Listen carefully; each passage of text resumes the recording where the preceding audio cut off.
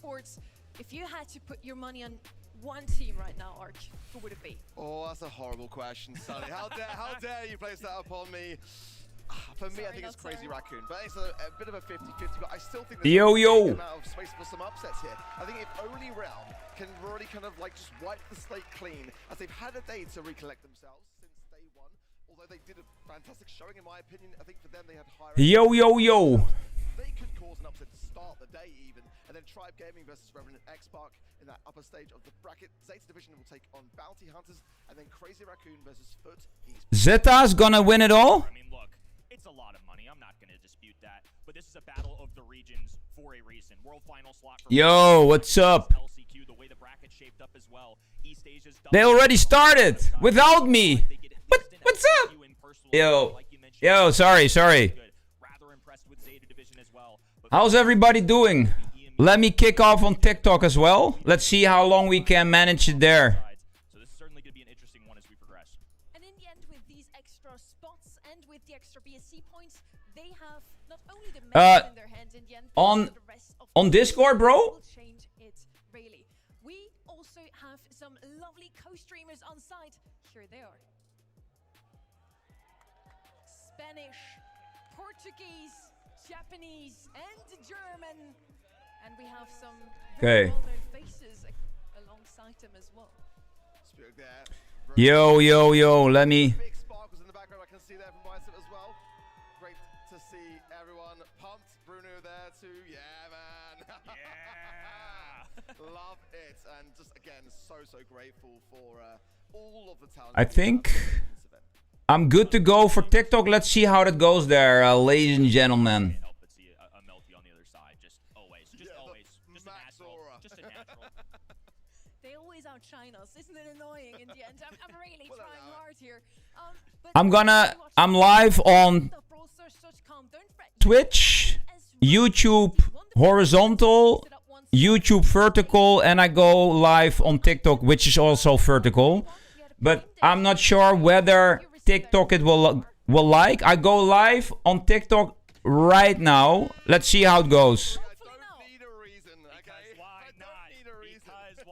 Yeah, live on TikTok right now. Everybody getting a reward. Everybody gets 100 points on the website. Let's go. We touched this wonderful button, and yeah, we wanted to reward everyone who was. Where are you, Yarmo? Where are you, bro? These two beautiful faces. Yeah. So flattering, Sonny. I love it.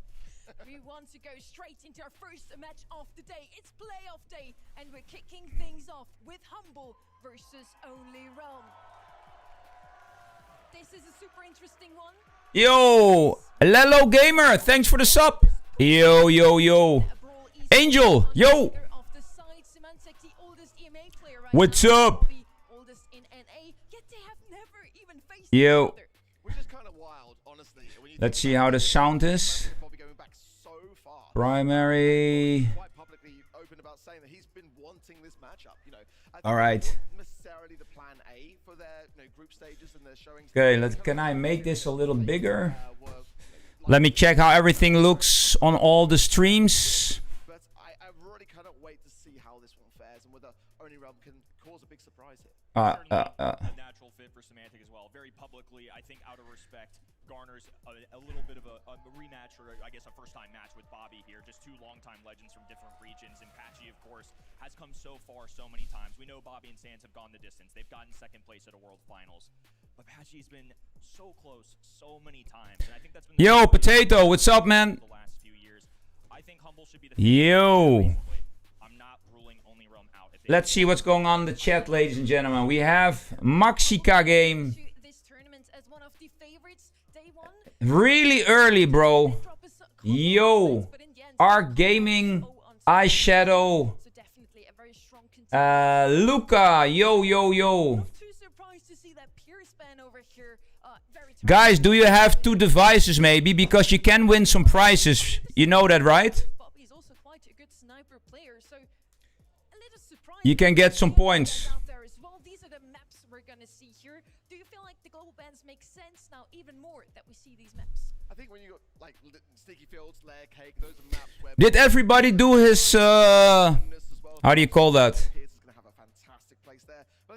Sonny, sometimes you have to kind of take a step back. And Your predictions. Did everybody do his predictions? It's worth globally banning something which is going to be potentially more deadly in your enemy's hands.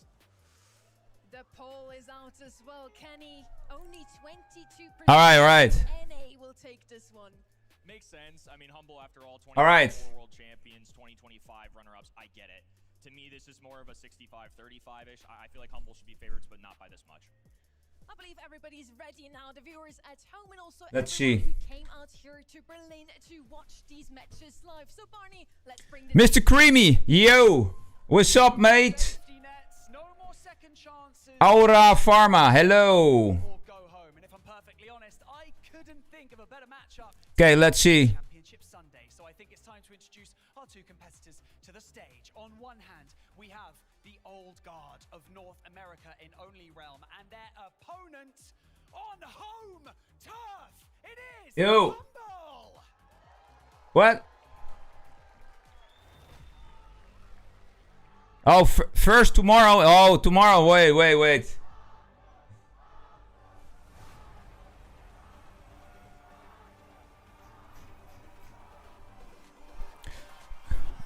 Let's go. Humble. Dethroned at Worlds, but never broken. The dominant Oh. 24 world champions are back on land. Hungry to prove last Yeah. silver medal was just a minor setback. I'm gonna kill. Ladies and gentlemen, you gotta go to YouTube or Twitch because I cannot stream on TikTok. They said unoriginal content. So, Stormpie, Angel, anybody that's watching on TikTok, go to YouTube or Twitch because I'm not allowed to do this on TikTok. So, ending the stream in 1 minute. I'll type it. Go to YouTube or Twitch. Others are back on top of their region and Can't stream this still have what it on takes to TikTok. conquer the globe.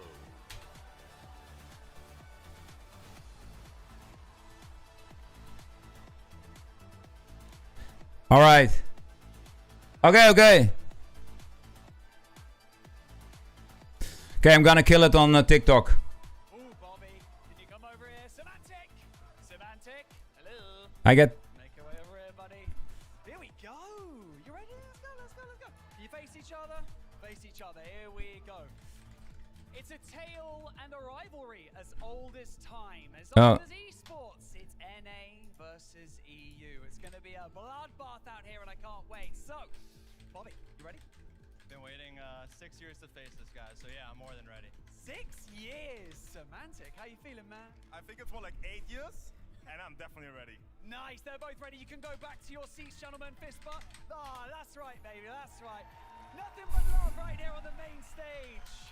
But when that game starts, you can bet that hug's going straight out the window. We've got Humble looking on top form. They're so dangerous, we all know that.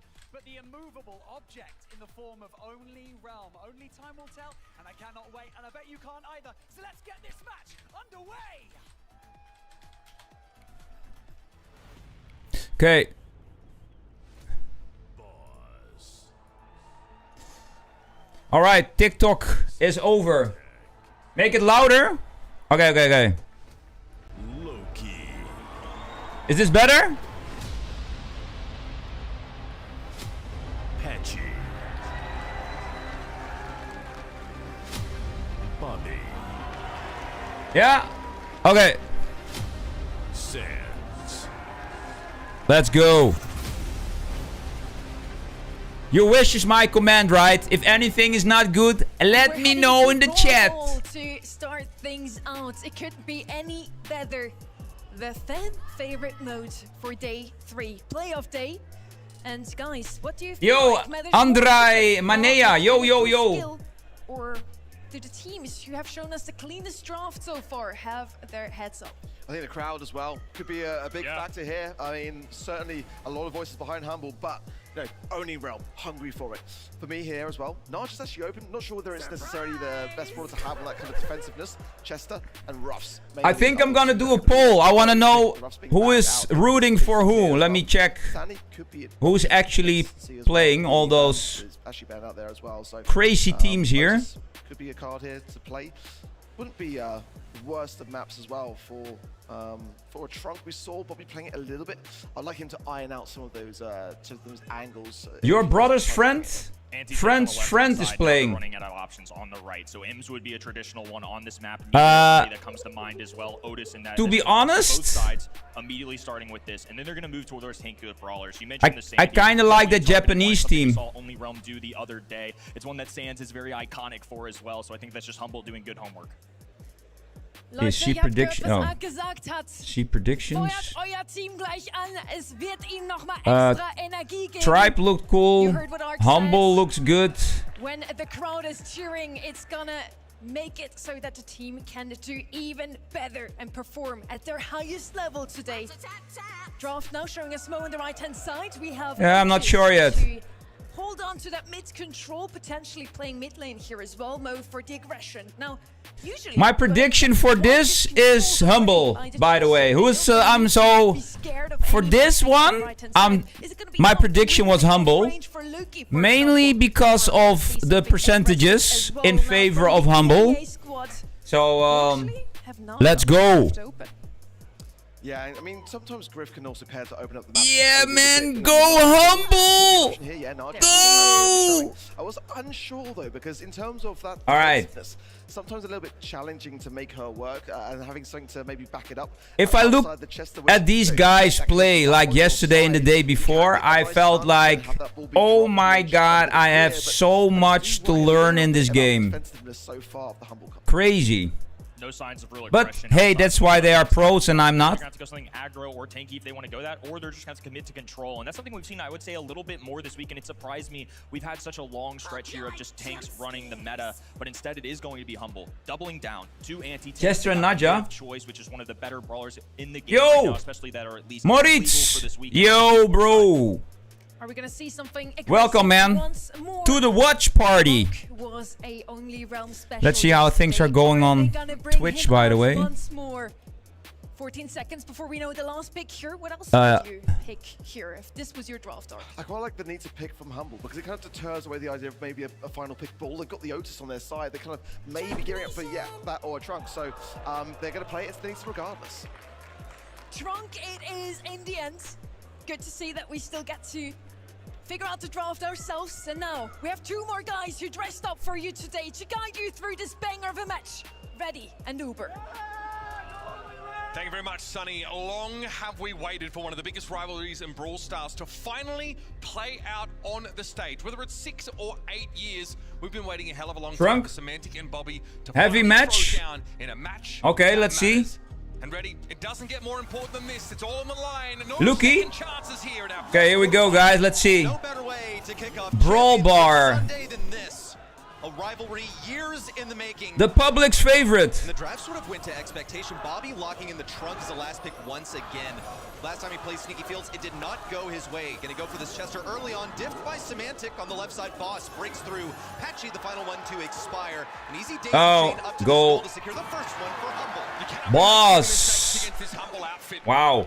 What? Expecting a last pick tank. That was quick.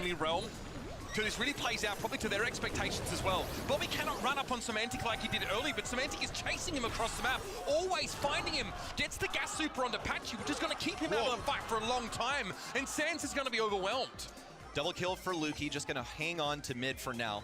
And Bobby looking to avoid the poison so they can group up as 3 strong for their next push in. All they really have is Bobby's initial assault inward. They're scouting for Semantic. They want to look for this anti-tank. Gonna go for it. Gets Lukey with a crit. Looks for another on the boss, but it's no good. Hypercharge expended by Semantic. Sands gonna make a desperate play to keep things back. Yeah. Boom. Easy. Easy dub.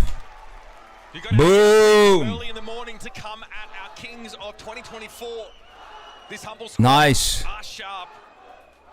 And Semantic, watch him. He is diving after the Trunk. on every opportunity that he gets. He will not give Bobby any room to breathe here. So we discussed leading into Sneaky Fields. Every time I watch Humble play this map, I am thoroughly That was not gonna lie, bro. conservation of information. Only Realm constantly scouting. Yo, Stormpie, I'm still kind of flabbergasted how many trophies we got in 20 minutes yesterday, bro. Bobby and Patchy winning the respective lanes. 290 trophies in 20 minutes. That's more than I sometimes do in an entire stream with you and Settle. Oh, that Naja Super is going to be a problem. She is so obnoxious, constantly putting poison ticks on Only Realm so they can't group up and fight. Bobby can't stop Semantic and he knows it. Ooh, bro. Near interception as well. Bobby Humble is dominating here. But he's facing two anti-tanks that he cannot afford to feed. Still hanging on to the Super. Sands also looking for the initial push in. Once again on Semantic, and Semantic is running away. Here comes a hyper Yo, from what? Boss circles from the top, but Sands breaks through. Oh. There's no opposition. What do you mean, Maxika? The goal line. Heavily targeted with global and particular map bans. Sands is the player to watch here for Only Realm.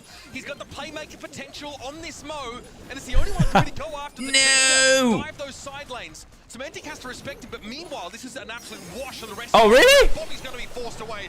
No way, bro. Thanks, folks. Hypercharge super out from Lukey, and it's just too much to bear. Humble, wipe the floor with Only Realm in Brawl. Let's go. Bruce that just kept on giving. Bruce the Bear charging forward. Bobby couldn't find it in the crit spot. Had no assistance from Patchy at mid. And then Nita was able to cycle an entire new Bear off of that push all the way back into spawn. It's the hazard of facing Nita with a tank. It is not a super that you can afford to charge for the enemy. You see how targeted they were with these selections, with these bans. Sands especially. And Yo, Dragon, yes. Open things up. Also, remember Yo, we got the Brawl Cup, Dragon. The frustration already beginning to set in. This is like in between the monthly qualifiers and the World Cup finale, which will be held somewhere in November.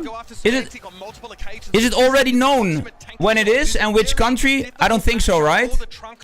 So there are three options. Either it's in Japan, which I'm in favor of, or it's in the United States, or it's in France. But I think because of the strong Brawl Stars community in the Asian area, I think they'll have it in Japan. That's what I think. I hope so. I would even consider going there. Man, I went to Japan in December. What a country. He gets to play Naja. Wow. She's his most played brawler in the lead up to this tournament. She's got to go. Too many brawlers that you feel like you have to ban if you're Only Realm. Too much trauma endured over the last several days. Brawlers that you just want to get out of the way. It's the Naja ban to start things off. A quick adaptation. Unless it was already planned. I think this one was probably already planned from the get-go, but there was no way they anticipated the retake to be so effective with the Naja on Sneaky Fields, usually geared towards some of those high-paced, tanky brawlers. Lumi, instant appearance from Humble. I'm noticing a lot of the same characters showing up for... How many points do you guys have? I'm currently at 980 points in the prizes you can get watching this. Really good if you want to play like an all-in strategy, or try and wait till the final seconds in a round. Also, Hit Ejector pretty good at zoning on Layer Cake, where there's a number of choke points that you sort of get bottlenecked into. So, going to be Meatball to start things off with. Obviously, Meatball brawler with some degree of homing or heat seeking on those projectors, making it a little bit easy to hit and build up those supers. Oh, nice, Maxika. I'm only at 980, bro. I'm behind you in this case. Realm is that Shade last pick. They would love to play. One that Sands is so well adapted to, one that he spams honestly at times. I want all these prizes. Hopefully they'll give out some more points on the last day. Let's hope. To play into this aggression, Lumi is going to be Loop Brawl Stars. They're looking for an anti-tank of their own, but something that does fine at mid to long range so they don't get countered with the last pick. Kaze taken away from Semantic, one of his most played brawler in general. What do you mean? you're Only Realm, you sort of round this out here with like Brock's sort of still on the table. And yeah, it's hard not to go for the Chester here. That's obviously a bit of an issue. And here's the Shade, something that was looked at. It's a brawler that both these teams like to make use of. This is definitely a quintessential Lukey pick. 70% win rate for him on the Shade. Oh, in the game? Last pick. Okay. From Only Realm. They could outrange the Chester, but it's difficult to deal with the Shade. All right, I'm in. Now what? Yeah. It'll be a big risk to combine the Carl. Yo, bro! I'm gonna make a screenshot, bro. You can't get through walls. Yo! Holy shit, bro. Must respond to. Break the wall, I got a gift. Fat splatter into a wall, I guess. Yo, bro! Right there. They're just gonna try and deny super. They're gonna try and Etheror. Error 404. Thanks for the sub, bro. But hey. Love this draft. Yo. You've got some broad Moritz, aka Moest. Right. You've got thanks, bro. The mute button, who can be a very powerful tool. Yo, man. Punish chokes with Fat Splatter, make it hard to pass through them. Appreciate it, bro. Is going to be very good against the Kaze. Oh, I got 3 additional friend requests, and my friend list is full. Get the blue star first is the plan. Oh no. Sands is going to step up and get his team This is a problem. That's how this one is going to play out. It's about getting that blue star and then playing D. All right. But Only Realm don't want to let this get back. Shout out to Moritz for giving me a second Brawl Pass Plus. For free, they don't have a way of playing around this wall with the exception of Fat Splatter and Bobby. The Digital Circus, bro. Wait. Only Realm still look Wait a minute. Just fine. It's going to take another gadget from Lumi to make some real damage happen. I think I already added it on my IMDb watch list. How though do Only Realm fight into the map here? Yeah, but I know what. How many episodes are there? It's going to start to become pretty oppressive. There's a Yo, Team Zero. He has to move out of that spot there. It's very awkward for him to play into this corner. You support Zeta, Team Zero? Yo, Frostflake, what's up, man? Push Lukey back a little bit, creating 2 lanes. Humble getting impatient. Semantic gonna try and push forward. There's no dice. They really do have a kill confirm with Boss's super. So they're just 6 or okay. Wait, I'm gonna search for it. It's called the Amazing Digital Circus. What? You're kidding! No connection. Bobby now low, but able to heal. I got it. Super in play. This is going to force Lukey to be a bit more passive on the left-hand side of the map. Boss has to bide his time. Another Mansions comes in. Only Realm somehow still fighting. All right, yeah. Corner of the map.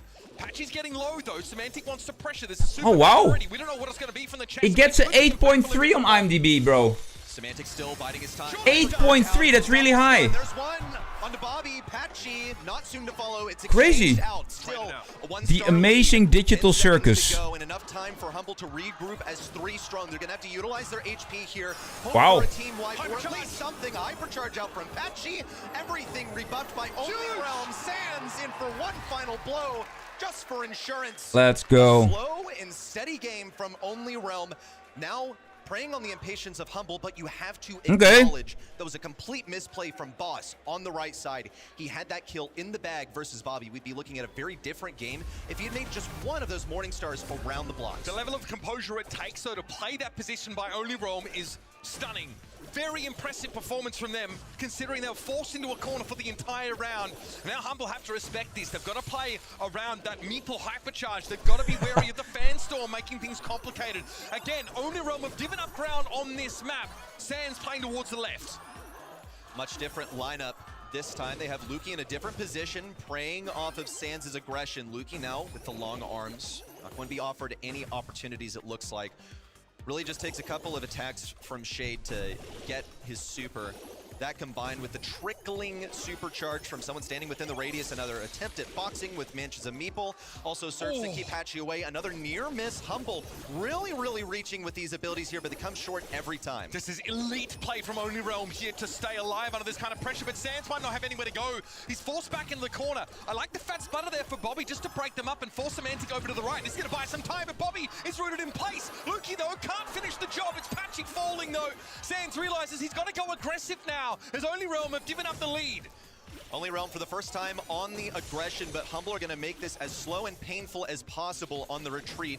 Only Realm doing a good job of keeping their composure here. They're just going to have to go up 1 inch at a time. Now onto the next layer of this layer cake. And Humble retreat even more. Now conceding mid. Sands hit with the candy spray, retreating all the way and can't hang on. It looks like just shriveled down to a shred of HP. 20 seconds to go though. There's no turning back for Only Realm. Okay, still, this can Really? now this Mantis of Meeple to get Only Realm back into the middle. It's of really the map. cool, bro. 17 seconds remain. They've got to get themselves that one star. Going to the real life event is even better. If you ever have the chance, I would highly recommend people to do that. Encroaching, getting closer. Semantic now has to trend towards the right. Bobby's brought What's going on here? Now Sands, can he work with this super? The answer is no. And Humble outlast in our second round. Ooh, close. The win conditions Yes? could not be more clearly spelled out. Look at the anguish on the players' faces as well. Semantic up here sweating. The tickets are actually quite cheap for these Supercell events. Like, when I went to Finland, it was only 20 euros per day for a ticket. So for 3 days, I paid 60 euros. The most expensive part is actually your ticket and the hotel cost, you know, or Airbnb. They did so in the first, but it's tough to do that with consistency. Patchy brought down in the neutral zone, and Sands has got nowhere to go. This may well be a capitulation from Only Realm, falling behind by 3 stars early. In the past, Only Realm, when they find themselves down, they've been known to throw in the towel, give up. Hopefully they've learned from their mistakes by then and have kept themselves of sound mind. Here comes a super one. Bobby completely Wow. can't get it. Humble lead by 7 stars here. Lukey in cycle with the Shade Super. Crazy. Like the gloves are off here for Humble. The challenge has been issued now to the tune of 7 stars. We'll get a minute left in the round, but Humble have a healthy lead. Sands is getting kept up in the middle of the map, and that is a blast pick that Patchy would sooner forget. Lukey runs up on him now, and Agreement Frostbitten's going to deny Bobby his escape. It's 12-1. Devastating lead for Humble, and Only Realm are reeling. Need to see some supers here from Only Realm valuable. Something from Patchy perhaps to deal with Lukey, but he's fine with it. He's got his hypercharge now, and he's ready to super away just to stay safe. That Hardened Hoodie is going to give him a bunch of damage resistance as he is on the retreat, still waiting for anyone to go in. No way, bro. He's going to have to play aggro here in the final 30 seconds. 120 euro for food? From Boss, 1 and 2. That's more expensive than the United States. Doesn't get much better than that. Wow. Might end the round on volume of stars without the time running out. Patchy's got Crazy. a super, but even a full team wipe may not be enough. Here we go. Patchy's going to be rooted by the blast beat. Boss is healthy though. Lukey tucked in the corner. Starts to get slapped. Zeta is still in. And there is not a damn thing Only Realm can do. Completely humiliated. Team 0, they're still in. It's a 2-0 series. And North America's finest so far. Let's go. W in the bank. In the 1 monthly final, Only Realm won. They had to make it 2 reverse sweeps in a row. Is that the only realm that we see today? It's the only way for them to make it to the next stage. Otherwise, they go down 0-3. Vegeta, their coach, smiling up here. One of, you gotta be kidding me. I was going to say, does he have a dinner reservation he's going to make now? Or is it just... Might be a Vic day. Yeah. That's crazy you did that. Okay. Maybe an acceptance here of what may be ahead. Glasses off here for Sands. He needs to take a moment to collect himself. Really good first round. But it was, I'd say, off the back of some errors here from Humble. You mentioned Boss had a kill confirmed that he wasn't able to make. Amazing. They were happy with that. But again, it really did feel like the draft put Only Realm in a position where they were constantly playing catch-up. Pretty much. You saw Otis locked in a corner for much of this. The only way that they were winning this is by defense, and it was not enough. And as soon as they found themselves in a losing position, it's as if everything fell apart, particularly when Lukey got his first super. Everything fell into cycle. Humble knew that this is exactly what would happen, and you have to acknowledge also that Only Realm were well aware that this was the risk of permitting Shade. I have a feeling, though, that they saw this as a last pick only brawler. And it's a total error because their response to this was Otis. That's not a Shade reaction at all. A complete oversight. And Boss is normally the support player on this team, right? Plays a ton of roughs and Jaeyong, but his Lumi, he has an 81% win rate in scrims in the lead up to this tournament. Sets in which he can get that brawler, he pops on. He gets to show a little bit of that skill expression. And catching 2 players out with a double root blast speed hypercharge, that's going to give your team the map win. Let's move along, though, to Bell's The Rock. draft. And potentially the last chance for Only Realm to stay alive in this game, and they go instantly for the kit. They certainly don't want to let Semantic have that brawler, I'll tell you that much. And this is also an Only Realm special as well, so it'll be interesting to see one of the masters of kit play versus the other. Bobby, of course, a player that has put a lot of effort into learning the intricacies of such a interesting brawler. One that can play as a support. Yeah, polarizing. You know, you hate to face it in Showdown. In 3v3, it's just as confusing. Play a support, go for some cheese synergies. How are you going to play it? That'll be crazy. And yeah, you'd be poorly informed to think that you can catch Humble off guard with this selection. You want to know Boss's win rate on Jaeyong? Let's hear it. 92%. You're kidding. In scrims versus professional teams. Yes. In the lead up to this tournament, this team, when they can draft a Jaeyong-centric strategy, perform very, very well. And that's obviously all to be said with Ruffs available to be picked. We're going to go in for the Ollie now. So you've got a burst of speed, and we know exactly that you want. Often we see the Ruffs paired with the Ollie right to guarantee that hypercharge to get like a large radius of stun, but Jaeyong cannot be very effective in giving that extra burst of speed to make that connection.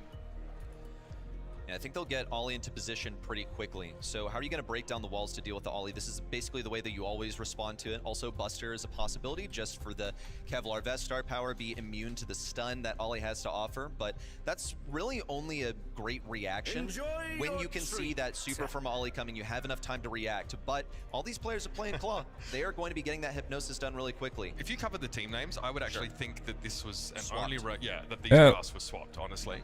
This is such a classic Humble draft here, getting the Byron involved. So both of these teams apparently willing to play to each other's approaches. What else is available here? Obviously, Bell's Rock's the kind of map where, you know, Rico has to be banned on. That's already been sort of taken out. Meeple also a thing in the past. Okay. Oh, man. We've seen this strategy before. The Kid and the Daryl combined are a menace. Yo, Sleepy, what's up? Yo. Rather, whoever's playing the Byron can really facilitate here with the healing and a super that can really just turn a fight on its head. The risk here with Kit Daryl is it relies on you hanging back for the majority of round 1. Then you can start to cycle off of 2 and 3, but you have to have enough defense. And it's usually a cheese strat. This works versus players who aren't expecting it. Cordelius is going to be eliminating Daryl from the equation, so it'll leave Kit stranded. It separates these two. So it's a really annoying sensible pick reaction. 6. Yes, it's going to be good for defense. It's not going to be as amazing for offense. They can jump Not the great walls in the and deal neutral with game. it. Yeah, when we're poking and trading damage, Cordelius won't have much to do. Yeah, so they'll get mid early on, in my opinion. And if Cordelius has a super, then yeah, sure, they can do this later. He could also Drier than my what? Particularly crafty, but at this level of play, you're typically running The jump on gadget. board. Yes. It gives you like evasion as well, especially if the Kid tries to super you. Yes. You can get that invulnerability frame. So, what might be We're the just last chance saloon we're here just for enjoying the Only game. Will be a knockout game on Bell's Rock. And you see Humble, of course, with this Jaeyong composition. It's going to be Yeah, you think so, Storm Pie? His boss has taken up Cordelius' duty. It's gonna be It would be good for them, but I'm not sure. Patchy and Bobby both equipped with their supers. But a round is not something you can afford to give away. Bobby But- also shooting to keep himself on low HP so that he's not farmed for anything, but Boss refuses to leave him alone. I think Humble looks really strong. Bobby also gonna have to go for the kill. Yeah, feed some stuff to the rest of the team. Boss is like, nah, and cue the yakety sacks as everyone's chasing each other around. Boss. What was that, man? They were playing around. Clever by Bobby, not to make sure he didn't heal up there, of course, but that was a tough round. Now, though, we get to see what Only Realm's yeah. to do. We've got Kid Super, we've got Daryl Super. It's time to make the magic happen. Nothing wrong with Tribe. I want to point out that Cordelius is sitting on Super. Boss is going to be ready to break up the Bobby Patchy tour de force if they try and combine. Says here for support, gonna instead go for some initial damage. Boss definitely jumps away, but now he doesn't have it to deal with defense. Patchy gonna go for it into the realm. Bobby looks to claim a kill, hypnotize. Now looking for the long way around onto Semantic. Doesn't have the second roll. Boss puts him in the realm as Sands versus Semantic and Boss. This 1v2 has only one victor. They're still gonna give it their best shot. Yeah, virtually unwinnable for the Byron here. Well. Penetrate every now and then. He's quite squishy and so Humble take this first Let me- game of this third set away. Let me see what I predicted. Single I did some elimination. predictions. This may be Only Realm's last chance here at Brawl Cup Let me see. to say something for themselves and for the region. It's been a tough year. In fact, it's been multiple tough years. Predictions, Since the core of this predictions. team stood and made second place at Worlds. And they've been waiting for this matchup. We only have to hope it's not over too soon. The fall of Only Realm coincided with the rise of Humble, and you can see. Let's see if I... Oh. Why Patchy pushing in, looking for anything. I can't see it anymore. At least be able to get something here. Oh. Maybe a bit more supercharged, but Here they are. absolutely So- nothing. Only Realm running it down. Humble, Times, but it just doesn't Tribe, work versus former world champions. BH, Last chance here for Only Realm. Crazy Raccoon, Sands out on the super, but we're gonna try and roll Humble, it. Affected by the Crazy super Raccoon, down. Here comes the and dash in. so I think Catches Crazy Patchy Raccoon out. wins. This is rough. Bobby low. Not a lot of damage here outside of the Darrow getting up close and personal. But on the side of Humble, they've got Jaeyong and Yeah. Ellie. Not exactly heavy hitters themselves. Looking at Only Realm, there was some Realm's discussion on the percentages stretch. are not that good. Just get your super, get it for the next round. Sand's going to soften them up, and Lukey continues to heal Semantic. He's playing for some hypercharge here. It's Big going to be stun. a valuable way. You think Zeta dealing wins? with these two brawlers as things close into mid. Bobby also hoping I went to for get his BH. hypercharge, and Sand's looking for a super to assist. Yeah, make sure denying Sand's super, I think, is the big part of the game. Lukey here rather goes for a Weekend Warrior pop. Instead of waiting for Semantic to find a stun, he doesn't want to take the fight. Gets Bobby, catches him out with a gadget. Big stun on towards Bobby. He's following Semantic into the gas. Big damage. Bobby takes a tick and Ooh. This isn't a rivalry. This is a lesson. Wow. Event. Only Realm thrown from the top of the crater. Sacrifice to the Brawl gods. As Humble take one big step Humble, boom. in their Brawl Cup campaign. After 8 years in development, hopefully it was worth the wait. For EU, it was, but for NA, they've only borne witness to their own funeral. Only Realm, NA's #1, knocked out in a flash. That means the whole region must pin their hopes now on Tribe Gaming. Down to the stage, and we're sure it's an elated Team Humble that are awaiting us. So let's waste no time and head down with Barney and the gang. Wow. So it's I mean, the other team is Only Realm, right? Continues. Let's just put it that way in the Brawl Cup, and a really impressive. The performance Bounty from you guys. Hunters, Day one, Only Realm. they Zeta took safe Division. distance. They cruised through BC Gaming to come to this day. I face up think against you guys. What were the thoughts going into this that game? Crazy Obviously, you kind of Raccoon is going to fancied win. yourself as favorites, but was there anything you guys were worried about? We were not worried about anything because global bans really helped us. As we just Oh, predicted everything they wanted. I don't know, to do. bro. So we played clean drafts, everything clean. I go in the game now. 3 of them. I've got an interesting piece of information for you guys. If Tribe win their Oh next wait, match, you my have the friend list is full now. Wait, single-handedly wait. remove the I gotta enemy from delete some people, this bro. competition. Does that feel good? I need to delete at least 50 again. Even more Terrible. Twitter, like there's always beef within EMEA and North America, and it would feel great So- to have Europe again on top. Currently, I History of Tribe kick Gaming. people I have I've 0 always wins beaten them in with. the finals. Now I beat them in the last 2, so I would like to keep my streak against them with a win. Kind of annoying, Okay, that's a but fair point. Now, I did notice as well, though, leading into this match, you need to there was get some also a wins lot of in with me. mutual respect for each other as well, as people who have been competing in Brawl Stars for a long time. Does it feel like, that mutual respect is still there? And obviously, they're great competitors, right? Yeah. We have a lot of respect. And for remember, the it's team. never We are very personal. good friends. We I just sat need out to the make game, some but room. Someone needs to go out, and I'm happy that we're still on. Well, the first team to make it into the semi-finals is, of course, Humble! So I'm making some room right now. What an insane If you feel violated, please send me a new request. All the way. It's nothing personal. Their journey today is cut short. Yeah, it's such a disappointing Currently, match. I'm removing people I have 0 wins with. It wasn't how they So, wanted this match to be, was it? They wanted to if you are a regular and you won a couple of times with me, you're pretty good. I'm upset for Only Realm because I really had some high hopes for them in this competition. It's just a bit of a tougher one. I mean, it's Here, I got this Russian guy here. He has 176,000 trophies. think like the cracks were. But I have 0 wins with the guy. Only realm that is Patchy sort of tweeting saying, I just haven't So really felt comfortable drafting in this format. I think I'm gonna kick him. Someone who is a pretty leading voice on his team in terms of putting these comps together. I think Patchy took yesterday hard. I think today Really there was hard, some yeah, really. The trunk into the chest was brutal in the first map. The comp that they played on Layer Cake just forced him into the corner. Like you don't want to play Brawl Stars that way. It felt like only. Yeah, Gurnor, we have 0 wins, bro. But you have a heart. You're lucky. Trump was a good example and off to a bad start for Only Realm immediately. We even talked about it at the desk. They were, picking Trunk yesterday already. It worked, kinda. And we both said, maybe today it's not a good option. They went with it anyway. Sometimes comfort picks do pay off, not today for Only Realm. As we already established, SK Bernat. it's the only region that now still has Captain Ra.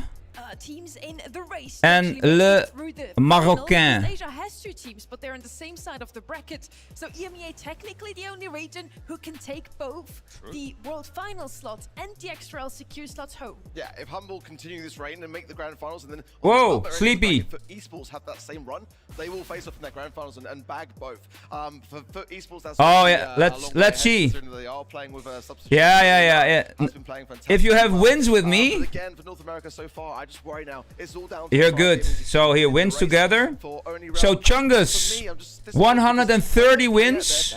Maxica 105. Stormpipe Pro 63.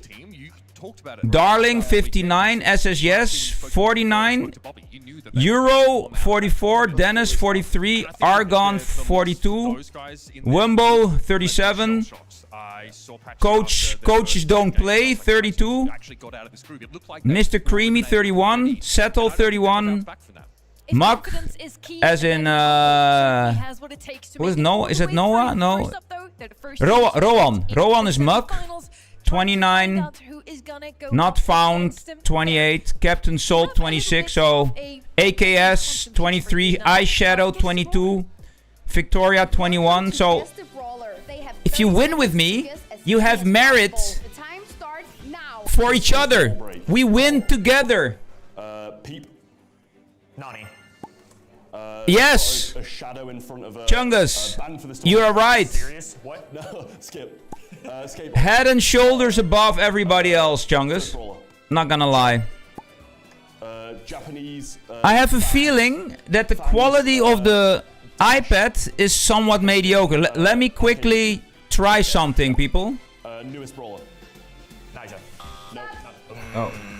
Not bad. I think we got this. Okay. This is round 2, and I'm here with Team Humble. How many brawlers are you gonna guess? More than 8. Okay, 30 seconds. 3, 2, 1, go! So my brawler is This is kind of a boring moment. Let me check something. One second. So.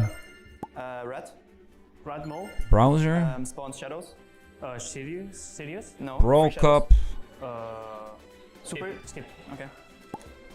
Can control enemies with first super. Willow.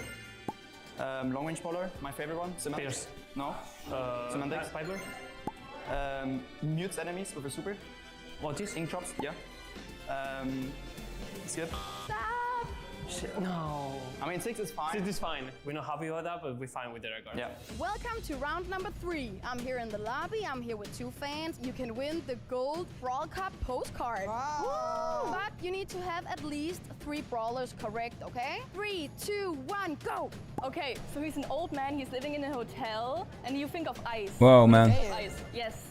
Okay, so he's also an old man. He's like a magician, and he poisons people. Can I kill this sound? Okay.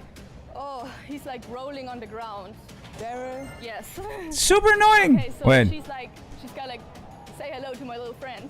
Ah, Jesse. Yeah, okay. Where is... We got, he's like, he throws stuff. Dynamite? Like free stuff. Ah, tick. Yes. Okay. Time is up! Oh my Where's the God. iPad? You were amazing! Guys, you won Player... the postcard, the gold postcard, and this was Guess the Brawler. The fans did pretty well, the players and the casters too, I must say.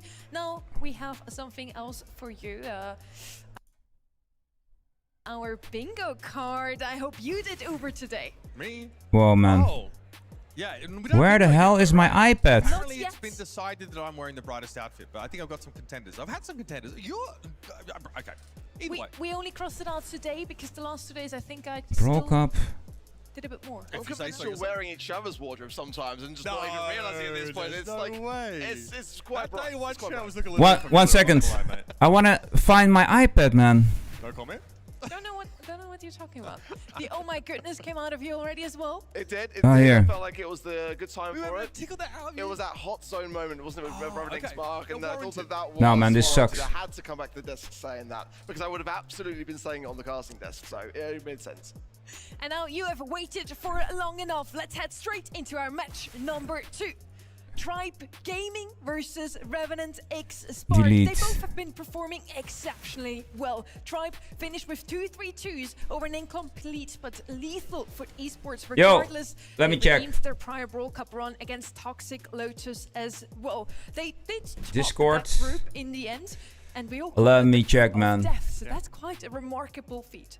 Yeah, for me as well, Semantics saying a lot about how his, back and forth with Tribe Gaming historically over the years could come to light. I think he's forgetting that Reverend X-Pac are who do we have? serious threat in this competition. They kind of remind me of the Toxic Lotus of last year, and again with less LAN experience on the side, no doubt about it. I think they could definitely cause an upset here if they start to gain some momentum against Tribe, who are coming into this competition the weakest they've ever looked. Actually, if you look at their monthly final statistics in that regard, not a single monthly final win. So I think for Tribe Gaming, Chungus. they are looking very, very strong on the world stage. Their drafts from Killer have been on point, and their confidence is key. That LAN experience is going to come full circle. Diego Gamer is the secret for me. And while the results haven't been like the best for Tribe, I also think the rest of their region has come up and it's looking more competitive. So I believe in these guys at LAN. Diego has been really fighting. This isn't his first time at LAN. This is his first time at LAN like as a starter on a roster. He's someone we've been waiting for a long time. I think he makes this the most consistent and reliable team in NA, even if they haven't had the peaks of some of the others. But look at Onirol, they had those peaks and they flamed out on stage. I don't want to see you peak too early. I want to see you make it all the way to the finals. I really think this team has got what it takes. We have the global bands on stream now as well. Crow, Colette, Edgar, and Ruffs. And I must say here, we have Revenant X-Spark always being extremely reliable when it comes down to playing their comfort picks. Tribe Gaming, of course, now had a lot of time to prepare what exactly they want to play, and I feel like Crow and Colette might be a bit talented there. Definitely Colette for sure. I feel like whenever I'm seeing Tribe, my mind always goes to tanks. But interestingly enough, we are seeing how they're using that against other teams actually, and kind of keeping it more in the I was busy. starting to really experiment and come out of their shell and trying to do things that their teams that they're facing least expect. 14% only for Revenant X-Spark.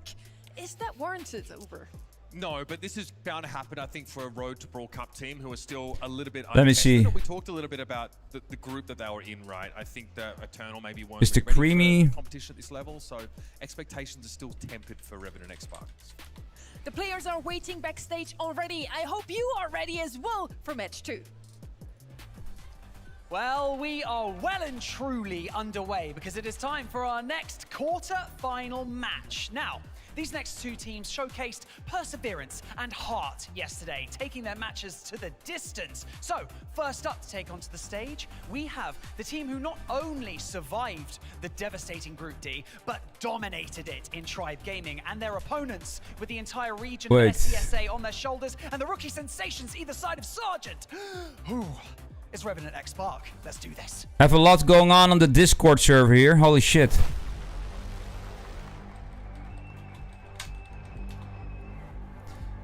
Where is... yo.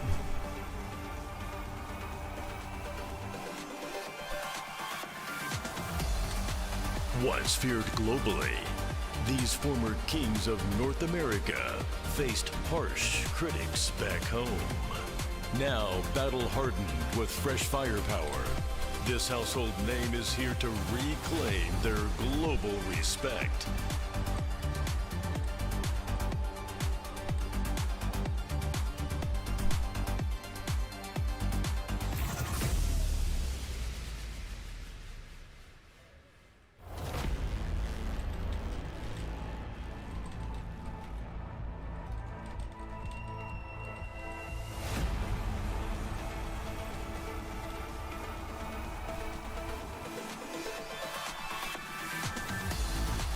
Last year's Cinderella story was missing its happy ever after, escaping the brutal SESA qualifiers.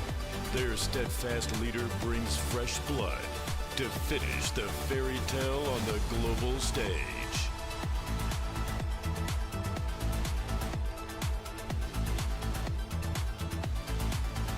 Sergeant, make your way over here. Luffy! Oh, he's focusing right now. Luffy? Come on over here. Don't try and hide from me. Come on. I'd like you to stand. I'd like you to face each other. Just face each other. Okay. All right. Ladies and gentlemen, NA. You speak taco. SESA, two regions trying to hold on to their spot in the Brawl Cup. Sergeant, you ready? I've never been more ready. I've never been more ready. He's never been more ready. Luffy, you ready? Yes, I'm ready. Touch gloves if you want.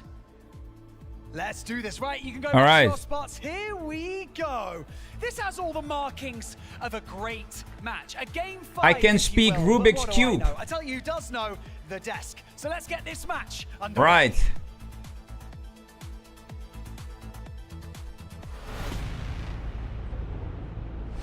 I got a new friend request. Who is it? SK Spade. Yo. RBM. Diego Gamer. Diego Gamer.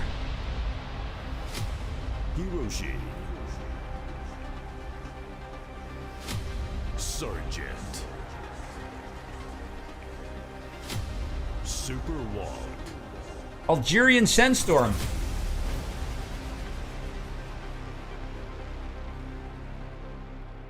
No, man, it's too much going on, man. Berlin already, I must say, the crowd is amazing. The weather has been great. The players are showing us the best Brawl Stars we could expect. And I'm so excited to do it all again today. We're now in quarterfinal number 2. Tribe Gaming, the NA powerhouse, now has to redeem the region as we already lost the first seed. I want to talk about RBM quickly here. He's always been known as a tank player, but lately he's shifted off that role entirely as the meta has changed. He, on a map like this one, would be playing the Stu if it were not sort of being banned and handed over. He's a Ruffs player. He's playing a lot of Leon mostly. So keep an eye out for this guy to do more than just be pigeonholed as a tank player. Otis is an opener here. This is a brawler we've seen Diego Gamer really try and draft in a lot of these matchups, and honestly, in his hands, it looks sick.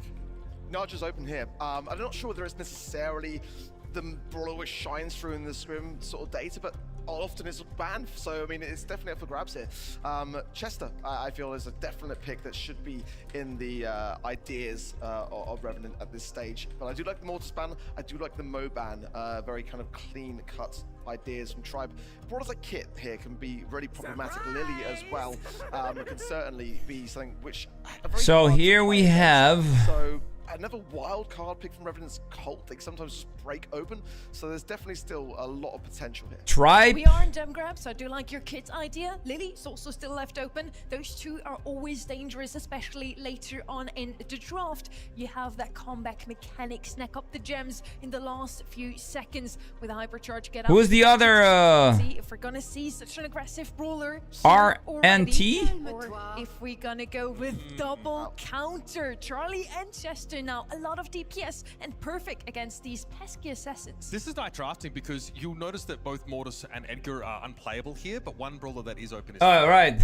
So if you're reading into Luffy's tendency to want to play these all in, like high upside, high mechanical ceiling brawlers, doesn't matter. Charlie just to stop them in their traps. I think Trax is really good. And you've also got two very serviceable mids. Funny. Yeah, it's got like the panic button push, hasn't it, really, with Charlie, and you can kind of use that to your advantage in those assassination brawler moments. I like your shout of the Fang. Now the Shade's come in, though, it may not prevail. Too blurry? But, really? Shade has had some Let me check. very good showings this weekend. It's also had some very poor showings. So I do worry with the potential of the wall break still available on the side of Revenant. That's why I don't like Shade at this stage of the draft.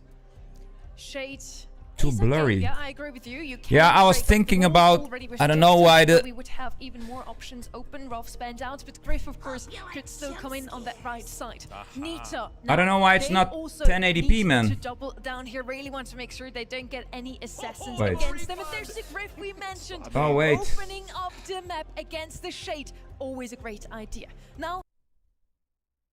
Map against the Shade, always a great idea. Now we have two soothing voices for you for this match to bring it to life, Kenny and Trev.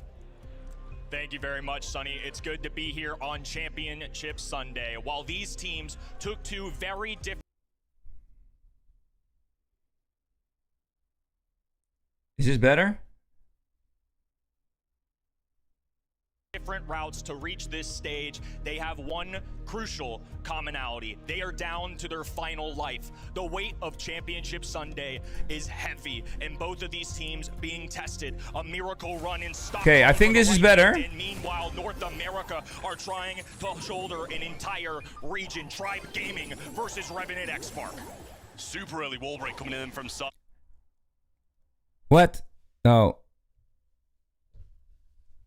Why is it so... No, I gotta do it... What? Damn, man. I think I gotta do it in another way.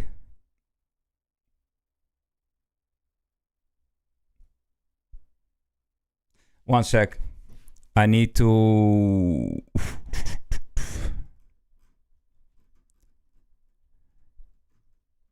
Here. What's up with the connection, man? Yeah, the connection is good. Why isn't it showing like it should?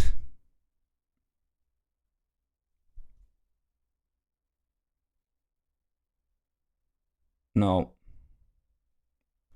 Wait. I'm gonna try different. I'm gonna do it with the browser. Brawl Cup 2026. Here. All right. What is 1080p? 1080p. Wait, maybe it doesn't matter. Coming in nice and early. A bit of heals with the bear with me. Go back RBM's way. Sergeant gonna get muted from range by Diego Gamer. He's taking the 1v1 matchup, but Sergeant using those mechanics to juke, stay alive, but the fat splatter will seal the kill. The KD is just entirely favoring Tribe right now. I mean, there's not Oh, a no. single moment where This sucks, man. Roshi, anybody on this Revenant X-Mark squad have Okay. really expanded until now. Finally starting to accumulate some gems, and you're starting to see the vision. Clearly, Delete. this pick, as we all knew going into this trap, was here for primarily the piggy bank, and also as an option to maybe get Now some it's high loading damage. again. I don't know why. Chester able to get that shut down. Little candy popper going in as well.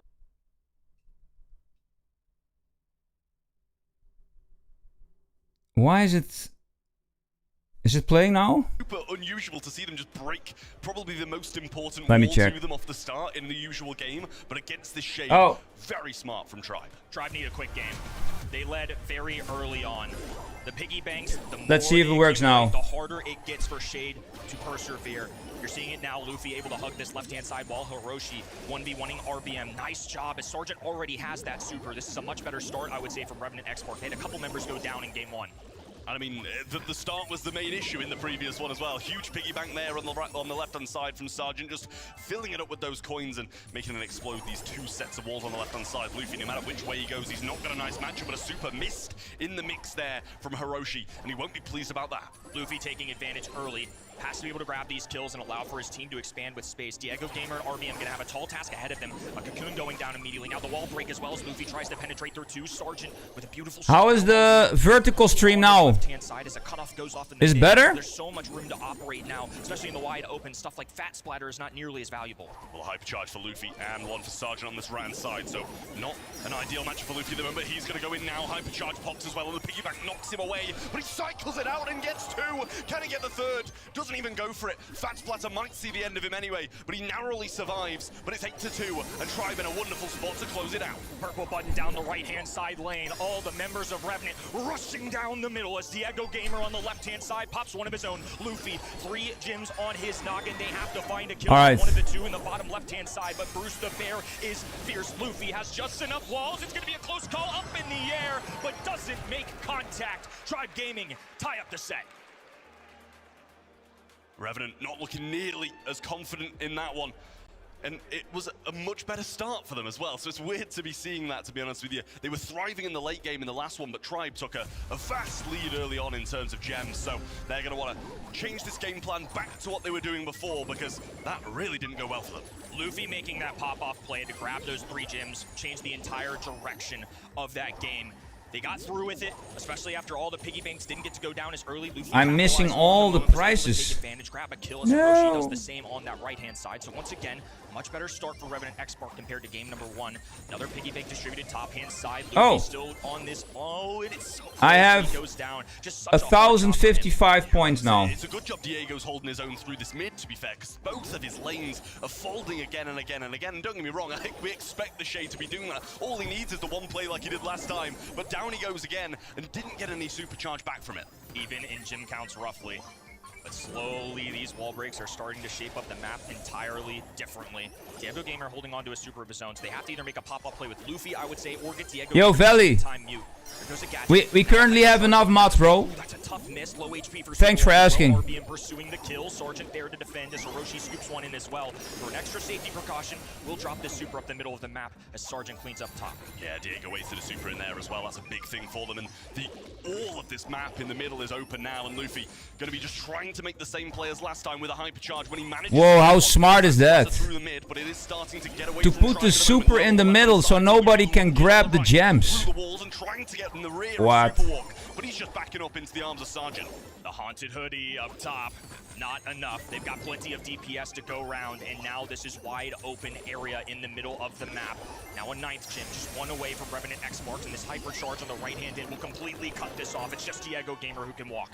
There's 10 for the side of Revenant X Spark. Countdown starts now, and 6 over the other side, so won't be able to Oh, get nice. from mid. 10 seconds now as I need but Luffy with no super forces an early hypercharge out. Diego, who hits 445 still. It's good text. Luffy staying in, but gets muted out and stunned.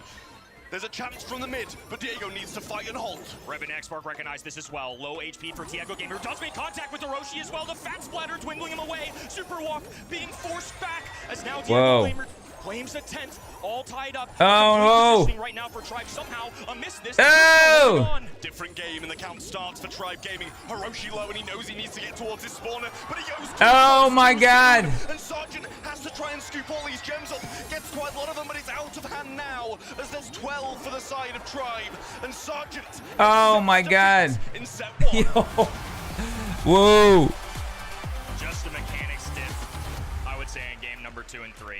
To be honest with you, I felt like that was a really good final selection there. Griff, of course, with the piggy bank. Wow. Strategy paying off there.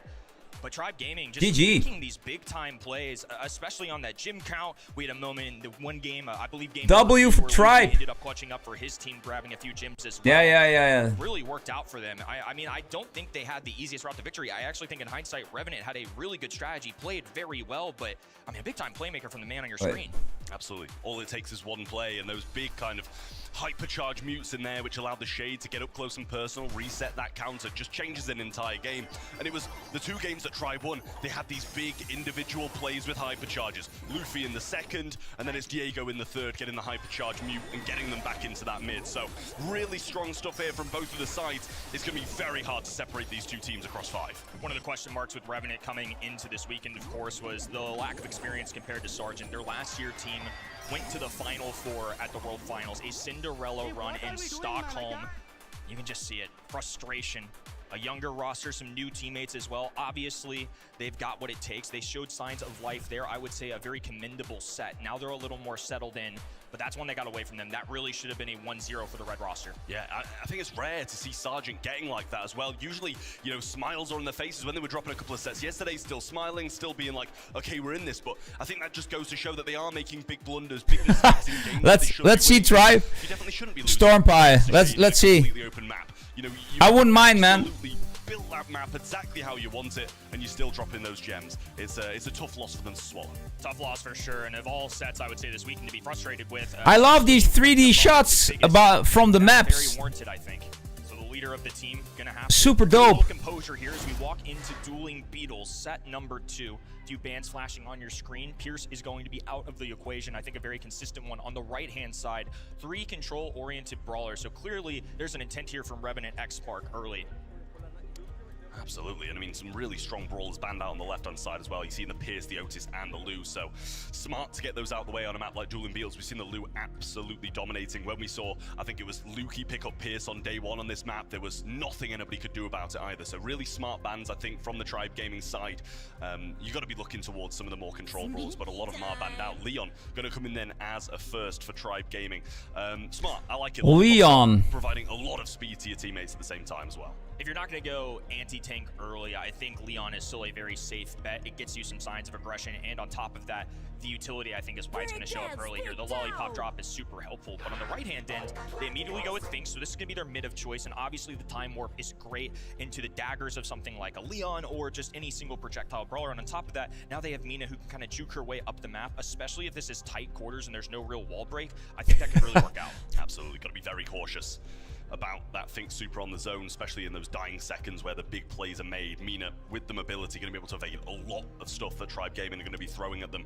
And, you know, not only that, everything's going to be slowed down by the time warp coming in from Finks too. So a couple of very good picks and very confident in them clearly as well with how fast they were picked up. It was back to back. They knew what they wanted to go and they know how they're going to execute it. But Chester comes in over the other side then for Tribe Gaming. And I like it. I like it a lot. We've seen Chester again and again and again. And for the most part, it seems to work. Deadly damage from the Mad Hatter. I think that's a big reason why they picked this up.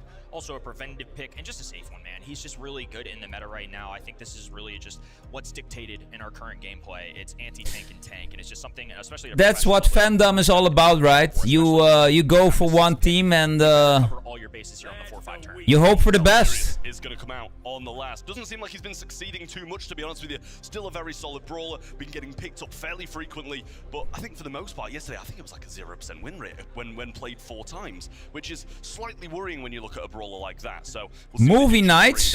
Something like even a penny, still pretty. The thing is, movies have copyright, bro. That he brings in and outrange a couple of the other brawlers. Yeah, I know. So I thought, let's do something else. We're doing every day the same thing, and sometimes you need to do something else. And I thought, hey, everybody's watching the Brawl Cup in preparation of the finale in, I don't know, France, United States, or Japan. Let's hope for Japan. In this matchup, no, it's not on paper good into Leon, but with so many walls, I think they can certainly make this work. Yeah, absolutely. Well, we will see. As I said, it wasn't expected, but the and get ready for GTA 6 in November 21st. GTA 6 will be out, and I'm going to play it. PlayStation 5 Pro standing to the right of me. We're gonna kill some crazy people with it. There to assist with a little windmill gadget to give them some extra percentage points as Luffy dangerous. Yes! Who said that? The Mina spawner somehow staying alive for as long as he did, but it's Tribe who have completely taken. Wait. Super bold, but super good. FH. There were so many times where he could have been just narrowly by someone and was eventually the very started shooting back. If you guys like that, it's the racing game, right? Dominant Tribe game, but percentage-wise, it's even. Percentage is all that matters. How old is Heisen? He goes for 2 as well. Wherever Revenant walk, there is going to be a heal, and now a time that's the big question. Allow this to pass through, change the pacing up as the lollipop drop will go. Yeah, man. Luffy looking for a little chip damage, but Revenant unwavering, just occupying the middle of the map. The game is insanely popular, man. 23? From the Mina doesn't find any hits, so yeah, I'm a freaking unk, man. Come on. They got so many piled on the point there. And now ready to bounce back out as well. Luffy going to be slightly invis out the back of that lollipop drop. Gets the hypercharge and uses it straight away, but Hiroshi TP's back and picks him up along the way. What a TP play as well at a perfect All right. Settle, man. Yo, what's up, bro? Thanks again for those games yesterday, man. You and Stormpie, you kicked some ass. That was really amazing. It's a hurricane on the left, ice cream down the middle, and a little teleport will get them the win. And it's non-stop heals coming in from the 6-7? Gurnor, 6-7, 6-7? Great way to bounce back considering we I even have the emote in Clash Royale, bro. with the team performance in that first set. So to be able to bounce But I'm still an unk. Not gonna lie, but Just shows the kind of leader he is, and also I would say the team around all you Gen Z folks, you keep me young. Hasn't really felt like any weak points yet. Another thing that stood out to me in that game number 1 that I didn't really think about in the draft, why Barry in this specifically? Well, the more ice cream that's on the ground, it's harder for an invisible Leon to kind of operate around this. He's going to be scouted out every 54. What? 54, bro. What? Proving a real issue for Tribe Gaming. They can't get in this game. They can't stay in the mid when they eventually get some control. Yeah, Gurnor, Oh, the 6-7 emote in Brawl Stars. No, I have it in Clash Royale, Gurnor. In Clash Royale, there's also a 6-7 emote. I got it, man. No real kills, just plenty of kills going down. Sergeant putting the team on his back just like he does this region every single year, and now they're at 60. I mean, it's huge from side. I played it this morning. They've always got heals, and even when I got so toxic in 3 losses. You're not gonna believe it. That's why I stopped playing Clash Royale on stream. It makes me feel sick, really. The beautiful thing with Brawl Stars is we're a team, right? So either it's my fault or it's a teammate's fault, but it's not toxic. Everybody's doing its best of their best, and it's just great. A coherent strategy that paid off. A little boldness out of them too. It's a old-timey idea that worked out. No shit, Sherlock. Caught me off guard. It's not something that I saw a ton in practices, but it worked out really well. I thought Jinxie was going back to Clash Royale, but it looks like he isn't. I think that was actually a really creative solution to go against Leon invisibility, especially for throwers in general. They don't do well into assassins, but because they're yeah, I don't have that one. I would love to have the clown pin, the clown emote. Are emotes called pins in Brawl Stars? They were clearly confident in it. It just didn't pay off at all. And the amount of DPS he's going to be able to do at that range is just so weak compared to the amount of heals. This is the risk you run when you don't make a defensive first overall pick. Now the other name an underrated brawler.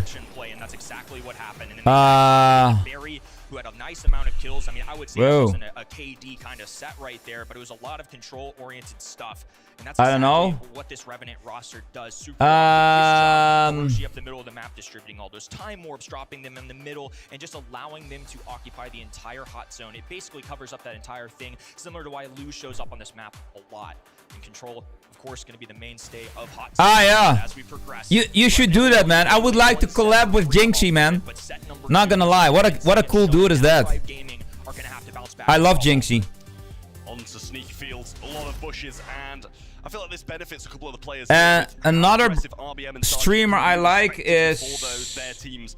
So I would have expected some more of the what's his name? Only got Ali out of the way. Mo, yes, it's aggressive, but it's not the same as these tankier brawlers out of the way. Chester banned out as the third and final then for Tribe Gaming. Over the other side, Lumi, Ems, and Nita out of the way, so they're getting rid of some of the counters. Yo, our gaming, you don't want to be mod, man. His first pick sets Tribe up to stop it. If you are a mod, there are expectations from me to be practically there every stream, be on all platforms. It's actually quite a lot of work. All of this grass, a stun as well, helps you get goal scoring capabilities. I just think that's a very good one, dependable. Whoa, but on the right hand side, Sandy didn't shock me too much. I mean, maybe a little surprising this early, but it's the Shelly. Why Shelly on this 2-3 turn? That's so early. Yeah, I'm unsure. I'm very unsure because they can just go nothing aggressive and just play for a bit more control. I'm also not a mod. So it's not like they've overcommitted too much already. Otis is a brawler that can just play kind of any matchup. You know, he's not going to be bad at close range, not going to be bad at mid-range. The map's broken up. If it goes to overtime, he's always going to be capable of doing something. I mean, do they want the map open up? Is that why they go Shelly? If so, you paired it with Sandy, who's a mid-range brawler. And now Surge. Out here as well. I mean, what's going on, Trav? Yeah, this is unpredictable. I don't know. Chalk it up. I mean, I don't know what's going on with these drafts. Super hard to predict. Surge is just a brawler I think we've seen kind of played once, and it just got kept at level 1 for like the Let me see what is an underrated brawler. I'm not sure I'd say it was good, but it won. And that's what I was kind of surprised about... But that's just, it's baffling me. Staggering, just very unique. Poco. I would say 4 brawlers. I thought it would be really bad, list, not but in the end, broken level. But the rest of these, well, marks. I mean, certainly not close to that. Underrated, I guess. But we're just full of surprises so far. Revenant X-Mark, it worked really well with the 6-pick. Exactly, nerf Poco right now. But I still think nonetheless the strategy was there. The gameplay was still solid. Just a couple mistakes and big plays on the Tribe is what prevented them. Let's see if they come up with a genius one here. Yeah, I mean, Sirius is going to have so many spawners into the Shelly. If Shelly goes aggressive, going to be feeding the Surge. I just unlocked another spray. Like she's going to have the best of times. Surprise. I don't doubt that they've got a game plan because, you know, who comes into Brawl Cup and doesn't have a game plan? But Poco's going to round it out. They've got a lot of fanning shots, to be fair, so they're going to be able to see quite a lot of the bush with the Sandy shots, with the Poco shots. But, yeah, I don't know, guys. I don't know. Well, I'll speak for the Poco at least. I'm imagining this is partially to get vision, like you said. I mean, that's obviously a great asset, but I imagine it's for the gadget to go against Otis. I mean, that is a way to neutralize that, so I wonder if that was part of the influence. 1-1 overall. I would argue Revenant have, for the most part, played the better set, but a couple of plays have helped Tribe Gaming in this. And of course, in a mode like this, where one goal can make the difference, it really could go either way, as Diego Gamer already establishes control of this right-hand side. Sergeant, though, blowing up the middle of the map, a kick over, and now with 634, has to back away. That's a big-time kill, but RBM, who I think he could have kept walking there, that could have been real disastrous for Revenant. Yeah, I think he was a little unaware of how low that a lot of Revenant X-Spark were. Superwalk just going to grab this ball. Yes. Expect it to be sent into the corner, and that might be a pass to the mid goal here. Luffy gets the ball. Oh! Come again. Kenny? I'm not sure what to make that. Maybe expecting a buck blast, but it just never happened. I don't know about that pass. That was a mistake. Tribe, lock in, man. Come on.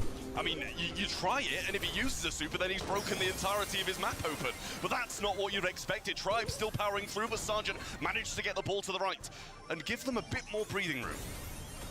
Now Hiroshi getting eradicated as well. I mean, just so many kills for Tribe Gaming, but they still haven't knocked one through. They're trying to move their way to this ball. It's a really difficult position. Sure, it's in Tribe's side, but they have to walk all the way around there, and it's chokehold, and Hiroshi knows this. They just keep spawning out kills. I mean, the DPS has got to be crazy for Tribe, as now Luffy finally attempts to grab it. They're going to leave it on this top-hand side wall, as now a spawner goes down on the left hand, and Sergeant doing his best. What's going on here, man?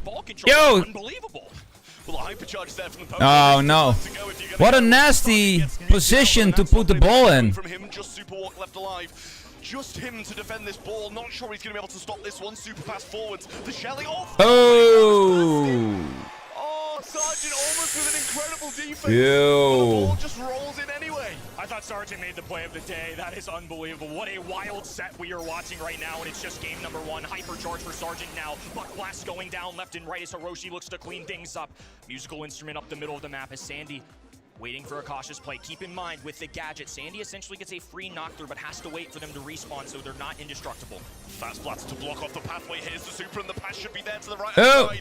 Don't know if he's got a gadget in the pocket, and 2 of them go down. RBM gets it past Hiroshi, and I can't help but feel that's another attempt missed. Safe to say it's just a sloppy game for everybody, but nonetheless still a 1-0 lead to the blue side, and with 15 on the shot clock, Hiroshi, the time is now activating, but wasn't close enough in striking distance. A blunder.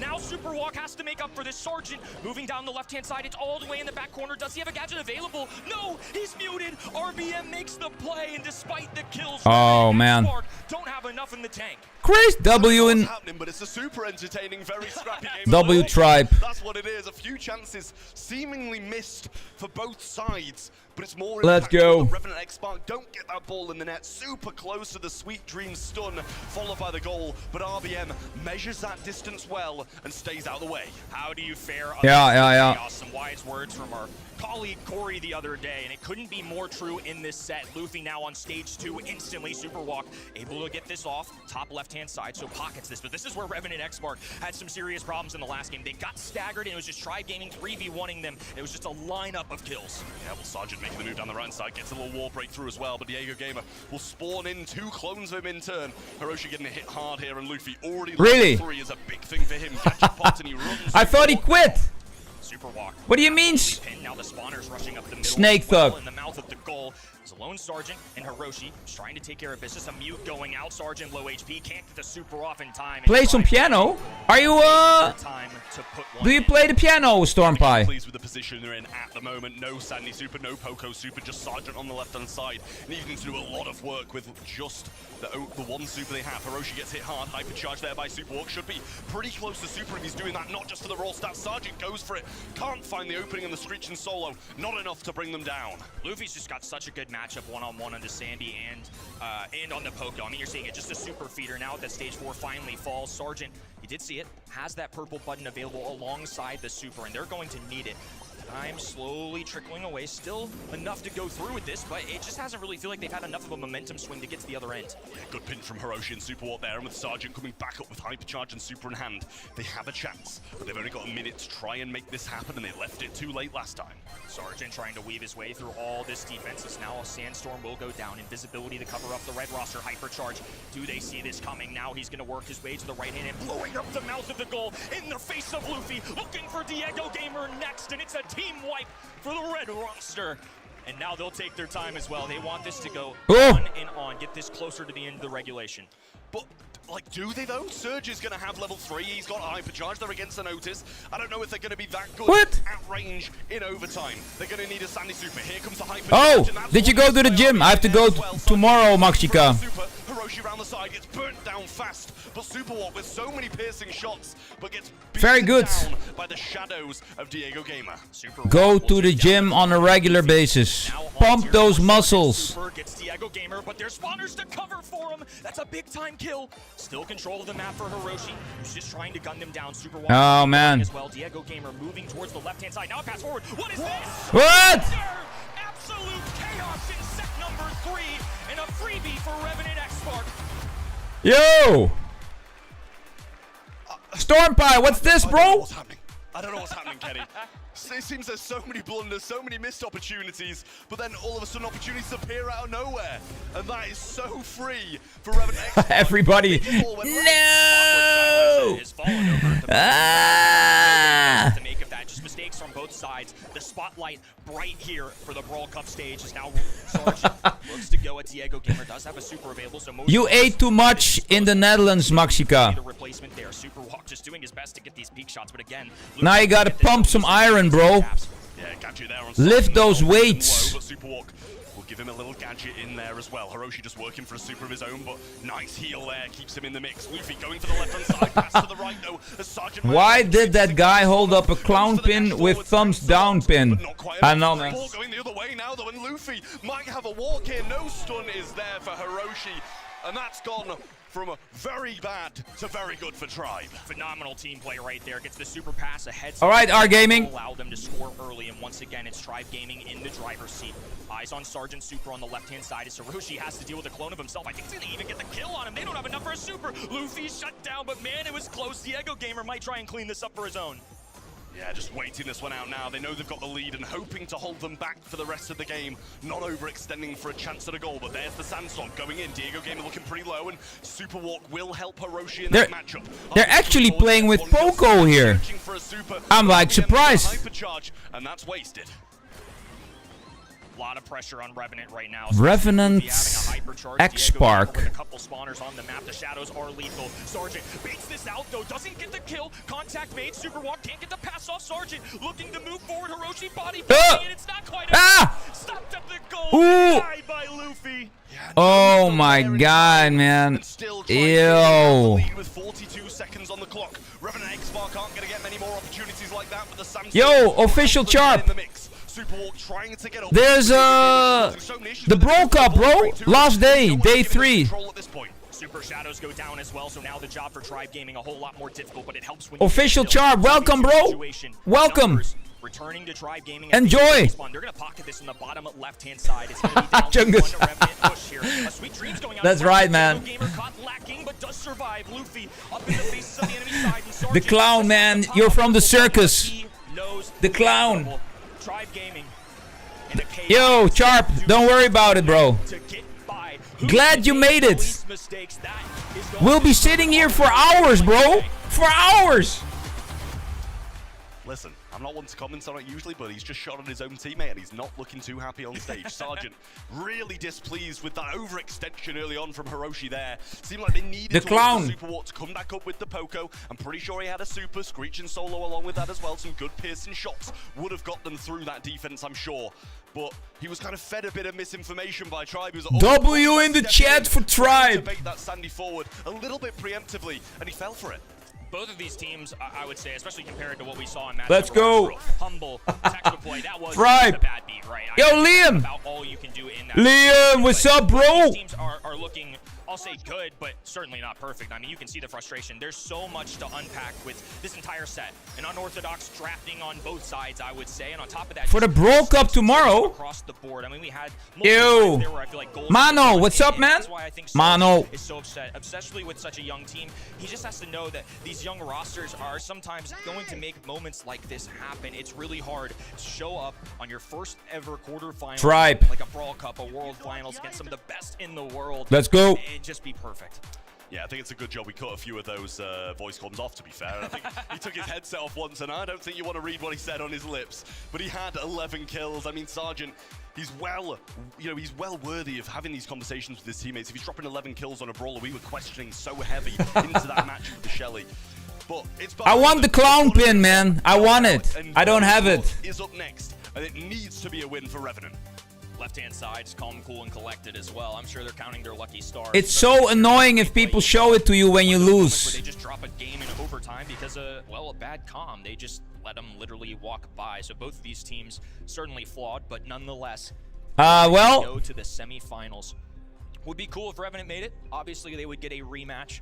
Semifinals last year. It would just be Sarge, of course, repeating that, but on the left. Actually, Same can be said for them. Tribe Gaming lost 3-0 at the World Finals. Both of these teams have a lot in common in that aspect. I'm also, it's either Tribe or Crazy Raccoon. Trying to take this one back. Didn't really work for them in Dueling Beetles.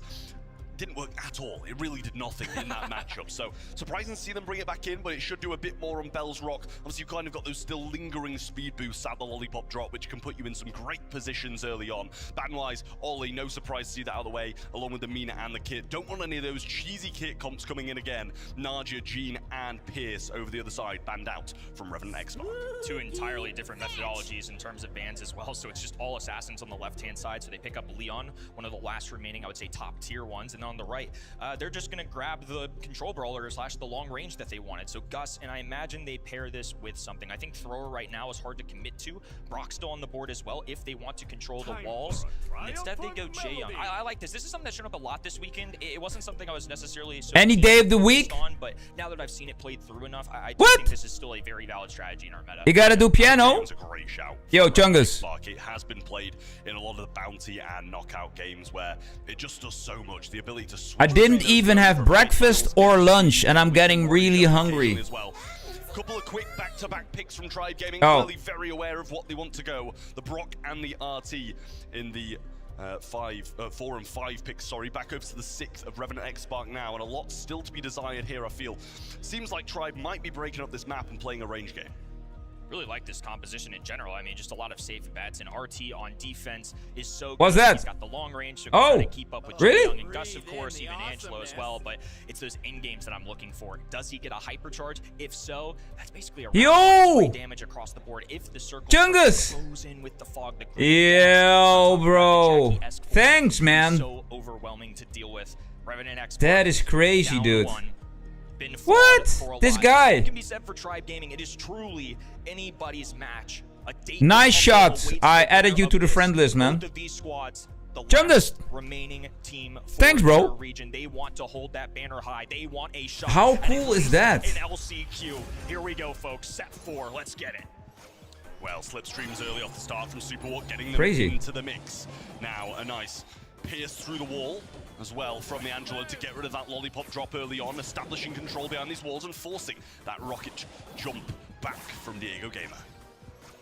A lot of caution. I think we'll see that a lot, especially considering Leon's really the only assassin-esque brawler that we've got right now.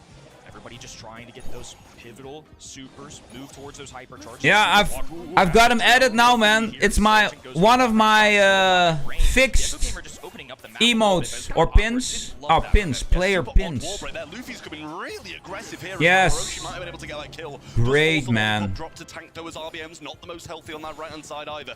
And it's back to the stalemate in mid. A few supers acquired here and there, but I like. I finally can BM people now in the game. From the Gus, but nonetheless does keep himself alive. That is what's most important, especially in this where you only get one opportunity per round. Another lollipop drop. This one gonna be much more protected. Nice. Great gadget choice. Gas starting to close in. Super walk available for the heals. A shield going down. There's the first kill. Red roster strikes first. Diego Gamer raining thunderbolts from the sky will keep the roster low HP. He's diving in right in front of their faces, and it's a team wipe. Tribe Gaming go down in flames. Didn't seem like a 3-0 game, I'll tell you that, but all members of Revenant Hello. standing at the end. Another gadget instantly being popped by Sergeant to stop these lollipop drops, putting them in a bad position. Hiroshi, super on the right-hand side, but he's against RBM. Doesn't want to be Is the trophy pin with the lighter rare? Easily, but Sergeant in a position of dreams for that, really. Feels like this is I don't think so, bro. Really thought that was Mano. favorable to Tribe Gaming, or excuse me, for Revenant Export, but it ends up being Tribe Gaming. It's now Super Walk. As the heals available, a little extra speed for Sergeant. He's gonna have to really pick up the pace here for his team since they're down in numbers. Yeah, Super Walk just providing some speed, but gets two tapped by Diego. Then Sergeant left all alone once more. Luffy will clean that up, pick a hypercharge along the way. And now it's not looking too bad for Tribe Gaming, but it appears a lot of kit is there for Revenant. Luffy hypercharging. Okay, guys. For him to use this. Now he's gonna pop up in the middle. Doesn't have a ton of health points, and Sergeant popping a super to match as well. So the welcome to the swamp.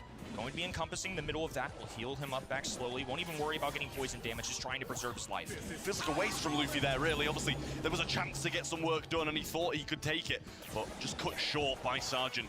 Gadget popped here again. There's super over the top with the rain from Diego Gamer. Speed, or heal, sorry, now used by Super War to keep Sergeant healthy. Luffy gets hit hard, might have to back up, and a hypercharge for Hiroshi on the right is dangerous for RBM.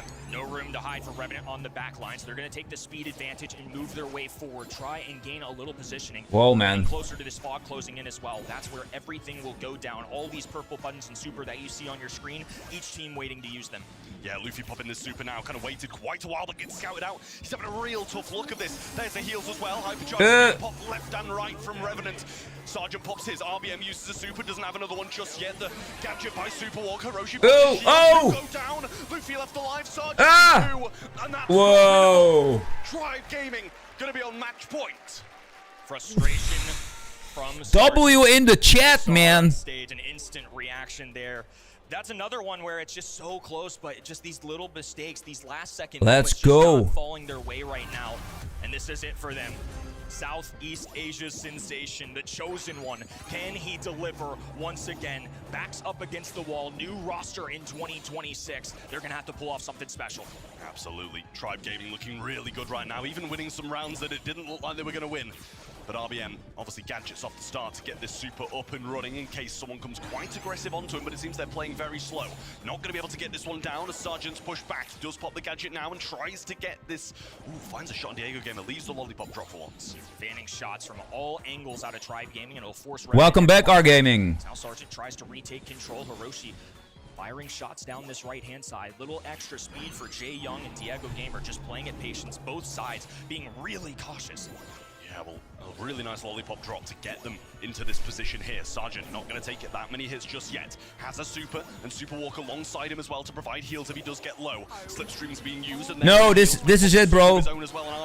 We'll be here for 5 hours, dude. Sergeant. Yeah, you can see an angry face. I'm sure it's on his real face too. But this is it. Oh, knows better. Knew the fog would close out. What a beautiful execution there. B is done, bro. You left early. I was yesterday with Saddle. And now they're really going to be feeling and on top of the world at the moment now. Storm Pie. The walls, but there's the gadget from Sergeant to pierce through that wall. Luffy coming high. B is already done, bro. super walk. Luffy One stream. back into the arms of Diego Gamer for a bit of help, and all 3 members of Revenant in the back right. Thundering from the So side, Chungus. Diego Gamer. No more room to hide. Super walk, low HP, trying to tiptoe his way all around this, but the shot goes through. 3v2 situation. It's been a long time coming, but Tribe Gaming. Yo, Maurice. How are you doing? Back to a top 4. All right. W for Tribe. Devastation on the faces of Revenant X-Spark. Sergeant and the guys couldn't get it done for Southeast Asia. Not the whole life, Maurice. Gaming, as you said, Kenny, putting NA back on top. They're going to be getting to the top 4 here and fighting it out in a big, big game in the semis. Back on the map for North America. Also very good, man. All good, all good. It's been a while since we've had this opportunity, so I won't make you all wait any longer. Let's see what Barney can get out of these guys. How's the running going, Maurice? Still training? Survives and thrives. Any new goals? Any new marathons in the agenda? All of your matches, they've almost gone the distance. They've been so close. You've gone to game 4s, game 5s. Do you and your team, do you feel like you thrive under pressure? Parece que todos vuestros partidos llegan a un cuarto, un quinto mapa. ¿Crees que es porque vuestro equipo juega mejor bajo presión? No sé si decirlo así, pero yo creo que cuando es bajo presión, como que todos nos estamos más focos, ¿no? Como que queremos acabar el partido y pues demostrar nuestro nivel y al final bajo presión uno siempre muestra su mejor nivel, entonces como que Very good. Keep it up, man. Keep it up. It feels like we are playing better. We win the game to finish. We would like to win earlier, but we just play it. You played incredibly well, of course, but, you know, I want to talk to you about the dynamic of your team. Like, so how well do you guys play as a team? How much do you trust them? What do you guys, what do you guys feel like brings the best out in you? ¿Cómo crees que es vuestra dinámica como equipo? ¿Quién aporta qué piezas dentro de la partida para poder ganar?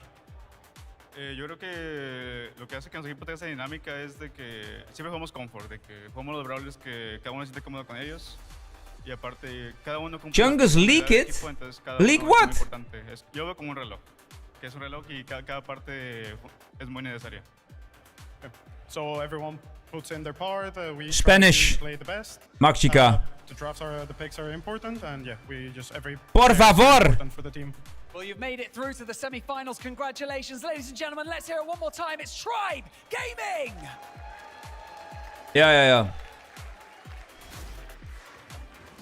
Congratulations to Tribe Gaming making it through to this semis. With that, we now know semi-final number 1 is gonna be Tribe. Gracias, señor.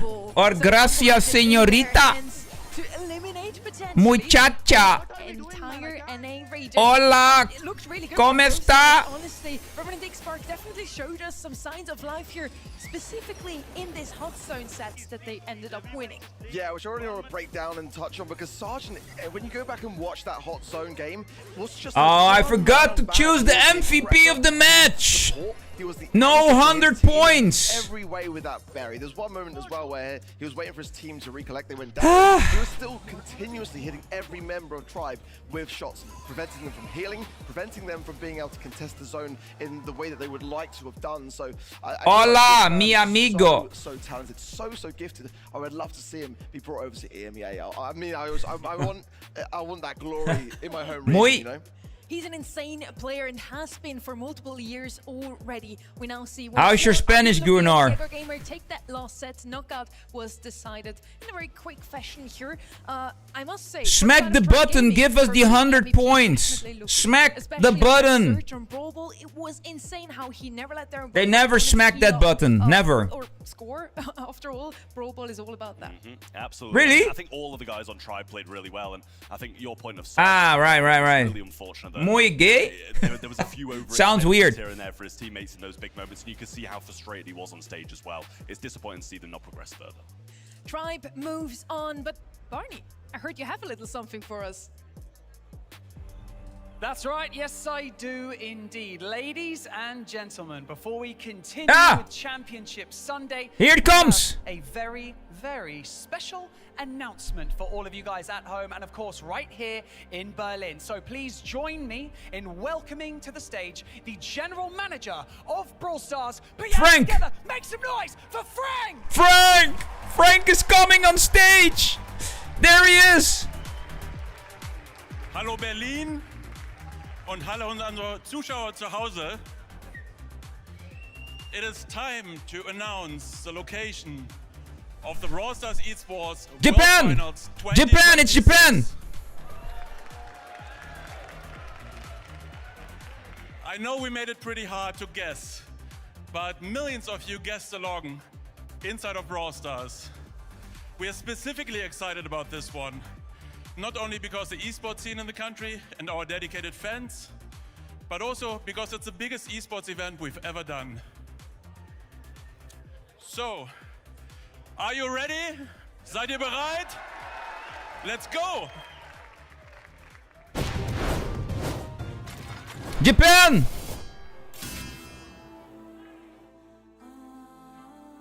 Yes, I was there!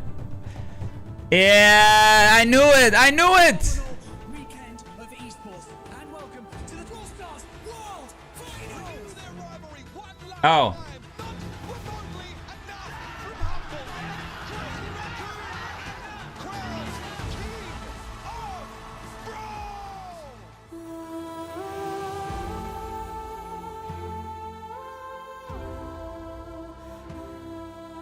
Ever.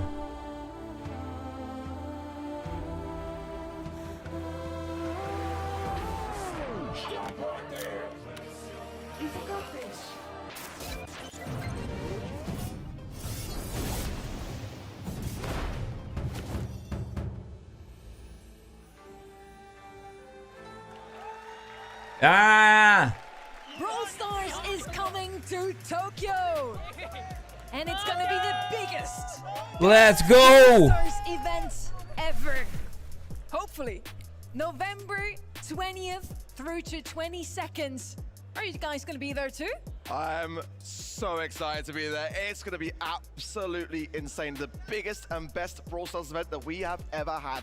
Crazy Raccoon are going to be defending their championship title in their home turf. Let's You know how go! that's fan meet and greets, exclusive merch, cosplay, Yeah. the works. This is what it's all 20 to building up.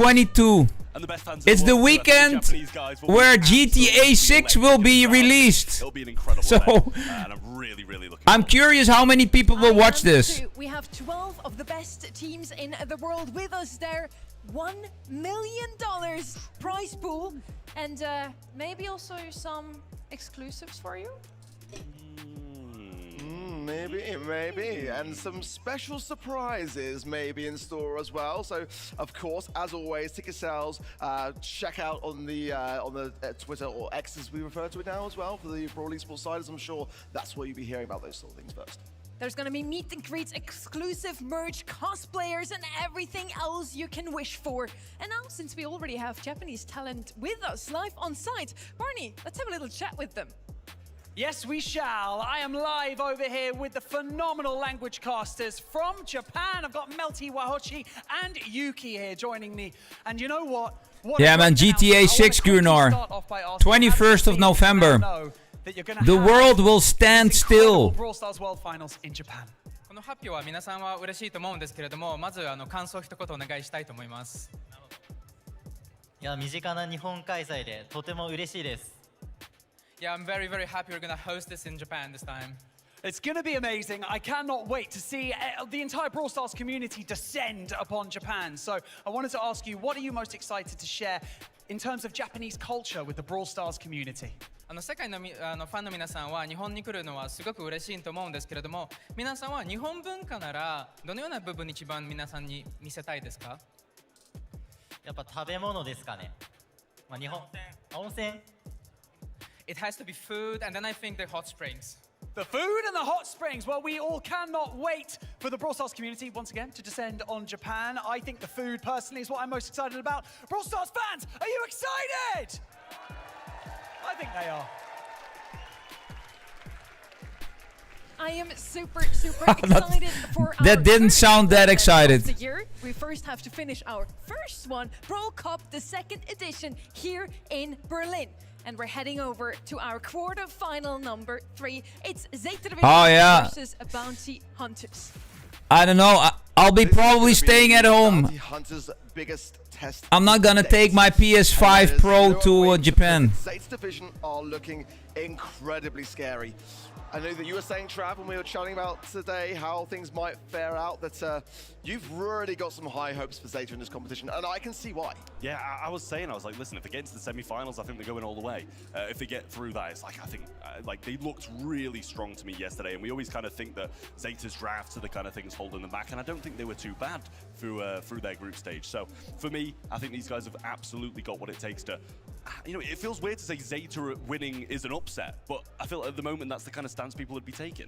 Thinking about our bingo card as well, we still have that little field left open, an underdog to upset one of the favorites. And it wouldn't honestly be one of the first times where Zeta Division would get upset in a huge event. Last year at World Finals, they dropped out earlier than we all expected. Mustard Tiger Lion, what's up, bro? STMN and then Yo! Massive from the UK with a final blow, and the first time ever in the Brawl esports history that we've seen Zeta Division be grouped. So coming into this competition, definitely a lot to rekindle, and rekindle they have so far, but to go good out chips. Stage to a South American Lovely, mate. Some good chips. Kind of I would love a couple of good chips. Yeah, I think they kind of feel like they've lost their. I'm getting quite hungry. Big events when you know you're dropping out early rounds of World Finals and not having the best showings in your home region. People aren't going to be as scared. Global bans though, Edgar and Naja there for the Zeta Division side, and Mortis and Kit out of the way for Bounty Hunters. Oh yeah, by the way, the next brawler I'm gonna push to Prestige will be Mortis. By the way, B is already done.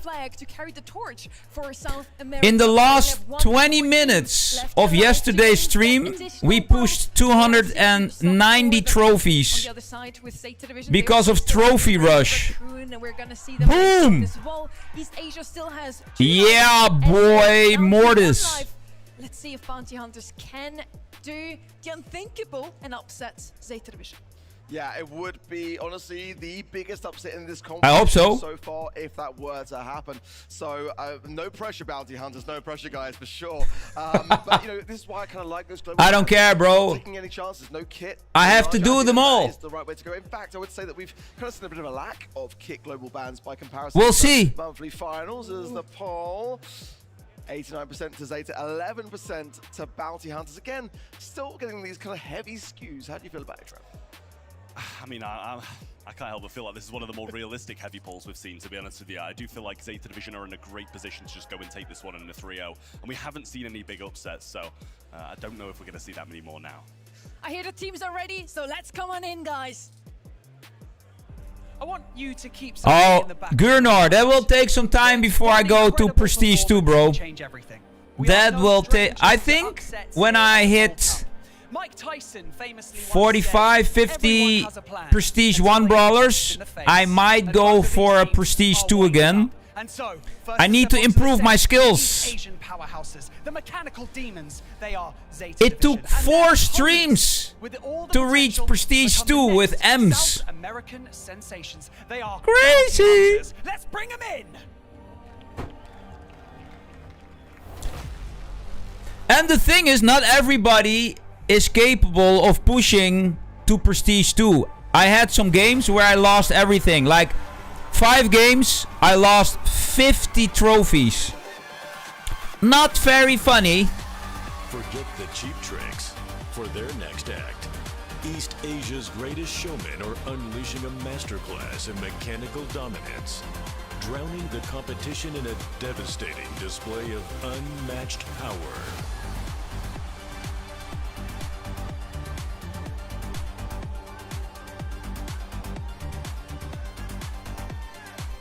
Let's go.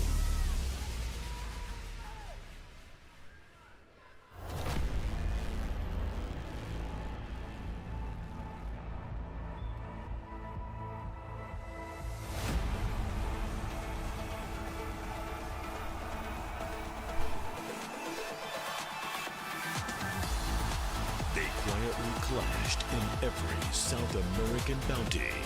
Now this unexpected top seed faces the world.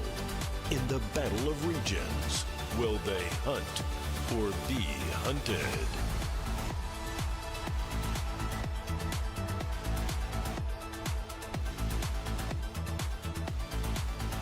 right, all right, all right. Here we go. We have one already for the face-off. Batman, you want to come here? Very quickly. Want you to face each other. Okay. Zeta Division and Bounty Hunters about to face off right here on the main stage. It could be an uphill battle, but I cannot wait to see what happens. Are you ready? Yes, he's ready. Let's go. The energy's good. You ready? We are ready, and we know we can beat 10 in draft too. I love this. I love the positivity. Do you want a fist bump? Touch gloves. Let's go. Thank you so much. Thank you so much. I feel the energy right here. Batman's got good energy, doesn't he? Bounty Hunters, like I said, maybe an uphill battle to climb, but never count anyone out. We still have the 8 best teams right here in this competition. Let's do this.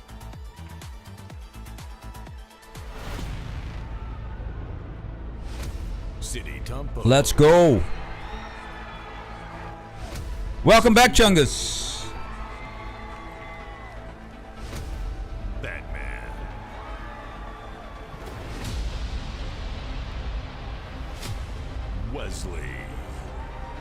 Wesley. Prosy. Portax.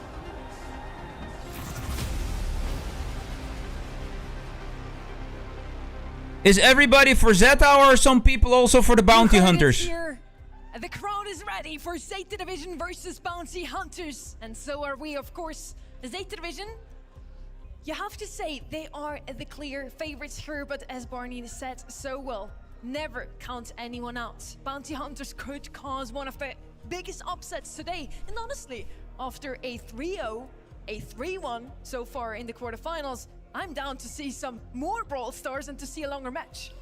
You know, I know how Trav loves it when I talk about scrim rates, but I think this is one that he'll probably side with me on this one. I'll allow it. Go on. I'm going to say it. Bounty Hunters have the lowest scrim rate and win rate in this competition. So just to add to the enormity of an upset potential, Colette. something to be said. Colette will be coming in as a brawler which did escape through the bans. The bans being the Lumi, the Shade, the Ruffs, the Lily, the Leon, and the Nita. I like the Shade ban for sure. Definitely though, the Chester kind of peering through for me as being a pretty early potential pickup brawler here for me. Yeah, When I was standing outside earlier, when I was standing outside earlier, the Colette outside almost stole the medal I was holding in my hand. So I hope this Colette isn't going to do the same. She's trying to win it. She's trying to win it for Zeta Division, I think. That's what's going on. Crow going to come down then as well, and there's the Chester that you said, Arc. I think it's a great shout. It's just one of the more versatile brawlers at the moment, and you said it's a big gap when it's not banned, not first picked. I mean, Colette, you're going to pick it up if you can get it at the moment, I think, aren't you, really? But a couple of really good answers then from Bounty Hunters on the other side, and I really like how that's shaping up for them.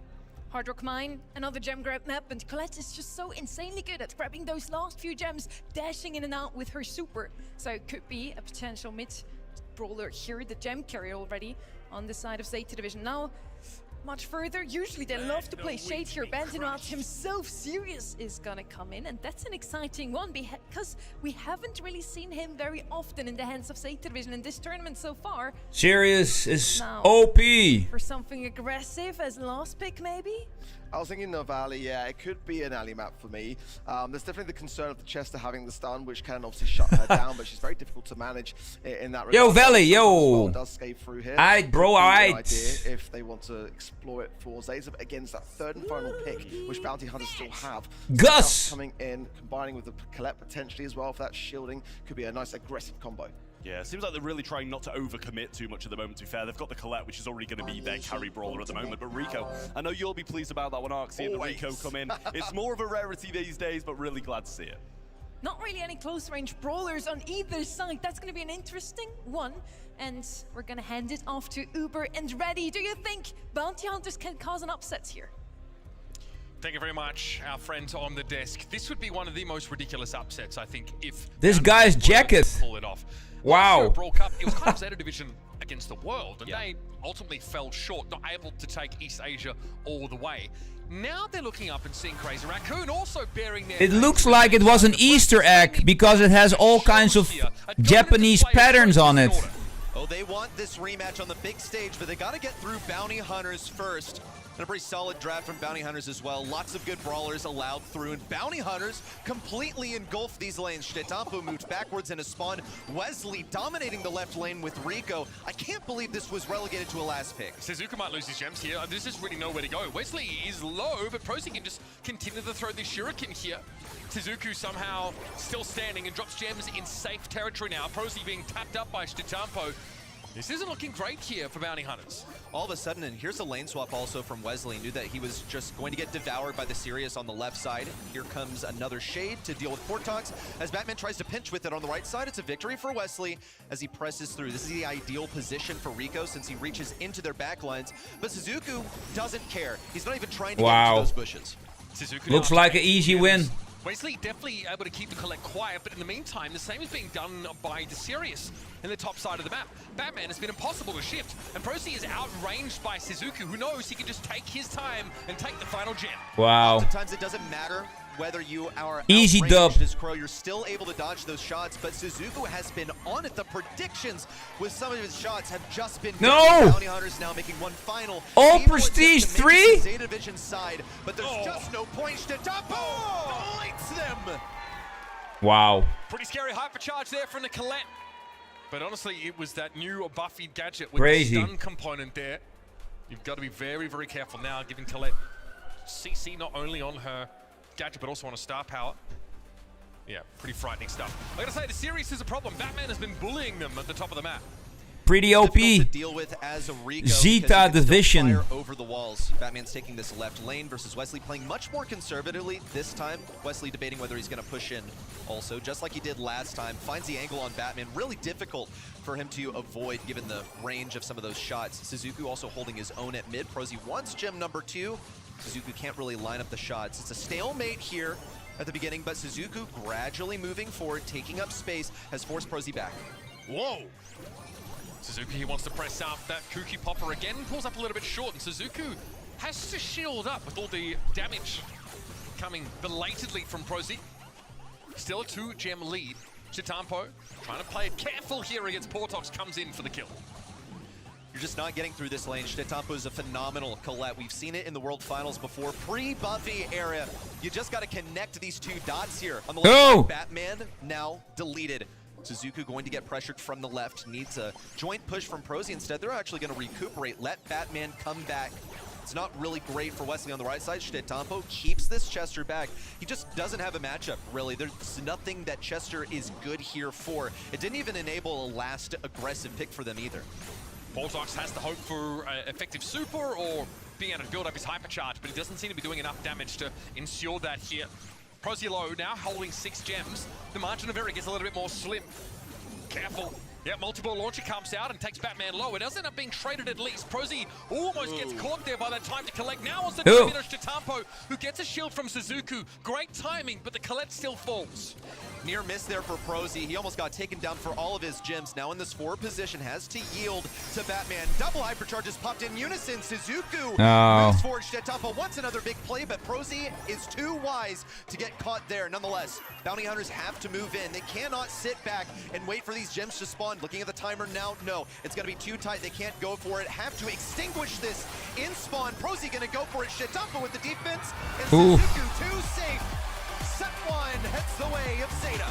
A little bit unlucky to step up there with the healing super. Wow. On Chester had to be used and hope to re-roll something different. W for Zeta. That looked the most out of place in this draft. Zeta Division understood the assignment. Do not pick a tank or someone that is going to be highly susceptible to Chester. And he was essentially shut out of the game. Having a lane against Shdetampo's Colette in this era of the game on Chester, forget about it. It's pretty miserable. You're outranged, tons and tons of DPS. It's high execution if you want to get damage in close range. Yes. You also see Shdetampo. Look W at this. Zeta Division. It was a dead game. But if you're getting hit by 3 consecutive hypercharged Colette supers, someone has that accuracy, they're able to churn that level of super cycling, you've got to be scared. Not the start that this Bounty Hunters outfit we're looking for. The Rico Whoa, look at the differences. Right there, seeing an opportunity to find a strong lane. Crazy. It was definitely a threat. The problem is that Zeta just swapped out of that lane or just used their Sirius safely. Batman was a bit of a nuisance as well, slowly getting damage, building up those shadows, pushing up the map when Wesley switched to the right side. Rico's a good brawler. It's just that now you've made that Chester pick almost pointless. You didn't enable anything for your last pick. Zeta have a way of blocking out all of your options with this draft. They'll play stuff that's pretty safe, really, really versatile, and play to their mechanical strengths. Everyone's tired of hearing it, but it's simply the truth. They lean on their raw skills to make these games happen. But it's getting close to the time to put the narrative of East Asia struggling with their drafts to bed. Yes. I think against Only Realms, Zeta Right. drafted fantastically and actually had them comped in the last 2 sets. I'll give him a call, Gurnor. Hey, OJ, Jinxie. Throwing them under that same umbrella. Guys, you down for a little collab? Drafts from Zeta Division. And frankly, you know, Mameshi coming in the coaching role or like assisting Latox. I know OJ plays a little Brawl, but I don't think Jinxie plays Brawl. Picked up straight away. Angelo, of course, can He's traverse currently the wall playing a lot of League of Legends. to the effective area much easier. Whenever Pierce is an absolute menace and of course can hit you from behind those walls if you're forced out of the map. Pierce has better DPS than Angelo here. That's why he's first picked. He is the premier sharpshooter in all of Brawl Stars at the moment. Often deserving of a match ban. He'll be able to churn damage. Angelo is lacking on the burst. Yeah, the double sniper is pretty weird. It's pretty much an invitation to bounty hunters to say, okay, now go something aggro, and Zeta will attempt to counter with a final pick.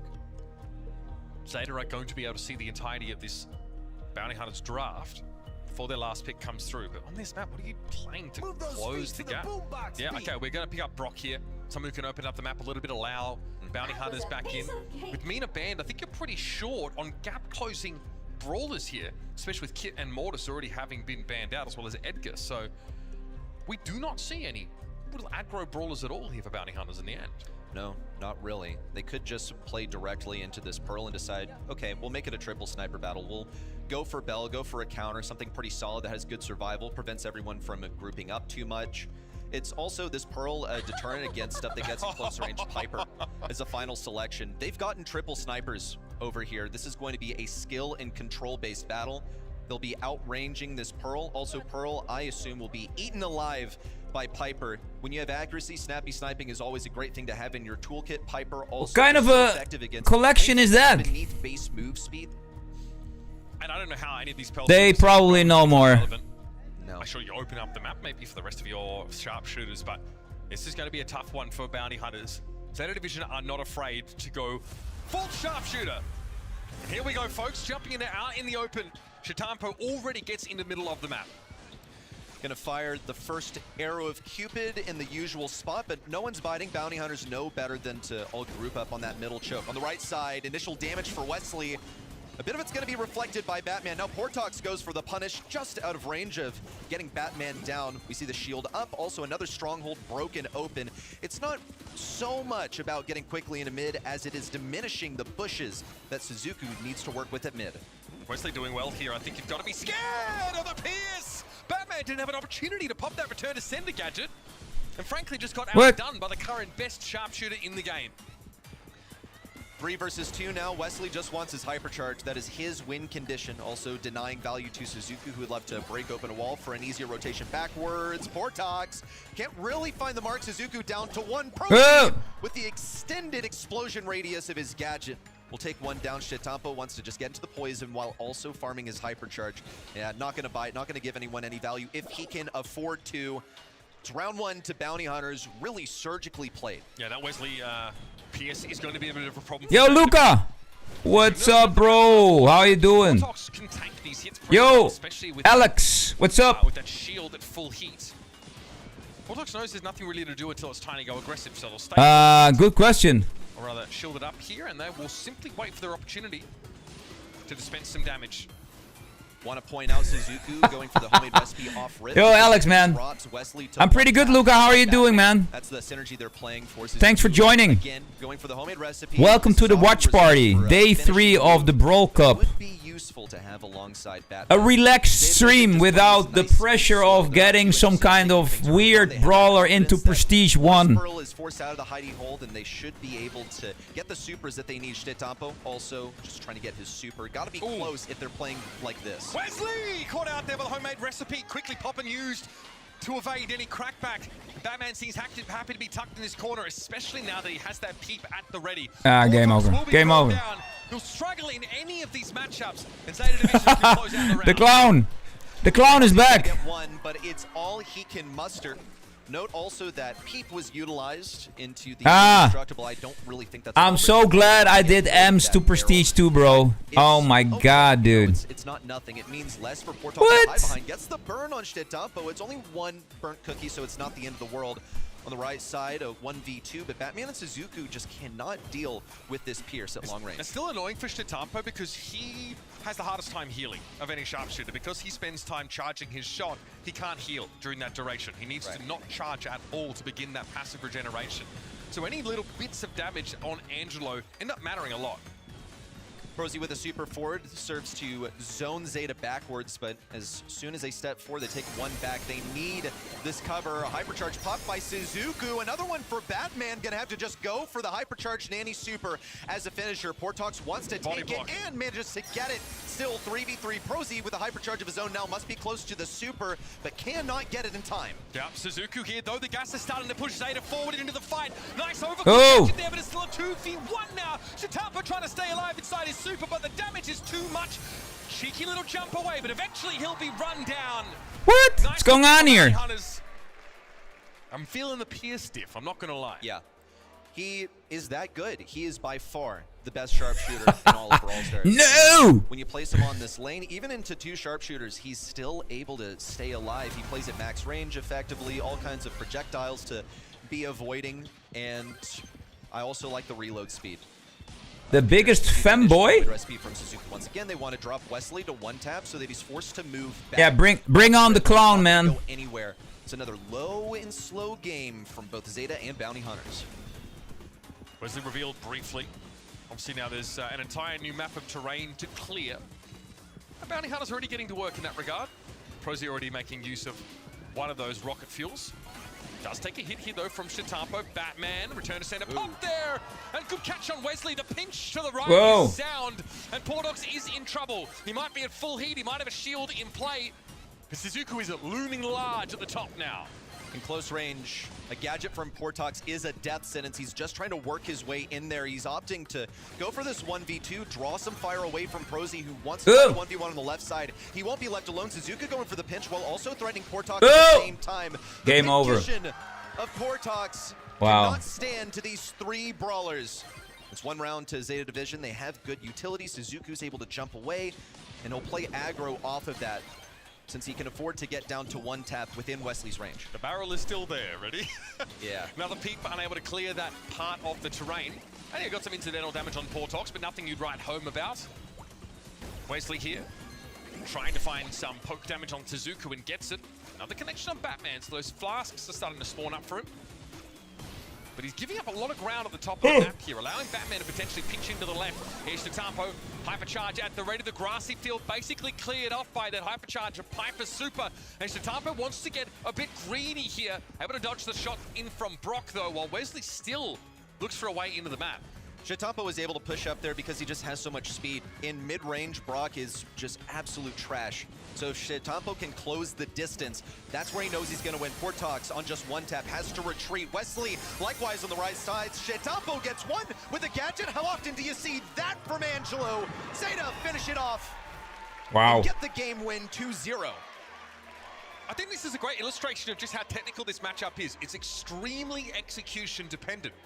It did feel like Bounty Hunters were really very willing to give up the map. What's the most trackable brawler? Piper Super that clears all the grass at the top. Trackable. That allows Zeta Division to take even more map control. Prosy needs to try and do the same here and expose Zeta's plans to the world. Also a different lane matchup this time. Wesley on the left side. They want him to take on Shitapo. They've identified him as the primary issue, and they just trust Portox to dodge out the shots from the two sharpshooters fighting in tandem. Wesley now rotating back over towards mid. They're just looking for some sort of solution. They managed to get game one, but looks like Zeta Division caught up with them. Now that's a big wall break. Barrel finally destroyed for Zeta. That's a big one out of the way. Batman had to use a return to sender on Pearl, which is definitely the least effective use of that gadget, but he was concerned about his health pool. That does, though, as you can see, force Portox right up to the top of the map. There's no way he's going to be jump padding in, not without a super. Wesley takes another glancing blow from Shitampo, but it allows the Angelo to move up, take that space. Good heads-up play for Prosy as well, breaking the rightmost obstacle so that Portox can move through this choke into mid. Oh, nice! He left Prosy fired upon by 2 enemy snipers. Nice, Gurnar. Wesley and Portox to try and recover this, but Portox can't hit the gadget. At least he gets 1 kill on the right side, can work towards his hypercharge. No, didn't even get a single salvo of cookies off. Nothing gained. Suzuki's spacing is astonishingly good. He is seeing the gadget pop by the Pearl and just staying outside of her range, only just. Not easy to do. This has been a nightmare for Portox. It's just a last pick, functionally, this Pearl. Bounty Hunters really hoped for it to be the trump card, but so far it's been their Achilles heel. A hypercharge for Suzuki. Would he do it? No, he'll never jump in. But that man has tons of damage. Will eventually fall to Portox, but he's the last one standing against 39 HP to hang online. And Portox, despite his best efforts, will fall. Crazy. 2-0 Zeta. Sharpshooter class. Total dominance. Asserting dominance. Super happy to go down the rabbit hole on this particular map. They saw what the draft. Arthur, thanks for the sub, bro. Welcome to the stream. We're gonna try and answer it with the Nani. We have the Angelo already, and hey, why not What just up? go all the way? Why not full commit and add the Piper to the mix? It wasn't easy. They did drop a couple of games there. You can see how dangerous Pierce is when he starts to get going. Brock can be a nuisance if he clears that, but again, it's the Piper clearing the bushes that is so annoying. For Bounty Hunters, they have to play right at the back of the map, and they don't have favorable sightlines after the fact. Yeah, big problem there in the ends of game 2 and then 3. Bounty Hunters with this Pierce, though, managed to 1v2. I mean, huge props to Wesley taking on some of the most skilled players on the entire globe in a 1v2. Masne, hello, what's up? His first appearance. Welcome. In a long time in this regard. Bounty Hi, howdy ho. Themselves outmatched in some of these interactions towards the end as Zeta began to unravel things and figure out, and that's how this goes. That's why we play a best of 3 with the same brawlers, because there is such thing as an arms race in the draft. You can play the same draft 3 different ways, but games 2 and 3 went the exact same way. There's no possible catch-up for Bounty Hunters. Yeah, you mentioned that Wesley eventually lane swapped to try and fight Shitampo, trying to put their best foot in the Angelo lane. Unfortunately, by that point, it meant that, you know, Portox on the Pearl was having to play against basically 2 sharpshooters, 1v2. I feel like you're basically a lemon in that kind of scenario. And so, we're off to lay a cake for the last opportunity for these Bounty Hunters to come back with something from their foray here at Brawl Cup. Bounty maps, honestly, for Zeta Division, they've been one of their weaker game modes, honestly. You see them attempt to play Rico a lot on this map and have very limited success. They have a 13% win rate. All right, Arthur. Rico, who's one of their most If I can remember, bro. Yeah, well, what that tells me is experimentation. I don't think this is a red herring. They're not wasting practice time. They're just trying to figure out, yeah, is this possible? Can this work? Can we play around, you know, maybe it looks perfect for something that plays well around walls, but Shade is banned out. Taking a look at the bans, Shade has been eliminated. Kaze, easy way to get that blue star right off the beginning. Now, again, we've seen that this is incredibly execution reliant. You have to get the blue star and then play defensive for as long as you can. Gene, also wide open, a fantastic defensive brawler. Wonder if this will be picked up on the 2-3 turn. It's a high priority. You wouldn't want to give this to Zeta since it's amazing for defense with the healing and the threat of a pull. So the Meeple's open as well. That too. This is that's a go-to for Zeta Division on this map. Honestly, with Kaze Meeple, they've had a lot of success. On the other side of things, yeah, no surprise to see the Kenji picked up here. One of the most picked looks behind Edgar for this team. I'm looking for Wesley as well to be put in a potential carry position. The last 2 So let's have a look at what's going on here. Obviously, it hasn't been enough, but that seems to be where the engine room of the Bounty Hunters team lies. Now, weird pick here, but we've seen Cordelius has been Breben Andrei, thanks for the sub, man. Welcome to the stream. Breben, yo. Do we have any ways to sort of effectively clear this out? Shade is banned by Zeta Division. That's one of the simplest methods. So what else are they working with? Yeah, you got thrower possibilities. You could still go Gene here and say, actually, I'll pull the turret. Depends on how defensively Penny plays around it. Always a possibility. You can go Squeak. It's definitely a favorite of these players, and it's a classic anti-turret response. Oh, this is super interesting. The Juju. You know what? This is such a South American coded pick.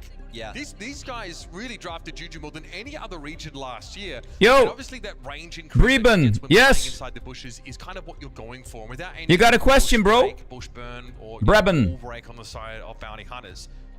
Juju's gonna have Hey, a very, Monte. very impressive. She Hello. is the longest range sharpshooter when she's playing from the grass. Man, getting around this draft out with a Pierce. The fact that a Pierce is open for pick 5 is insane.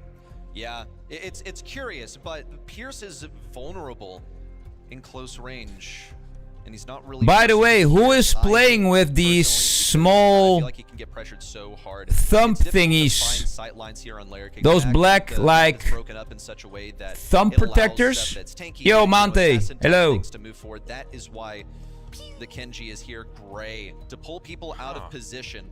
Because they know that Zeta are going to turtle up, so they're going to try and get a pull, you know, maybe. What is the question, the thrower wants to hide behind him, maybe get a long Breben? You got a question?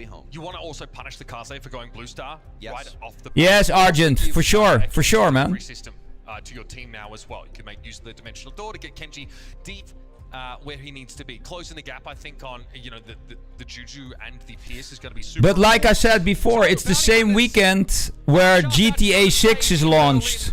Draft a comp that's really all about the Kenji. It's going to be the Zeta division getting it open with one of their best picks. It's the Kaze for Shizuku.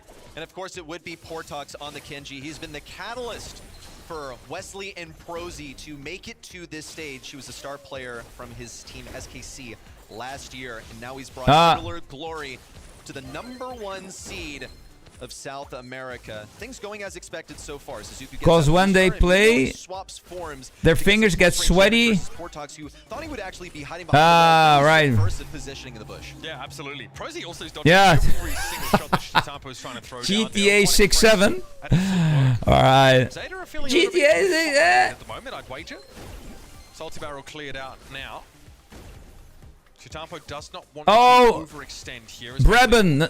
Not really, man. Empties the clip. Shitampo's still standing though. Here comes the turret. This is where things get a bit more uncomfortable. Shizuku's gonna We're just watching the Brawl Cup. I'm answering. Everybody here in the stream is answering these questions themselves if they are not finished already.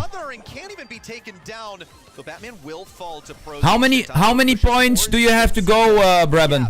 In the defense, as bounty hunters have to fall back a rung on this layer cake. The fan storm down, a missed hook for Prosy. Now just trying to cover their tracks as they retreat, but they don't even have a lead. When was the?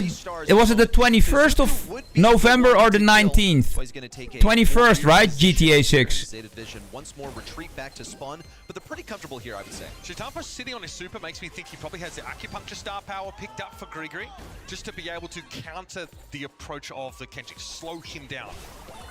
It's not the most common, but against tanks. What are you talking about, R-Gaming? Too deep there by far. Wesley at the top of the map, eventually brought down by Shitampo. We know he's handing over those 4 stars, but the work, for the most part, seems to have been done. Portox still standing. 4 stars separate them. Shizuku, all he has to do is stay alive in Zeta Division. Putting on a clinic here in our last set. Yeah, I'm Feels that way, man. Breben, I'm at 1180 points. The stalwart defense that they boasted, the way that they so carelessly threw their lives away towards the end Luca, no. They knew that the math worked out. You just couldn't kill No, them. bro, it able to afford sitting up so high. Shitampo can go into their spawn. This is it for the day, man. By the way, no walls to cover his tracks. No Tomorrow I'll be back with more prestige pushing, farming, prestige farming, I guess. Possibility. 1-star deficit. They just want to get the blue. Oh, you're already done, Maxika? Good, good. Use the gadget, or rather, not with the gadget. The water body onto the Yesterday we had a stellar stream by doing B in one stream, so that was epic. That's crazy. Yeah, Shitampo really making great use of. That is great pace. Being able to hit a slow means that those next couple throws are almost guaranteed to hit. So making use of those water bodies is kind of sick here. Prosy getting tapped up by Batman. Gotta respect it. Here's Grigori. It has the shield, so not acupuncture being picked off, but that makes Grigori much harder to clear, especially for Gray. Yeah, just a really defensive selection of star power. That is what Zeta Division's composition screams. Here it comes, Hypercharge, and Sashimi slices to the sky as Portox goes all the way behind, but he has no support. He's been completely cut off.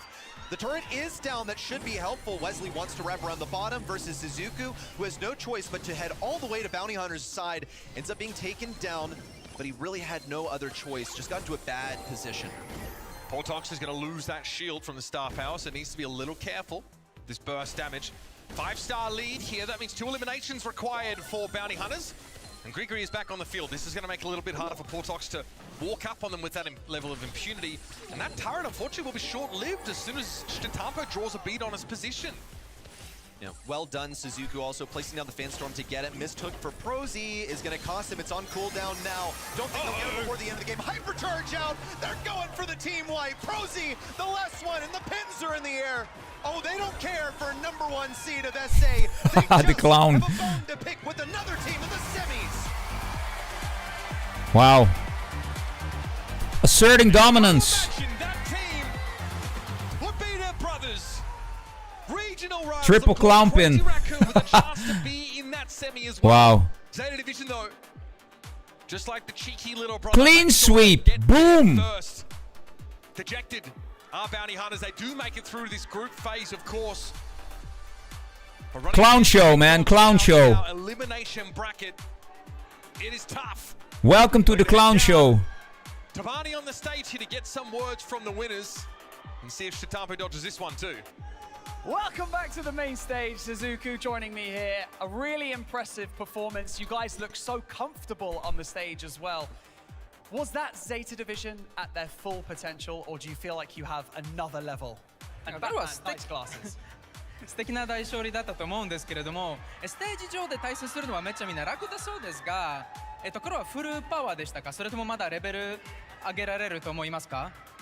いや、どの敵にも全部出し切ってるので、全力で戦ってます。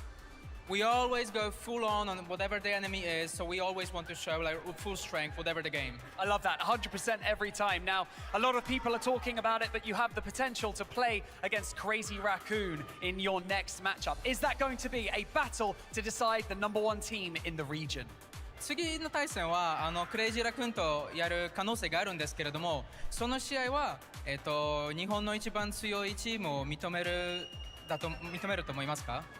はい、もちろんです。CR とゼータが最強だと思っているので、どっちが強いか決めようかって感じですね。Yeah, definitely. We think we're the best, but let's fight them and let's see who's the best in Japan. Oh, I love that. Let's see who's the best in the region. Suzuka, thank you so much for joining me in this interview. Ladies and gentlemen, let's hear it one more time for who? Zeta Division. Let's go. Congratulations to Zeta Division. They're the 3rd team that make their way through to the semis. Ready? You had the huge honor to cast these games. What was missing on the side of Bounty Hunters? Why didn't it work out for them today? They didn't manage to write their own story here. In the draft, it felt like they got put into a corner and then they completely bailed on their strat. The Hard Rock Mine stuck out to me where they pick up Chester. Or did they just feel like they kind of had to so that they didn't get rushed down? I feel like you have last pick. Rico's pretty solid, but it leaves the Chester totally stranded in his matchup. Yeah, it just felt very much like outmatched, outskilled, and for Bounty Hunters, some lessons to take away from Brawl. Crazy. Hopefully implement in their monthly finals, showing for Zeta Division as well. Having the crowd behind your side is really quite something at the Brawl Cup. And now that we know where the World Final is going to be, I think it makes the world of difference. The crowd here in Berlin going absolutely crazy. Also for Zeta Division. Beautiful to see. And now, as I said, 3rd team to stand in the semis. They just need to find out who they're going to play against.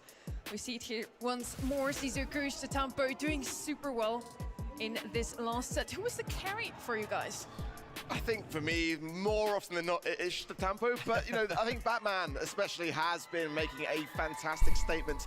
And coming into the year, that was my reservation. Was like, how is this roster going to fare really with these switch ups? And Clown. I think he's been settling really, really nicely. Yeah, I liked actually watching Suzuku in that final set. I think he did a phenomenal job on the Kaze, and also pretty much always had Fanstorm ready to respond to a penny turret. Just knew the depth of these interactions really, really well on all of the maps. So I was thoroughly impressed by what these guys had to offer. There's a reason that they are respected as basically 3 playmakers on a single squad.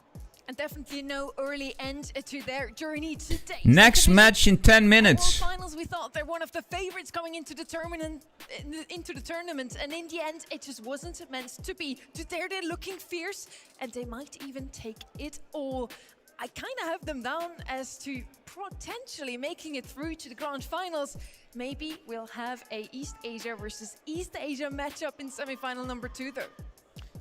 It could very well be the case. I mean, I've got to say, though, Foot Esports has been really impressing me, especially considering how they are playing with Lenan instead of Guesty, and we have obviously spoken a lot about that over the course I'm of getting this really weekend. hungry. I feel like under all the circumstances that Foot have got faced against them, I was they've got a hyped very good about shot. broccoli and fish. Nice. It could be Zeta versus Crazy Raccoon in that semi-finals. Love. What a great dinner, bro. Our viewers think, the ones at home, but also the ones who made their way to Berlin. Welcome to day 3 of the Brawl Cup. Are you guys ready? Guys, let me see the signs. We are from Ukraine and Kazakhstan. We are here for the SMG. We are for our boys for Foot. Foot win! Look at this. They lost. They trained. They became one team. Yeah! I love this. I love this.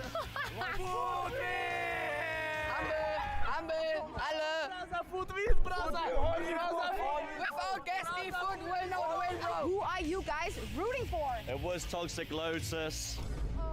But who are you voting for today then?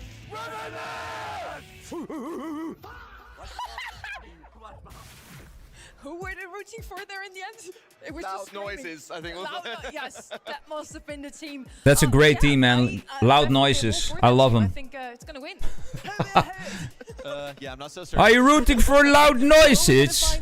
You joking? Right in the end, we have one more quarterfinal for you before we head into the semis. So lean back in your seat, grab some snacks, and enjoy, because this is gonna be a banger. Crazy Raccoon! Close a match up here. Crazy Raccoon versus Foot Esports. On the left-hand side, we have the East Asian powerhouse, the defending world champions.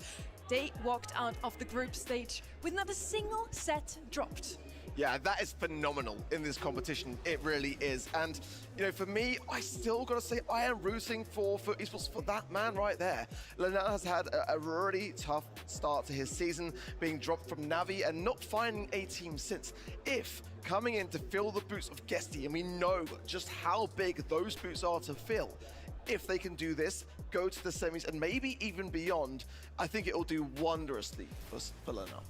And Foot did take Tribe to the final and last set, 3-2 in the end for Tribe Gaming. After that, 3-0 versus Toxic Lotus, and with that, Foot is still standing today in the playoffs. Now, Lenan has called himself yesterday the All Might. He wants to be the hero of that team, saving them from, not certain doom, but definitely an unfortunate event, Guesty not being here ready. Yeah, a pretty serious level of doom, I, in my personal opinion, believe. Just because how important is that to be stripped of your drafter, your communicator, your star player, your pop-off for the season that's supposed to propel you to victory? So I certainly hope that he can be the savior for the team. And in their match against Tribe Gaming yesterday, we certainly thought it would be a close one. Not an easy one for Foot Esports to win. All right. They kind of were the favorites. Do you guys believe Yo, Gaming. there's something else going on there, as Foot Esports was hinting towards where did you doing it on where is it? purpose? So EMEA has 2 slots still up for grabs. It's just a Where joke can I see it, bro? Nob is saying that was our plan, to take 2 slots for EMEA as well as Angel. Yo. Did some max Whoa. fixing against Tribe Gaming to not face Team Humble until the finals, because the first slot takes the World Final spot. The runner-up takes a LCQ slot. Not yet, EMEA man. now is the only region that could potentially take both with them. Yeah, for esports are that org that I've got a really good sense of humor. As well, like, not despite being one of the quiet on the team, I get on super well with at events, and they've all got a really, really good sense of humor. I think, though, there is something to be said about how incredible that is as a prospect, though. I mean, when you think back to last year, SK Gaming, Humble in that grand finals, and then obviously, of course, we saw... Sorry, bro, bit busy. That LC Cluj spot as well. In this competition, it's only 1 and 2 that will be able to take those home. So, I mean, the prospect of that, if esports can do this, I mean, we know who they're facing in the semis, and that's no easy task either. Hit the button there. Hit it. Once more, I would say it's more. I need now points. Last year with sort of a nerfed roster, now that you have Lina coming in and trying to fill those shoes. Our global bans are in. Luminaja banned on one side. We have Ruffs and Sirius eliminated on the other. I'm gonna get some food and drinks. I'll be back. I did notice like Mortis is gonna be in play. Too much talking going on here. I'll be back in a couple of minutes. As well left open in this one, and the 2 newest additions to the game, Naja and Sirius, both banned out in this series. So for the global bans, we won't see any of these 4 brawlers for all of these maps. Are we going to see all these maps now? Finally, a quarterfinal going to set 5. I would like to say it will. I think that if there is any in these quarterfinal stages that will, it will be this one. I feel like they are quite evenly matched teams despite, again, on paper, Crazy Raccoon having 2 monthly final wins as well as, but despite Guesty not being here, there's a lot of similarities. Now let's have a look at what the viewers have guessed. Who is gonna take this one? You can do your predictions still over at event.brawlstars.com. And here are the results. Whoa. Yeah, are we talking realistic or are we just talking on fandom here? Because this is a significantly weakened foot, but they have the crowd behind them, that's for sure. They had the same outcome also yesterday. Tribe Gaming usually take the predictions by far because they have just such a huge fan base. But the fan base of Foot is really showing up. You can also hear them in the crowd. Now, Barney, are the teams excited to be here today?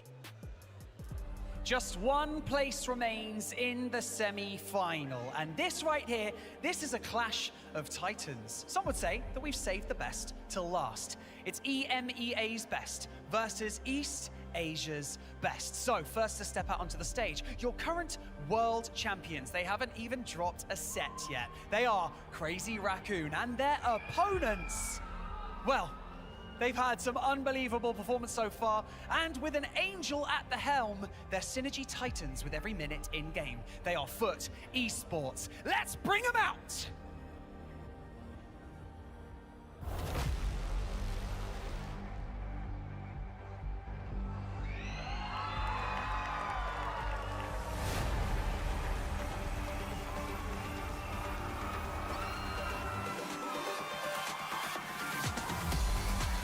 They sit at the absolute top of the Brawl world.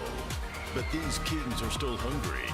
East Asia's Master Thieves are back. And they've set their eyes on another land trophy.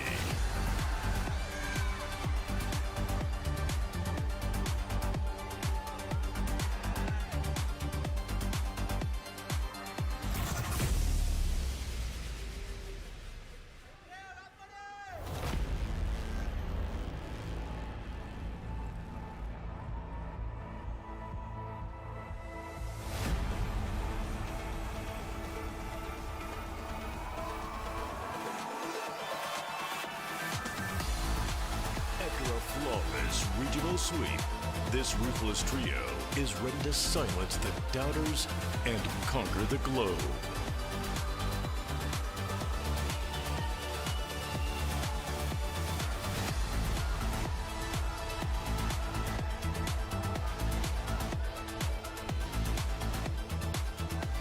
Good boy. Come over here. Milk Rio, come over here. You stand here. Angel Boy, you stand here. Now, if this was actually a boxing match, I would go as far to say that this looks a little bit unfair. However, thank goodness this is Brawl Stars. And so, Angel Boy, you ready? How you feeling? I'm very excited. It will be a very good match. Honestly, I couldn't wish for a better match to start our playoff run. I love that. I love that. The respect is there. I love it. Welcome back. Are you ready? Kalilu! Yeah, Yo! yeah, baby! That's what I like to hear. You can Time for a chocolate bar. You can bump fists if you like. There you go. Touch gloves. We are ready. There's not much. 100% chocolate. It's gonna pop off on the main stage. So with that being said, let's head in and let's do this. Whoever ate 100% chocolate. It's hardcore. Tensai. 0 sugar.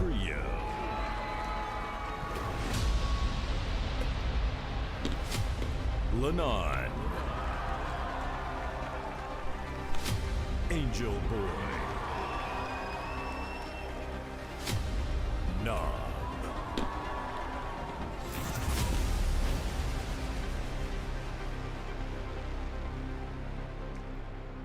Both teams looked dominant, not only in their home region. Very good, also when our we saw gaming. them here playing at I'm eating chocolate, man. And some nuts. Here as the stand-in for Guesty. Can he fill those footsteps? Nuts. Still, this question lingers in the room. I think so far we can answer that one with yes. They at least made it through the group stage quite dominantly, despite a close wins? finish versus Tribe. What do you mean? It really was a close finish at that. It could have gone the Happiness, other way, but Akuna. we saw Yo. coming into the match, that it kind of works out pretty well for EMEA. What's up, as man? a region this way around.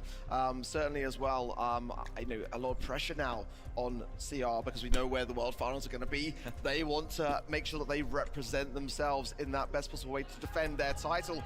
Lots of good energy, of course, as always, from Milk Rio. And I'm rooting for Crazy Raccoon. Backs against the wall against Casa Brawl, and the home crowd very much cheering against them. They were able to find the ice in their veins to turn it back around into their fortune. So I don't think that despite how loud this crowd may get for Foot Esports, that it's going to be enough to deter them. They march to the beat of their own drum out here. Crazy Raccoon, they also believe in themselves. Sounds good, our gaming. So much. You can tell by their brawler selections, they play what they are good at. It's not about comfort. They just know the level of execution that they can bring with their traps. And keep in mind here, Tensai standing. WoW Gaming, I have already 3 world 1180. now trying to add Clara. a season event to it. Clara Just Gamer. our first What's up? pick here, no surprises. We have seen this guy come out so often already, regardless of the map mode. Also an open business, of course. It's all about area control, and You? Chester with huge DPS output, definitely a good choice. How much do you have, WoW Gaming? Since on the side of Foot, we have a couple of very gifted tank and assassin players. They're also good to open the map here. Griff and Pierce opening up those walls. Definitely is going to come. Clara, we talk English here. Please. EMEA picks overall. It's a really interesting start. I was looking out for that Griff and that chest, and now the map could be so much more open. It deflates away these kind of aggressive picks from Crazy Raccoon. No. There's like Kenji, which can really force their way up the map. So it's quite a good way to start things off on the side of Foot Esports by making it that long-range affair, which may not necessarily be their comfort zone. Yeah, it's going to give Chester some pretty bad matchups here, and may cause Crazy Raccoon to about face in the direction. What's Gojo? Things up for an aggressive last pick. For Foot, they have the sustain that they need to stay on this point. Now, Crazy Raccoon will mirror that with Stu. Stu can dodge out these shots from Griff. I believe in him in that regard. I think also he has a fair range matchup, so he should be able to dash around. Here's the big method, though. The business resilience of Griff will keep him on that point, constantly healing, and Glowy is going to be the one healing him up. Charlie as a counter to Pierce, thanks to her Spiderlings, the gadget is so good against it. And then Glowy, such a typical Foot pick on a comp like this one. Great comps across the board. Kenji Guys, and Trev now that we have the finale in Japan, if you like Kit Kat, you should go to Japan. They have like 300 Kit Kat flavors. Seasonal flavors, amazing. Foot Esports climb the pits of Brawl Stars hell. Crazy Raccoon versus Foot Esports. It's quarterfinal number 4. Already big plays being made. Nob falling low early on, and Moya trying to keep If you all like this mid, food, even percentage go to so the far. Japan. Right-hand side, Amazing. broken up by an early piggy bank from Lanane. Obviously, Angel Boy not going to have the best of times until this map becomes a bit more open. But in the meantime, it's all CR. Strong showing off the start here as Angel Boy left all alone, marooned on this left-hand side. Lana dropping another piggy bank here, trying to cut off that potential speed zone spawner. This knob good in the open space, but of course Moya can just dash away. I'm sure that's part of the influence for this pick. Absolutely, percentage time to get away from Foot now. There's a super coming in from Angel Boy, and he picks up Milkrail early on. Here's a hypercharge in return from Tensai, but doesn't really get too much back from it. A couple of burns here and there, but Glowy will keep himself alive and keep Lanane in there as well. A piggyback throw, hyper aggressive from Lanane, and that's not going to do too much. And Crazy Raccoon will low, but now they're back on top. Nob has been forced to be a healer, and that's fine. Glowy is, of course, a support brawler, but you'd like to get him a little bit of damage. They need to get themselves set up so Angel Boy can start tackling the other team. But Milkrio, a star of 2025's World Finals, makes great contact with that super. Nob now trying to make a hero's effort. Hypercharge going down and will stray Moya away, but now he's got a super of his own, and Nob, a goner, not going to be able to deal with 3 at once. 3v2 and a hypercharge early coming out of Moya here. Angel Boy I got to go down and 1185. follow up onto Lanane. Nob trying to make something happen, but too little, too late from Foot Esports. And a very convincing Crazy Raccoon game 1. Scary start. Crazy Raccoon is gonna take this. To be honest with you, we may be in Berlin, we may be in EMEA, but this fan base travels well for the left-hand side. An awkward silence, occupying the right-hand end. Crushing sequence there. Foot Esports just never got off the ground running. This time a piggy bank on the right-hand side from Lana. He's had a tough one. Has to come in. What are you saying, R Gaming? Talented members, but of course the expectations so high. It would be so Brazil, Clara. Ah, you're from Brazil? This map up a little bit earlier for Angel Boy. Welcome. Side, who then should be able to go and dominate Milkrow at least when he doesn't have those spiderlings coming in. Here's a little bit of the left-hand side being broken up now, and much better from Foot Esports as Moya hasn't been able to get the same footing in this matchup against Nob. Excellent stuff from Foot. What a turnaround from them is now Angel Boy tapping the left-hand side. Cool, cool. Outrange Milkrio, but just has to watch out. I've never been in Brazil. Tensai on the right-hand side as well, dropping a little bit of ice as Moya occupies the mid. This is great stuff, back and forth, but it's complete possession of the hot zone for Foot. Little tap coming in there onto Nob as well, keeping him low, and Lanane just trying to make something happen. Here's the speed zone, and they start to collapse in on Foot Esports. First signs of life in game 2 from CR, but they've done well to get this positioning back.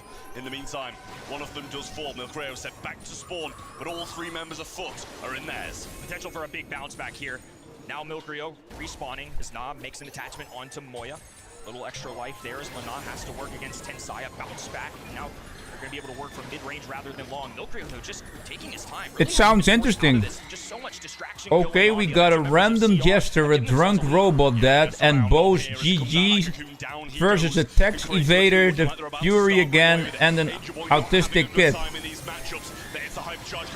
Who's writing your material, R Gaming? You should be a writer. 15% is all they need for set 1, and Foot are nowhere to be seen. Desperation, purple buttons being popped, but Moya has one of his own. Milkrio matching as well, and the defending world champions get another set on the board. They Crazy. Get to lose one this weekend.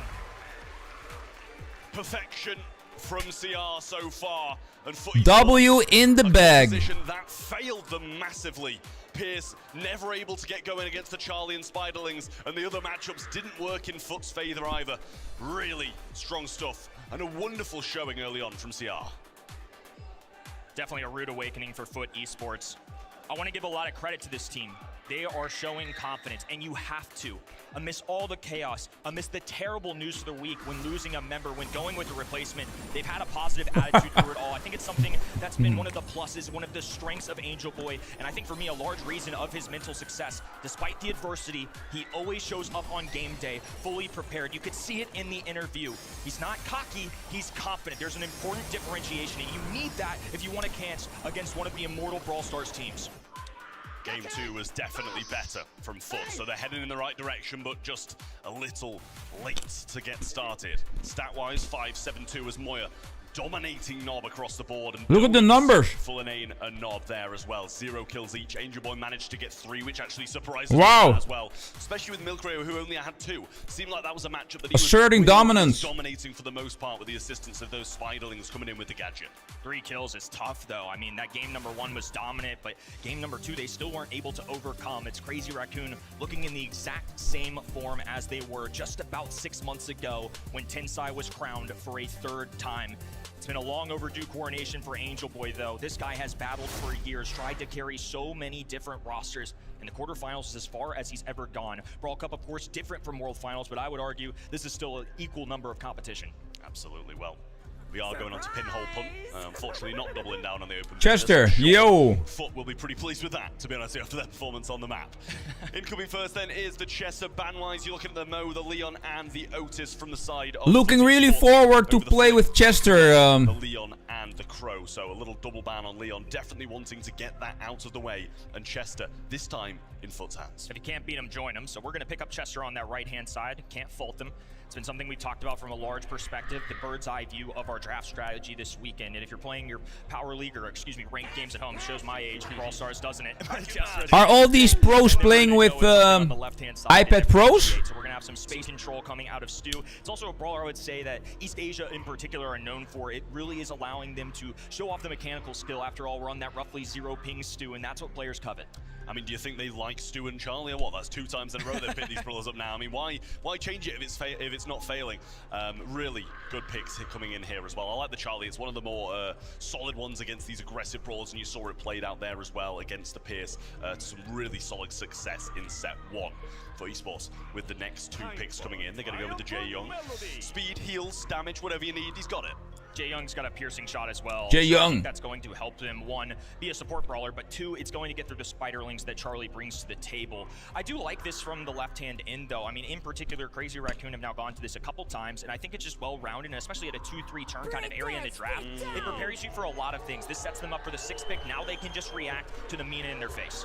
Yeah, well, it's quite hard to react in general to Angel Boy's Mina. We saw it played out yesterday, and it was very strong getting in the back lines of their opponents.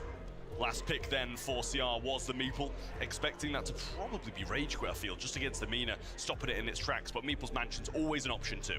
Both gadgets are great, but I feel like we just keep talking about it in the green room of how good this gadget can be. If somebody's sprinting at you, you can immediately get a stop. And I have a feeling that Angel Boy is going to be playing that Mina. We saw him pop off with this brawler yesterday, and the Rage Quit is a perfect way to put him to a screeching halt. Swift set in our opener. But especially for these 2 insanely large franchises in the quarterfinal, I can't imagine Foot Esports will simply go down. Here we go. Quietly. Yeah, coming out swinging here, getting control of the bush nice and early on. Linnaeus makes the right to left adjustment and leaves Moya all alone on that side. Heel's coming through now, but he's actually going quite aggressive with them. Now the shots are there and the ball gets passed over to the right-hand side. Might be playing this one back as Angel Boy going for the kill, and the Rage Quit can't hit him. There it is for Foot. Good bounce back. CR fully knew what they were getting into, so they do go with the Rage Quit, which I think is a good decision. You could see the benefit of it, especially when you're low HP. It does get that stun a little longer, but man, Angel Boy allowing him to have this brawler. There's a Hurricane on the left-hand side. A pass forward. What an assist! EMEA waking up! That's one way to answer going 1 set down. 2 quick consecutive goals for Foot Esports. Incredible Brawl Ball gameplay, and they're going to want to go and replicate that again and get this set back. A large array of Foot Esports fans sitting in our front row at Berlin, and they're finally getting a little bit rowdy. Shows for sure how much these people care, how Brawl Nation cares. It's a battle of the regions. It's important. Now right-hand side, marching forward. Moya goes down. Let's go, our gaming.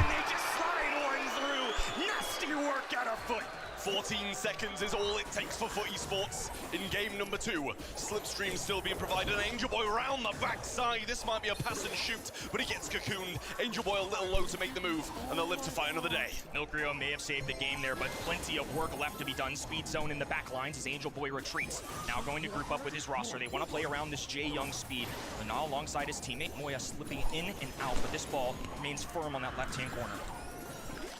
Still not trying to keep Tensai back here. Goes for the Weekend Warrior. Hyper aggressive now coming through. Super available there for Linnaeus as well. They're just going to try walk this one in. Rage Quit too, but it doesn't stop. Wow. That's the setback. Overall swear. What the hell is going on here, man? The crowd right back in it. And what? I still can't tell who has home turf here. A very beloved left-hand side there. I mean, Milcrio is a showman at his heart. The smile Wow. large, but make no mistake, this team are demons on the LAN stage. They have fun with it, but it's maniacal, it's devious, and Foot Esports with an immediate answer. Look at the smirk coming out of Nob and Angel Boy. You love to see it. Confident, not cocky. The young lads let their game do the talking. Absolutely. Let's not forget, that's sets going either way in pretty much even amounts of dominance. So not that far ahead just yet, pretty much still even in my eyes, but what a Yo, setback Noke. from Foot Esports. Really, really solid work. See not kind of getting overwhelmed. Is it from the Nokia 1410? And we've said it a few times. Or just it's not Noke? stopping what Foot had coming. Let's remind the audience as well, the draft order here. Meeple was the 6th pick. They allowed Foot Esports to get through the global bans, to get through 6 bans as each roster, and still Angel Boy landed with Mina. When will the people learn? Knocker. This guy's a problem, especially Nope. on Brawl Ball with this Brawl. Right. Well, I'll tell you what, whoever they're facing in the semi-finals and finals, if they get that far, we'll be looking on now and making sure these brawlers don't make it through, because that's about No, you mean you for CR as in Clash Royale? go their way. We move on to Gem Grab in Hard Rock Mine, and one of these teams will be taking the lead once more. A flash of entertainment, 1-1, and dominant sets from each of these squads. I really don't know how to feel. I think coming into this week, unsurprising that these two teams play, but a shocker that they are forced in the quarterfinals, especially considering the hurdle that Foot Esports have had to go through. And now a little shenanigans coming out. Our furry feline has shown up as pick number 1. Kenny, you know what I think about this pick. Your old-timey Brawl Stars pro ways, this doesn't resonate with you, I can just tell. It I just know hurts. my boy. It does hurt, and especially in a game as influential as this as well. Yes, Can you doing join really the solid hype charge, very Brawl good. Cup? Flip games on the head, jump on the back of teammates if they need help, provide those heals. So there's good reasoning for it being brought in. What do you mean Yeah, happiness, I like a good Akuna? old-fashioned, scrappy Brawl Stars game. And I think Scrappy is exactly what we're going to get. So they do telegraph this kit though, so yes, left-hand side, if you get dove on by a kit, sure, Chester might be stunned out, but if it's not the Chester being stunned out, he just walks forward, a couple caps and bells, and it's gonna be a lethal amount of damage. I don't know the exact calculation of how many shots it would take depending on the number of bells you do have, but I would say 2 to 3 taps pretty easily onto that kit. Yeah, it's a great answer, and the hype charges can just as quickly change the game in their favor as well. Still, don't know if you're really kind of playing that through the mid, down the lane. You can kind of do either depending on what your opponents do. The Leon then is the second pick for Crazy Raccoon. Lollipop drops invisibility and big opportunities to flip games on the head. Another well-rounded 2-3 turn. Consistency, I would say, out of Crazy Raccoon. I think it's going to be hard to outdraft either side here. It's something Crazy Raccoon, I feel like, have really throughout the later half of last season, I would say. Coming into this one, I think it's what's allowed them to stay on top. Join the Brawl Cup. Asia with 2 grand finals. Both of these teams, of course, 2 grand finals to their name. #1 seeds from their region. Again, it just goes to show the caliber of squads we have here in a quarterfinal 4. Well, Otis is the answer from I can only join if I buy tickets. Otis is a great shout. And I'm not invited or anything. And if not, it does get picked up pretty frequently. The Mew If that's what you mean. capabilities with that brawler as well, shutting down what can be coming towards their face. So a lot of the time, a Chester's running towards you, and Invis Leon's going to be there, and you've got the answer. Is Kit a standalone, or are they going to pair this with something? I don't know if Otis is necessarily going to be their mid, but it is a hybrid. Oh, not upset. More entertainment. The people love it in the audience as well. How can you not? I mean, you said it before. It's like, when are people going to learn? No. Clearly not this set, but they're going to go with a shade in return. Only a handful of super creators are invited, but actually, if I look at the audience, running into each other's backlines and hoping for the best. I don't see any familiar face. Maybe some well-known German content creators. And that's exactly the entertainment value I expect out of these 2 top-tier teams. Kit on the map, Mina with Angel Boy. But I haven't seen anyone. As well, an East Asia And the thing is, this is the Brawl Cup. I think more content creators will go to the actual championship in Japan, I think. In the back lines, and Angel Boy, I think your cardboard boxed up there, taking Tensai by surprise. The name joins him up here in this aggressive position, but so far they're just letting Milcrio get the gems. Safe bet there. There's going to be 2 mid-range options up the middle, some untraditional mids, I would say. It's actually Lana playing this brawler. Of course, he is known for his assassin and tank work, and Angel Boy can do it all. There's a takedown there. Good one for Milkrio to pick up, as now they can just kind of rotate around. Shade going to be doing the goat, going against the cat, but it's the cat that bounces first. Yeah, if it works, it works. In comes the invis though, and it's traded out by Lenane. Wasted super there, which he's not going to be too pleased about. Milkrio going straight for it, and perfect super for him to have. Now, Tensai moving forwards, Lenane should fall as well, and that's going to be more gems dropped. He left them on the right-hand side, assuming that he's going to be able to go across and get it. That's a double jump coming in from Angel Boy, but he's cleaned up, and Moya has a super, but left all alone. Look what the synergy this squad has. If you get a kit dive, you're stunning them, and then into a Knob super, it stuns them twice, but still, it's CR prevailing. Now a hypercharge on the right-hand side. Moya invisible, they have no idea he's there. Lenob could be in trouble. Knob there to back him up, and Angel Boy surviving that. A big deal. All three members of Foot now have an opportunity to move forward. Yeah, great kill from Knob there as well, and Lenane's pivoted to a gem carrier role, which I don't think you'd have expected at the start of this game on the Mina. Just got a few too many in his pocket, and now has to pivot to that position. Hypercharge there from Angel Boy. Little bait and switch. I think they think he's going to go forwards, but he did poke out the push there, and the Leon finds him. But that hypercharge is looking dangerous. Foot Esports are going to play around that purple button. You said it, R Gaming. You said it. Top right-hand side. He can dive in at a moment's notice. He's going to make sure Lenob picks up this gym first. Milkrio know they have to take a stance now. Dive on the right-hand side. All the chaos being let loose as Angel Boy scoops another one. Oh, he's going for more. He's feeling lethal, but up top, action going down. Foot Esports calm amongst the storms, looking to play defense. They have to keep an eye on that left-hand side. As long as they cut off Chester, they should be looking good, but Moya's invisible. Not quite within striking distance now as they get the easy tap the Hurricane up, and would you believe it, Foot Esports have taken the lead. I mean, that's a massive turnaround for Esports there. It seems so glorious. What is going on here? For them. They were like 6 gems behind and didn't look too good. But the Mina gem carrier just working so well. Kind of a little bit less risky to have the brawlers on a brawler who's got that mobility and can get away from these brawlers diving at him. But we've got to appreciate this kit play from Angel Boy. Just eggshells. This match is all over the place. Beautiful performance out of Angel Boy there, as now Lenob gonna be in trouble. A great gadget being popped to make sure he has enough coverage to back away. But Shade is now in prime position up top. If he can get through these walls, if they don't focus him down, he is going to be a nuisance in the side of Foot Esports. Yeah, Angel Boy still in the back lines, trying to do exactly what Tensai is as well. Has a super though, so can kind of cancel out what Tensai wants to do. There you go, synergy there again, good communication, but in the back line now, Moya with a great kill and cycle. Yo, super. Vado Maya, yo. What's up? But in the meantime, surely there's a few gems for Milkrio. Worthwhile double down from Lenob and Angel Boy. Just how are you? They grab that kill as Tensai clings to this indestructible, goes for the long range hug, but can't quite get there. Lenob looking for a pinch. Tensai no super, will go down as Milkrio is forced away, and Angel Boy now can go tit for tat. The little cat's gonna be in the corner. I didn't even see Angel Boy putting in work, but you know he's probably going to be winning the lane the majority of the time. Jumps on the back of Lenane now and just retreating a bit more. It's 5 to 5. Also good. Actually, the full-time gem carrier now. They start enjoying the Brawl Cup here. Cardboard box down the mid. Milkrio looking low there. So Super gets him down. But over the other side, Lenane's got a bit of pressure from Moya. They're pinned back towards Crazy Raccoon's side, and they're wanting to retreat. What is going on here? Playmakers in this set, and now CR have to pop up. A stun goes through. Nob's walking it down the map. They're going straight to the CR spawn. Fearless, relentless, and now EMEA are holding on to take the lead. Lost of a roster member. Forget it. Angel Boy is here to play. What is going on here? Who needs to retreat when you can just run straight into your opponent's spawn? Perfectly timed by Foot Esports, and they are 2 brilliant games here on the board. Angel Boy on that kit, as deadly as ever, and Lenane pivoting to that mid-roll on the Foot Mina. is cooking. We would have expected Angel Boy to be playing, but Lenane championing it to an incredible level. Unbelievable stuff. I mean, I'm just shocked. We talked about it a lot. They had us for a pre-game interview off camera, and I think you both and I had a similar sentiment. I think the desk had a similar sentiment.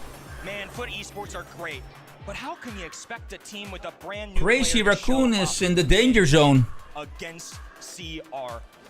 A roster member with 3 world champions, the defending world champions, ones that are hungry and on a quest to get Tensai that mid-season title. And instead, they're the ones popping off. I mean, this has been stunning to say the least. What a showing from EMEA's #1. Lenane comes in. Yo, R Gaming, thanks, bro. Catch you later, dude. Left his team thanks for the creative writing. And now, on the edge of beating Crazy Raccoon at Brawl Cup and going to the semi-finals. Just one more set is all they need. Stats-wise, Didn't really get a clean look at it, but I can tell you for a fact Angel Boy got 10, and that man is on one today. 10 kills. I mean, just unreal.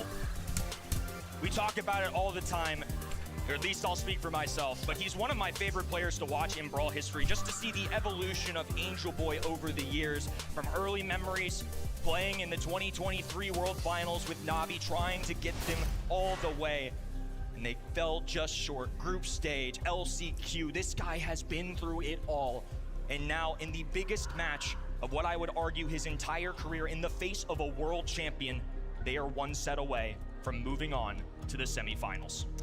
Kenny, I don't think you just have to speak for yourself, to be honest with you. I think the Angel Boy appreciation is worldwide in Brawl Stars. The nicest guy to play this game.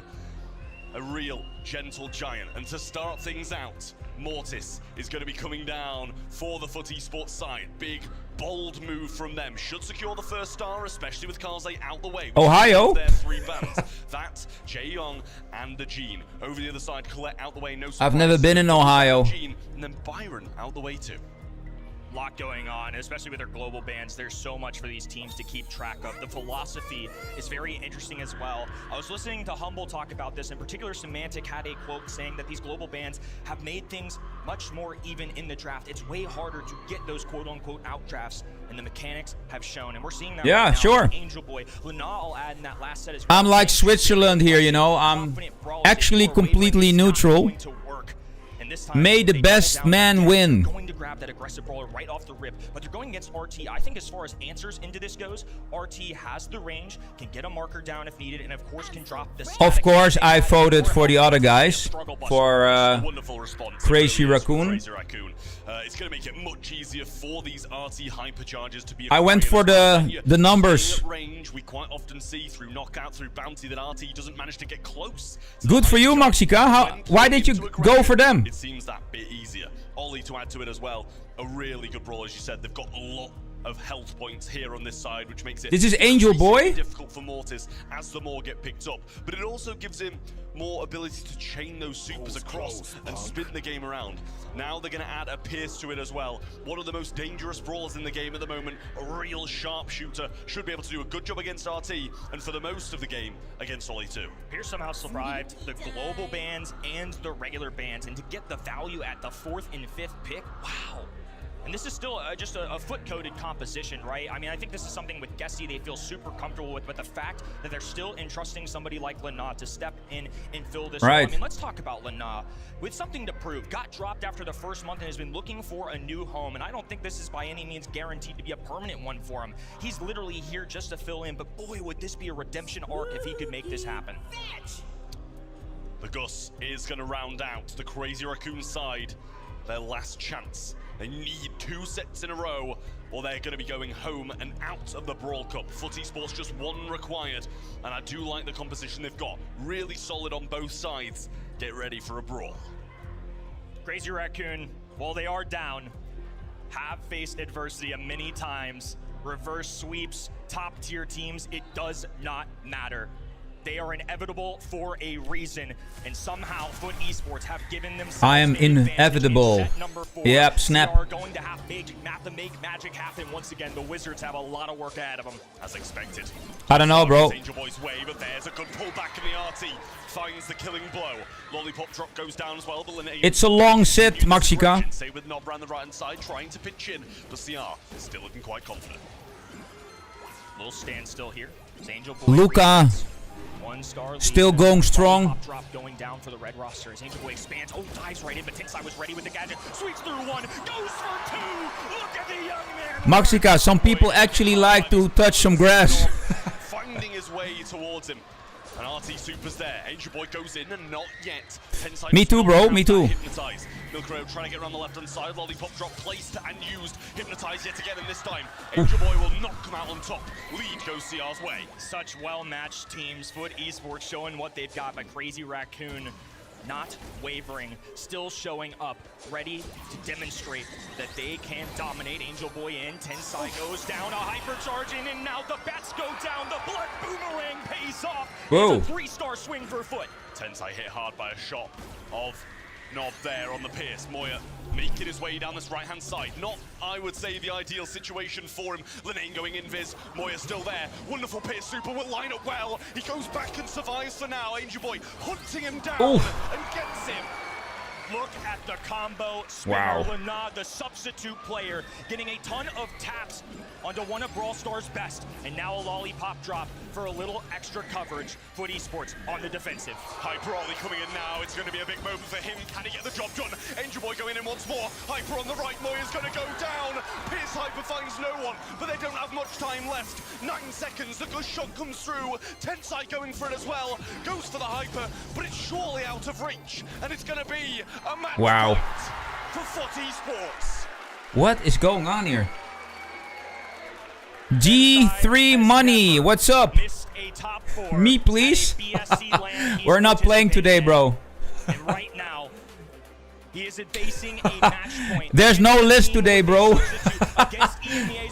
We're watching the Brawl Cup. Boys Odyssey in the making. Welcome, man.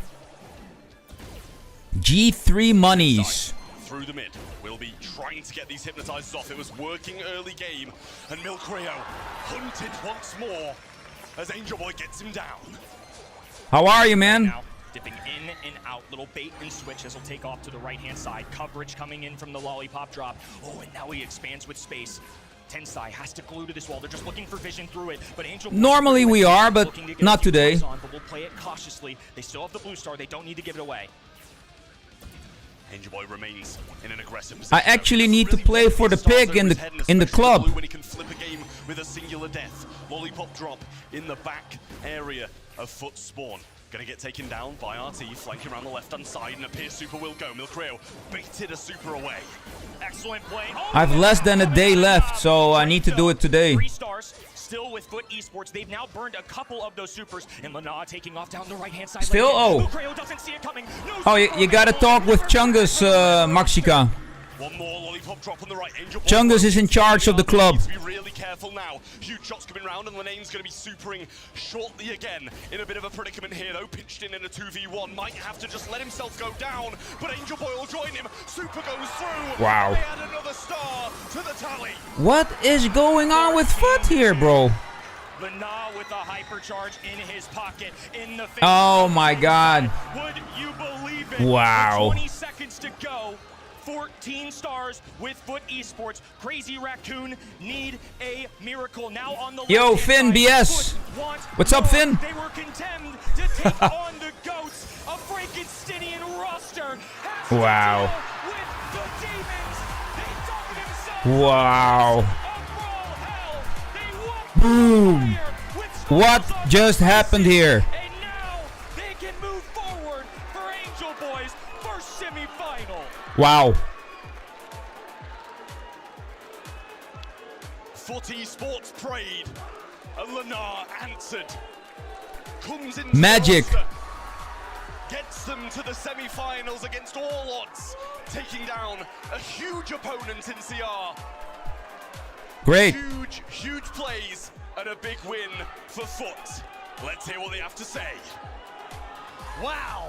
Wow, wow. I mean, the celebration says it all, but you just eliminated the world champions from the Brawl Cup. How does that feel? I mean, to not sound arrogant, but I warned everyone. He knew it could happen. From your perspective, talk us through that match from your perspective. You know, how did it play out for you? Actually, first set, it was kind of like a wake-up call, like how did we get out-drafted so hard, but then everything went so well as we predicted. And yeah, anyway, GG's. Crazy Raccoon is one of the best teams on the tournament. I just think we are better. No. For a little bit of context, the Brawl Cup is in between the monthly qualifiers. Then you have the Brawl Cup, and the championship is in November and will be held in Tokyo, Japan. So it's like a 3-stage rocket.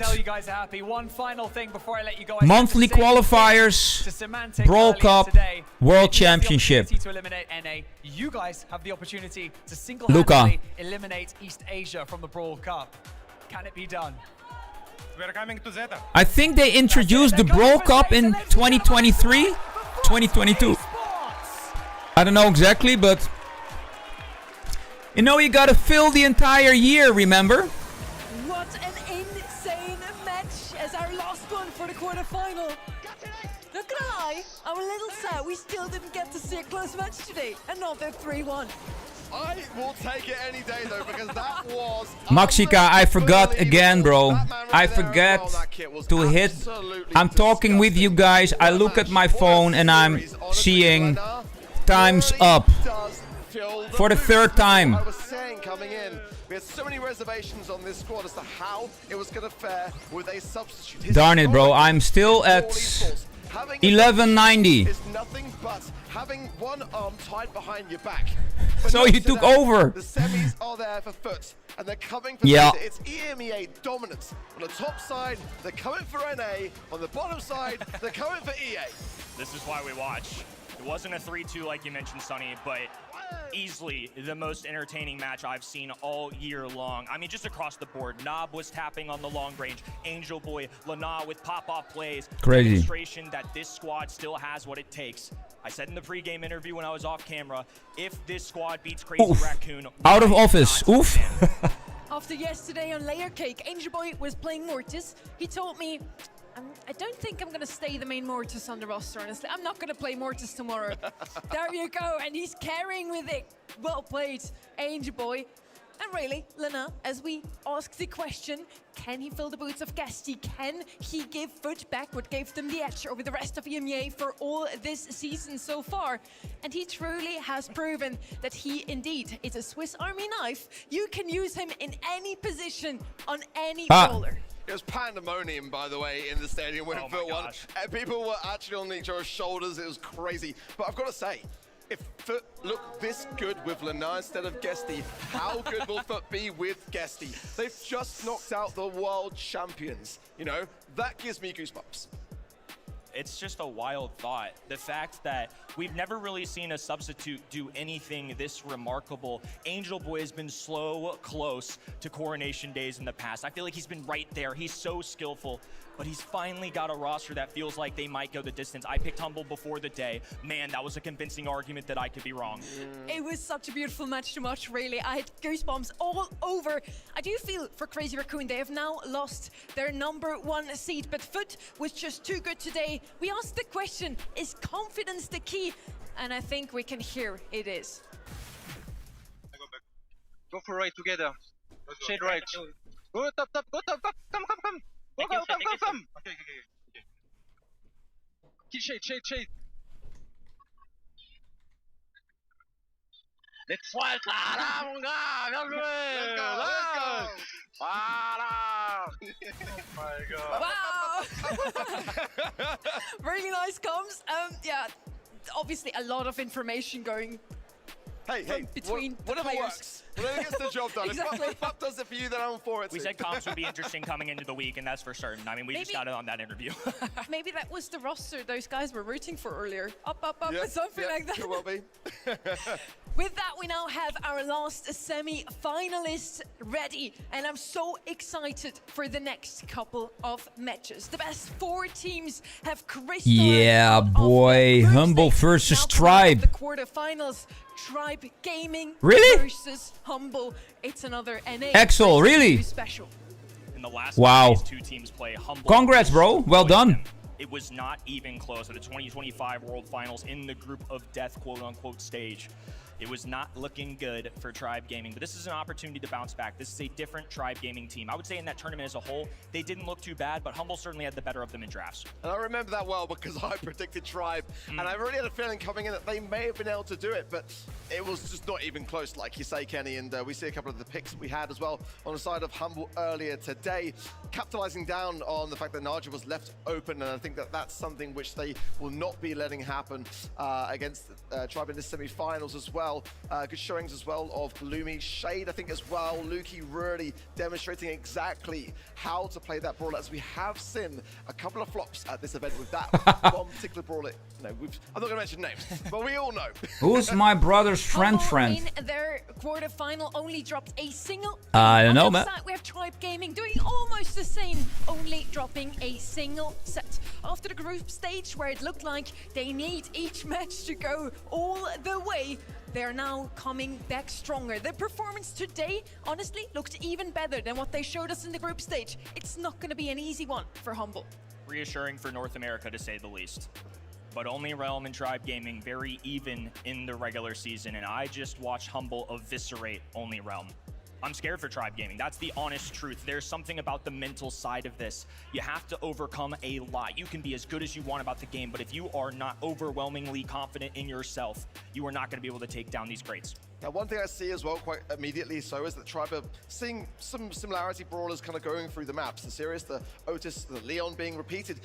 Humble don't do that, and that's the thing that makes them more unpredictable, in my opinion, when it comes to their draft. And Tribe have got to be very cautious around this, to not sit back on those comfort picks too much, because it shines through the data.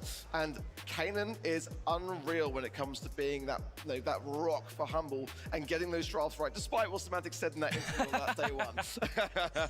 I do agree with you. Humble is unpredictable, but so far, every single time a team has faced them, they banned out the peers in the global ban stage already. Let's see if that's going to happen once more. Never mind, Tribe Gaming going with a different route. This time, Colette and Ruffs are going to be banned out. At least Humble can't open up the map as well for their peers. And then Edgar and Leon on the left-hand side makes a lot of sense when you play into RBM, honestly. We are still at Brawl Cup Berlin 2026, and we are in the battle of the regions. Now we have two EMEA teams left, one NA and one East Asia. So for NA, Kenny, this is the last hope. It is the last hope, and we could use a W, I won't lie. It's been bleak the last several years, and look, Humble are a fantastic story regardless of what happens here. I'm just a fan of Brawl Stars overall. There's going to be a good storyline either way. If Humble reclaimed the throne, if Tribe Gaming took NA to another grand finals, both are awesome scenarios. You're also a fan of Brawl Stars. So lovely to meet you, honestly. Yeah. 3 hours. This is why Let's go, bro. Is it 3 hours? Yes, 3 hours, 12 minutes. That think alike, and now they're rooting Let's for go. their favorite team. On these maps, we saw the global bans already. Now what's missing, guys? Naja. I was thinking the same thing. It's The predictions. Straight up Naja. Hardcore, gents, hardcore. Sirius as well, not banned out. And have you got your banger? Have you got your banger? That PFP looming in at 1,500 tier on event.brawlstars.com. Now is the time, if you haven't placed your predictions, to go and do that immediately because it's going to be pretty rare, I would say. You don't have a lot of time left to lock in your predictions at event.brawlstars.com. This is the prediction. It's one of the most dominant ones so far today. 89% for the side of Humble. Now, Tribe, where's your fan base gone? I don't know where they went. I'm guilty. I picked Humble, so I'm not. I picked them before the tournament. In fairness, I'm just saying. Look, it's my obligation. It's my fiduciary duty to give my honest predictions. And I thought Humble were going to win it all, and they're still alive. I just have to keep picking them, but I may change my mind depending on the grand finals. You don't quote me on that, but If Tribe asks you later, you can always just say, I was trying to jinx Semantic.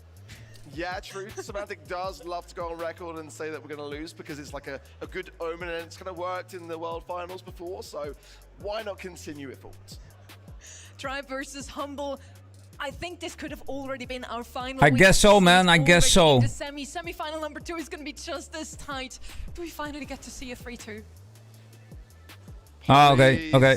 I would love to see it, especially with so much on the line. Getting to that grand finals today is what it is all about. Securing either a world final spot for your region or an LCQ slot for your region is what is all to play for. And now you think about that lower half bracket too with Zeta down there. LCQ, last chance qualifier. The world finals is in Tokyo, Japan. Everybody familiar with that term? That second match is going to be LCQ. ahead of ourselves. The semi-finals lining up now. Tribe Gaming versus Humble. I cannot wait. Barney, you're gonna love this one. It's another EMEA versus NA special.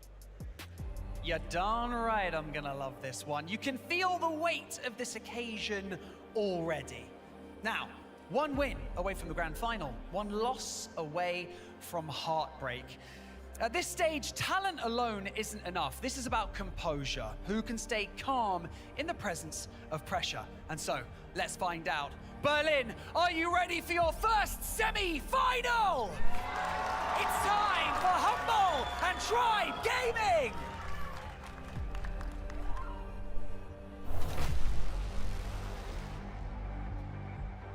Lego.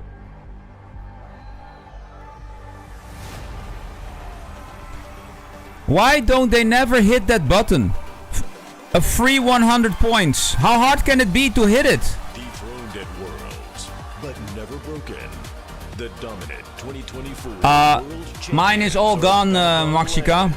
Hungry to prove last year's silver medal was just a minor setback. Humble versus Tribe Gaming.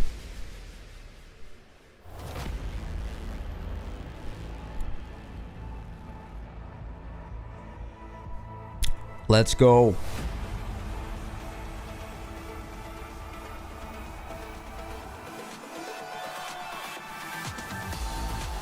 Once feared globally, these former kings of North America faced harsh critics back home. Now battle-hardened with fresh firepower, this household name is here to reclaim their global respect. Sure thing, man.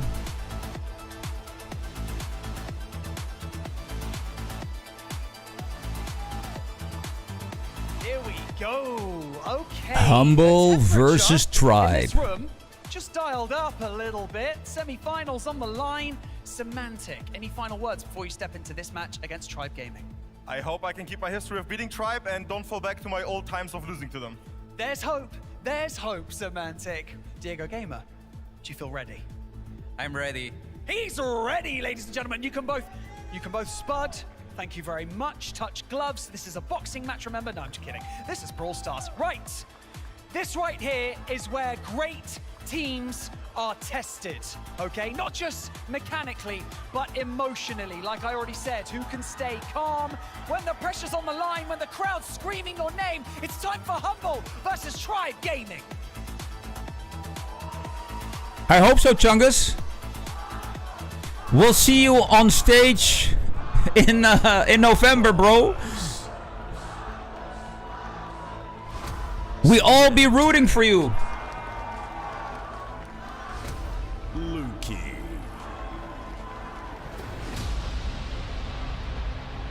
Chungus Esports. Live from Tokyo. Chungus Esports.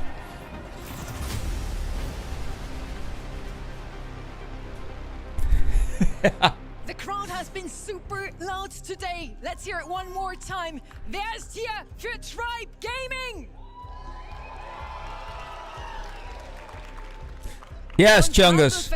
Wake up, man. Ihr seid sehr zahlreich heute. Lasst euch mal hören.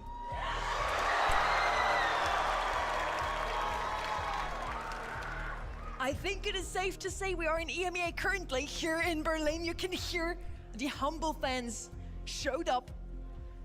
Now, the question is, will Tribe Gaming get revenge? You mentioned it, Kenny. Last time those two teams have faced up against each other, Humble came out on top. Gene. They're starting the draft Or with Genie. We are in hideouts on Bounty. Gene makes a lot of sense. Usually pair it with an RT, maybe, so your long-range shots do a bit more damage.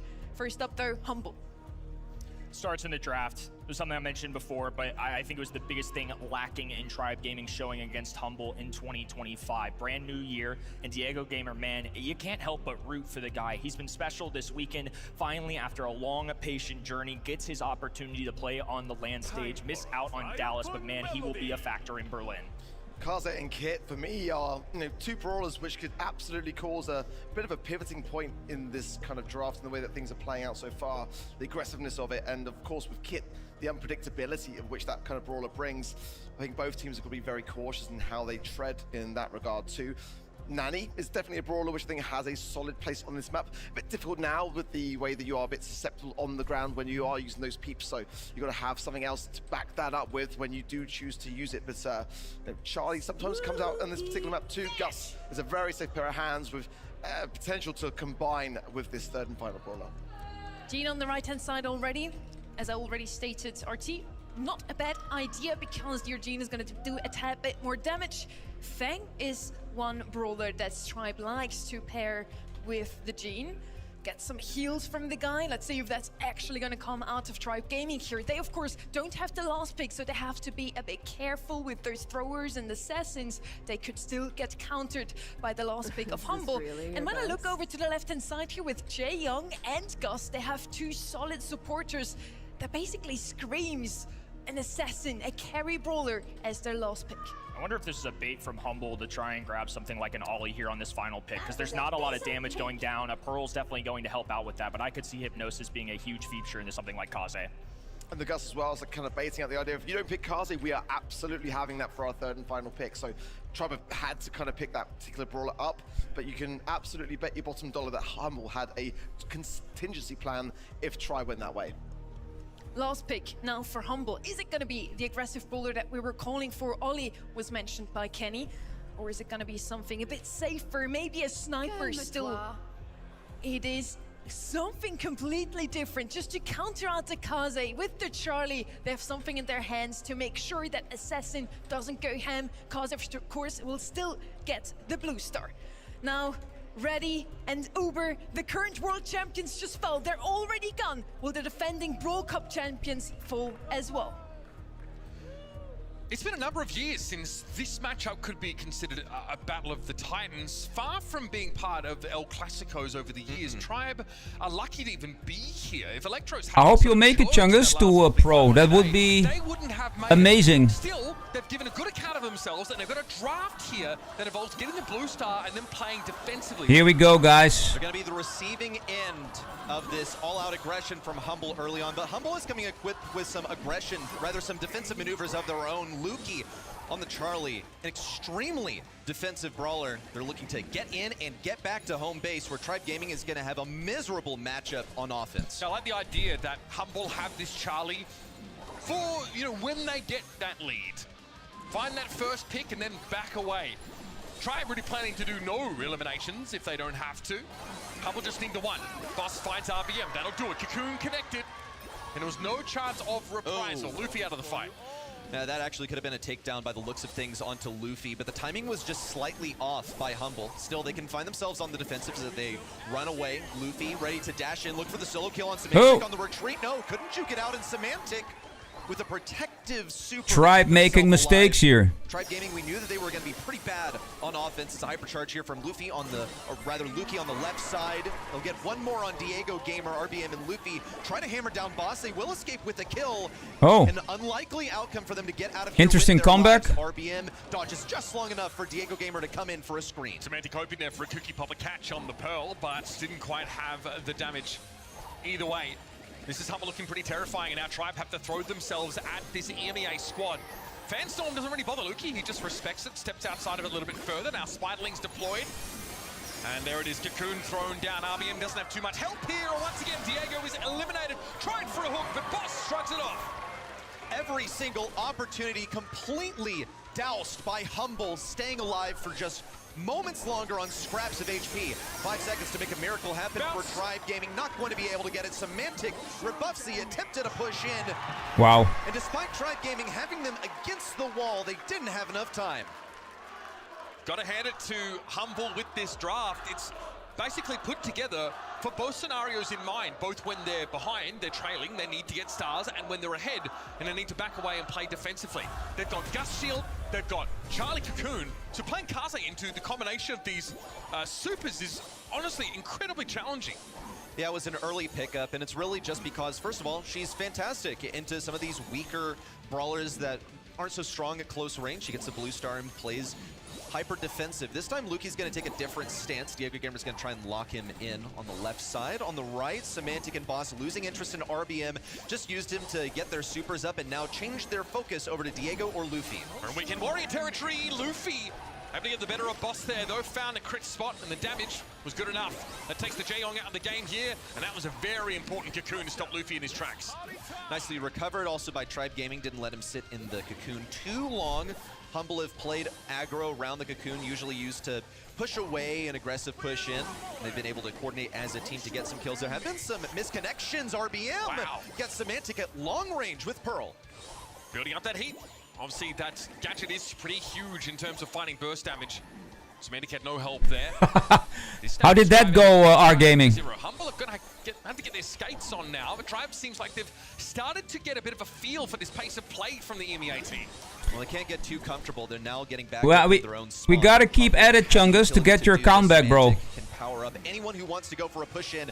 They have to weaken RBM first. He's all heated up on tons of HP plus that shield gear. 30 seconds to go, still biding their time. Luki wants to eliminate someone from this defense with his super, still working for it. Probably just a couple of connections of the yo-yo away. Yeah, find a cocoon connection. You can Are you currently in contact with support, Chungus? and come out with potentially a wipe there. Numbers advantage means a heck of a lot in this game time. Luffy steps back, realizes he doesn't need to overextend. This is still One of my teammates went 5 kills. It's going to get lost, looking to try and make their way in. It's going to be a wicked warrior connection. And there's the hypercharge from Semantic. Diego next to fall. Still a blue star difference though, and Humble just still up short. Great math for Tribe Gaming. They knew that a couple of them could fall, but they had to keep Luffy alive with that blue star. He's so evasive. It's By the way, one of the Chungus, things that makes if you Kaze talk to excellent support, on this map in such a high are priority. these AI agents, or do you also talk with some real people?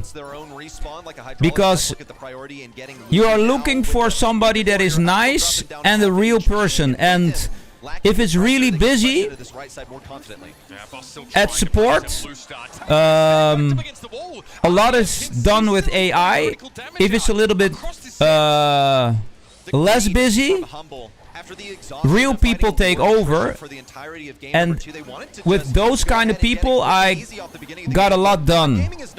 But they already know the interaction off the beginning of the game. Luffy got a little too aggressive. Boss nearly took him down. Would have taken one more attack to do so. Now Diego Gamer you had to play like you were in the Brawl Cup, bro. Luffy is in a tough spot. All right. Sweaty. Not going to happen. RBM around the right side, attempting to pitch in, but there's just no sight line. The most dangerous moment is just after you've gotten out the cocoon and still haven't started moving yet. Easy for Humble to line their shots up against Diego and get themselves a couple Yo, still trailed by the blue star. Moxie, are you kidding me, bro? RBM will commit if Luffy gets pressured, and here's the fan storm forcing Semantic away. Chungus, it's the same thing with YouTube. Let me tell you something, Chungus. Content creators working on YouTube content for many years, they get demonetized overnight by an AI automated system, losing all their revenue. Sometimes entire teams depend on that. So we live in weird times with AI. The hypercharge cocoon, that was too much for Diego to deal with. He couldn't burst them down quickly. Now Hubble have that 2-star lead. Luffy on a bit of a solo mission here as he tries to pressure on the left-hand side. It's RBM stepping up, dashing fist of the Brawl star, but Boss is still standing against the shield. Exactly, it's all scripted. So you need to break the algorithm. Correct math on the draft. They willingly handed over a couple of strongest brawlers on this map. Gene, Kaze. Maybe change the reason why you lost your account. Turtle comp didn't work at all. Humble kept their composure and pretty much just threw darts at the dartboard until something stuck. Went for you gotta keep thinking how to get in. Bro, it's just your account. There's nothing weird about asking your account back. It's not something illegal. As long as they do not understand it properly, you gotta, I don't know, fix it. We know Luffy's incredibly good at any sort of gap closing, any sort of close range assassin type brawler. Frustrating though, I think, is they just couldn't quite. But now you the damage they were looking for. These cocoons are now you have access to that email address, right? I think you gotta come up with something else. You emerge too predictably, and it's too easy to line up some shots preemptively just to take you down as you come out. Really smart heads up pick here from Humble on this Charlie, because I think it actually had a pretty good responsibility there on the left side versus Diego Gamer. The Vengeful Spirits are never going to accomplish anything into him. It's just tit for tat, you know, gadget for gadget. The Spiderlings come out. Jan! Come the Vengeful Spirits to deal with them. And What's up, Jan? Back gradually. He doesn't have the DPS. We're watching the Brawl Cup, Jan. Really pushing you away. And Brutale Jantje in the house. Just walks forward and auto aim. So What's up, bro? To concede and couldn't get a pull really at all. I saw one pull and it was totally wayward. Didn't hit its mark at all. That's what we mean by the Hindsight is always 20/20, Chungus. You need to hit those magic hands. Let's move along though. But I think they locked your account now. I know. I'm looking very closely here at the bands. But Lumi and Stu, please stay calm and keep thinking. Otherwise, you will not succeed, man. by Tribe, and on the side of Humble, it is Mortis, Ali, You need to and win Neil on the this. table. I think there's a lot of priority here on disrupting Luffy's play. You saw Last day of the Brawl Cup, really Jan. harshly target banned Sands in that first quarterfinal match of the day. I think they're doing the same thing for Luffy as a team's playmaker. And remember, Chungus, there are worse things in life that can happen, so take that in consideration. Stay calm. Naja open again. She is so frustrating, so challenging. And can It apply could that take some time, but you never really feel like you have a chance keep to trying, stop man. and get fully healed up. Really annoying for tanks, even if Naja's damage isn't that high. She's constantly keeping them revealed inside. it is. On the other hand, you know, we all invest a lot in this game. So I fully understand the frustration because I've had this situation like 3 or 4 times. So I know exactly. Bro, I was so freaking pissed, bro.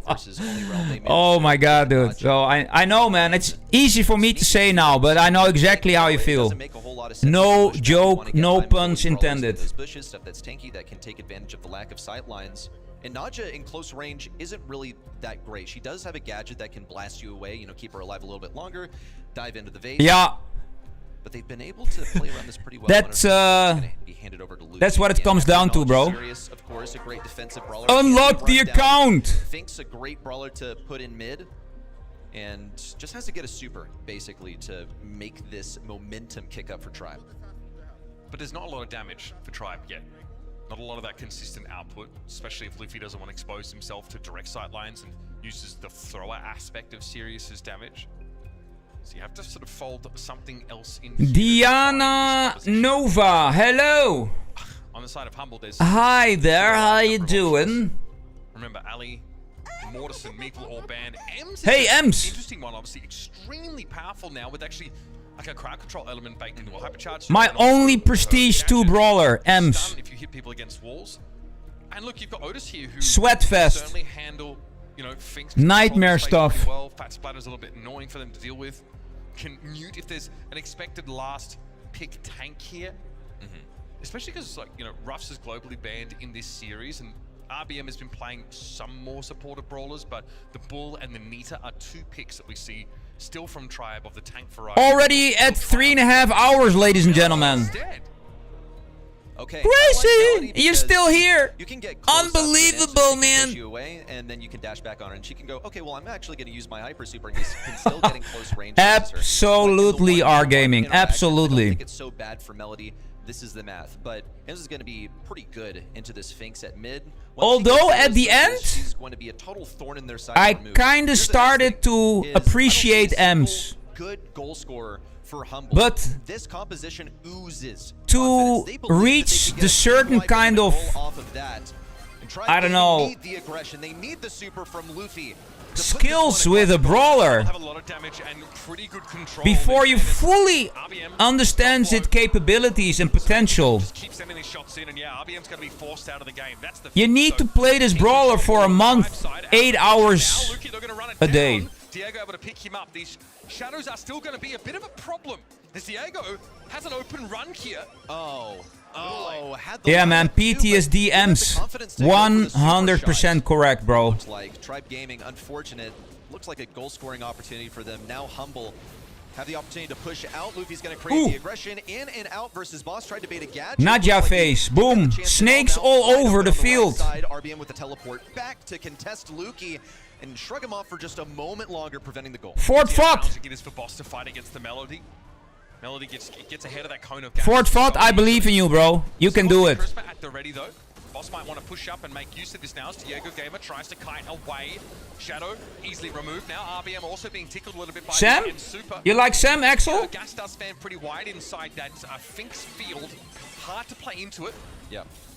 A lot of snakes on the field. RBM makes a TP play here. Those shadows will be cleared off, but Luffy's able to get into the map now as RBM finally gives up the ghost.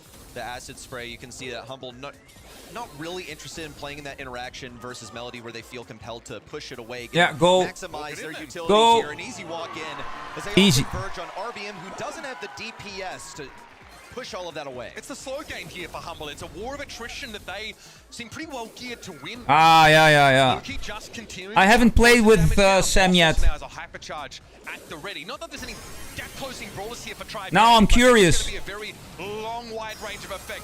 And that's a Nacho hypercharge. Yeah. That's. Oh, nice. Prestige 2 Sam. Nice. Oh, wow. Not just that has gotten them the entire game victory. It is a countdown to 6 hypercharged snakes coming down on the field.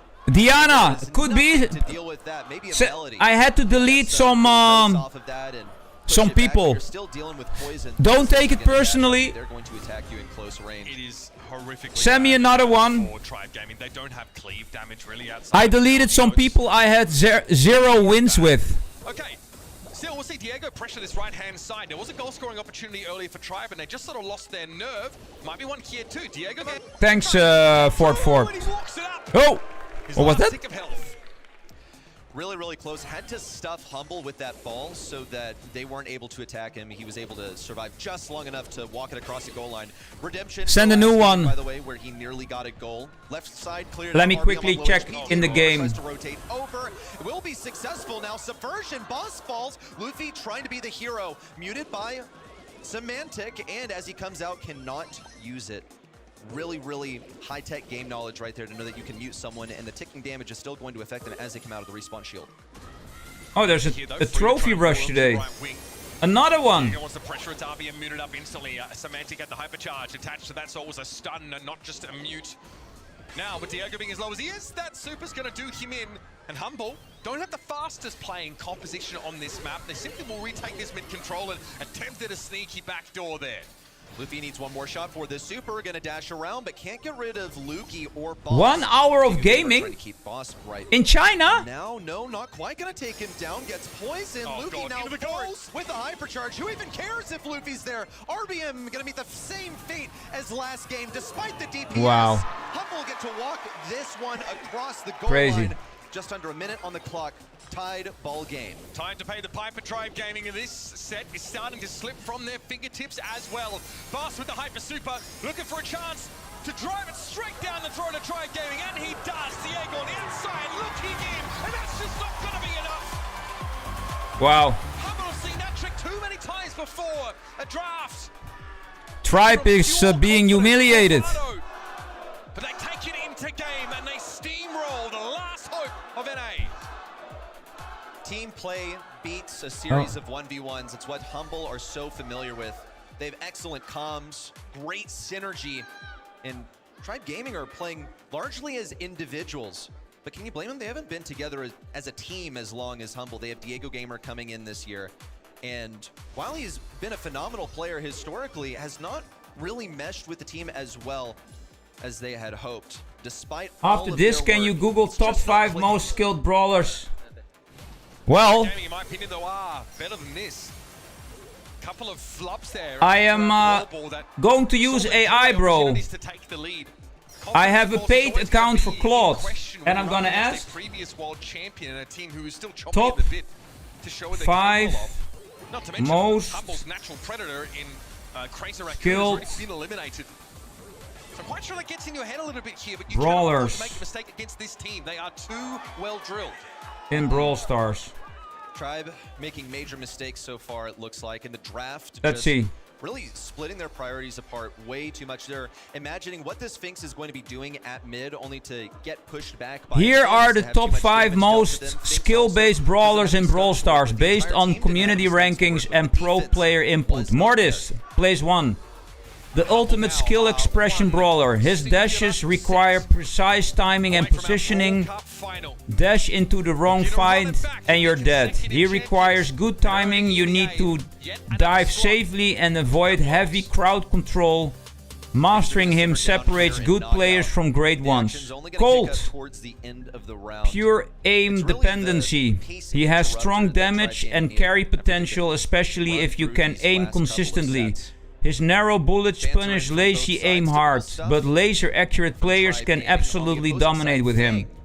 RT is high skill because his main attack has literally the thinnest projectile in the game. If it were easier to hit, he'd be B or C. Landing shots consistently is a real challenge. Dynamite. Any thrower that lacks area control is a high skill brawler, and Dynamite fits that bill. Predicting enemy movement to land bounced shots takes real game sense and practice. And at place 5, Leon. Leon is excellent for surprise pressure and finishing low health enemies, but he is strongest when you can create space and avoid being forced into predictable fights. Poor positioning gets him destroyed instantly, so 1 Mortis, 2 Colt, 3 RT, 4 Dynamite, 5 Leon. Yeah. He has really terrible base reload speed. So I can definitely see him being crunched into the back, Mina having to retreat alongside him. Fort Fut sounds good, bro. This Mina, as he often is the aggressor for the team, the one trying to open up the gates for his teammates to succeed. But I just have not seen. I used Claude AI to come up with this, and the sources are At least Angelo was banned. That would have been Brawl Stars tier lists. disastrous. Nani picked up here as a Yeah, it's a combination of tier lists from professional websites. See how it combos with the other brawlers. Of course, I expect this to be a 1v1 for Nani versus Pierce, most likely on the right side. Pierce is going to have to rotate over there. So how does he get through easily? Well, Pearl is a way of addressing that. And now things have sort of flipped. Could be the Pearl versus Nani if they're able to enforce it. And then Pierce wrapping around on the left side. I'm at 1,200 points now.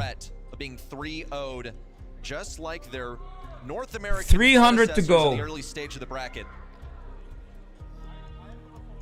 Nani being matched up into Pearl would be pretty rough for Nani as that return to center gadget basically is rendered useless.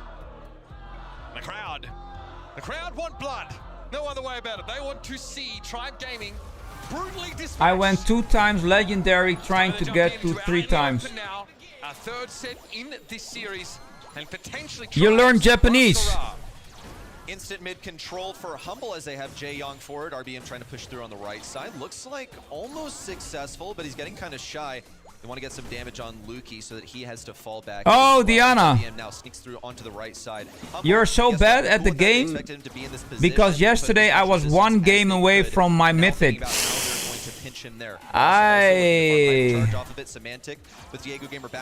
By the way, a guy in Brawl Stars China has a Prestige 8 BB. What? Yeah, Tribe Gaming also are going to profit. What? Prestige 8? Towards the end, Humble not so much. Luki does not want to fight the Pearl at all. He would very much like to continue harassing down this Mina. RBM though has his shield blown up and Diego Gamer gets a little Here, low. Fort Fut. Do you know why the rank sucks? Because of the boosters and they pay to win to get to pro ranks. Yeah. Too easy as Diego Gamer is knocked aside by the peep. An easy target for Luffy. So Axel, I got your answers hopefully. With Claude AI. Maxika speaking Japanese suddenly. No idea what he's talking about. Luffy looking for a solo kill. No follow-up. Yeah, won't be able to follow it up. He didn't have ammunition for it, but puts RBM in position. Hypercharge out. Masters boosts are hundreds and I'm broke. That it's not worth it to keep fighting. That's the Weekend Warrior. Boss, though, finds himself defeated. 300 HP apiece for Diego and Luffy. They hang on just barely. Luki gets 1. It's a 1v1 between Diego and Luki. Diego, though, Luki knows exactly where he's hiding. That section of bush has been knocked out, so Diego has to reveal himself as he crosses. Luki knows what he's up against. Oh. Diego has the edge in terms of burst damage. 1v1. Won't hit as hard, but has a bit of help with the auto aim of his shots. Even hiding behind Storm Pie, yo, welcome back, bro. Use that super. Luki won't have an easy time. You missed like 200 games. That's it.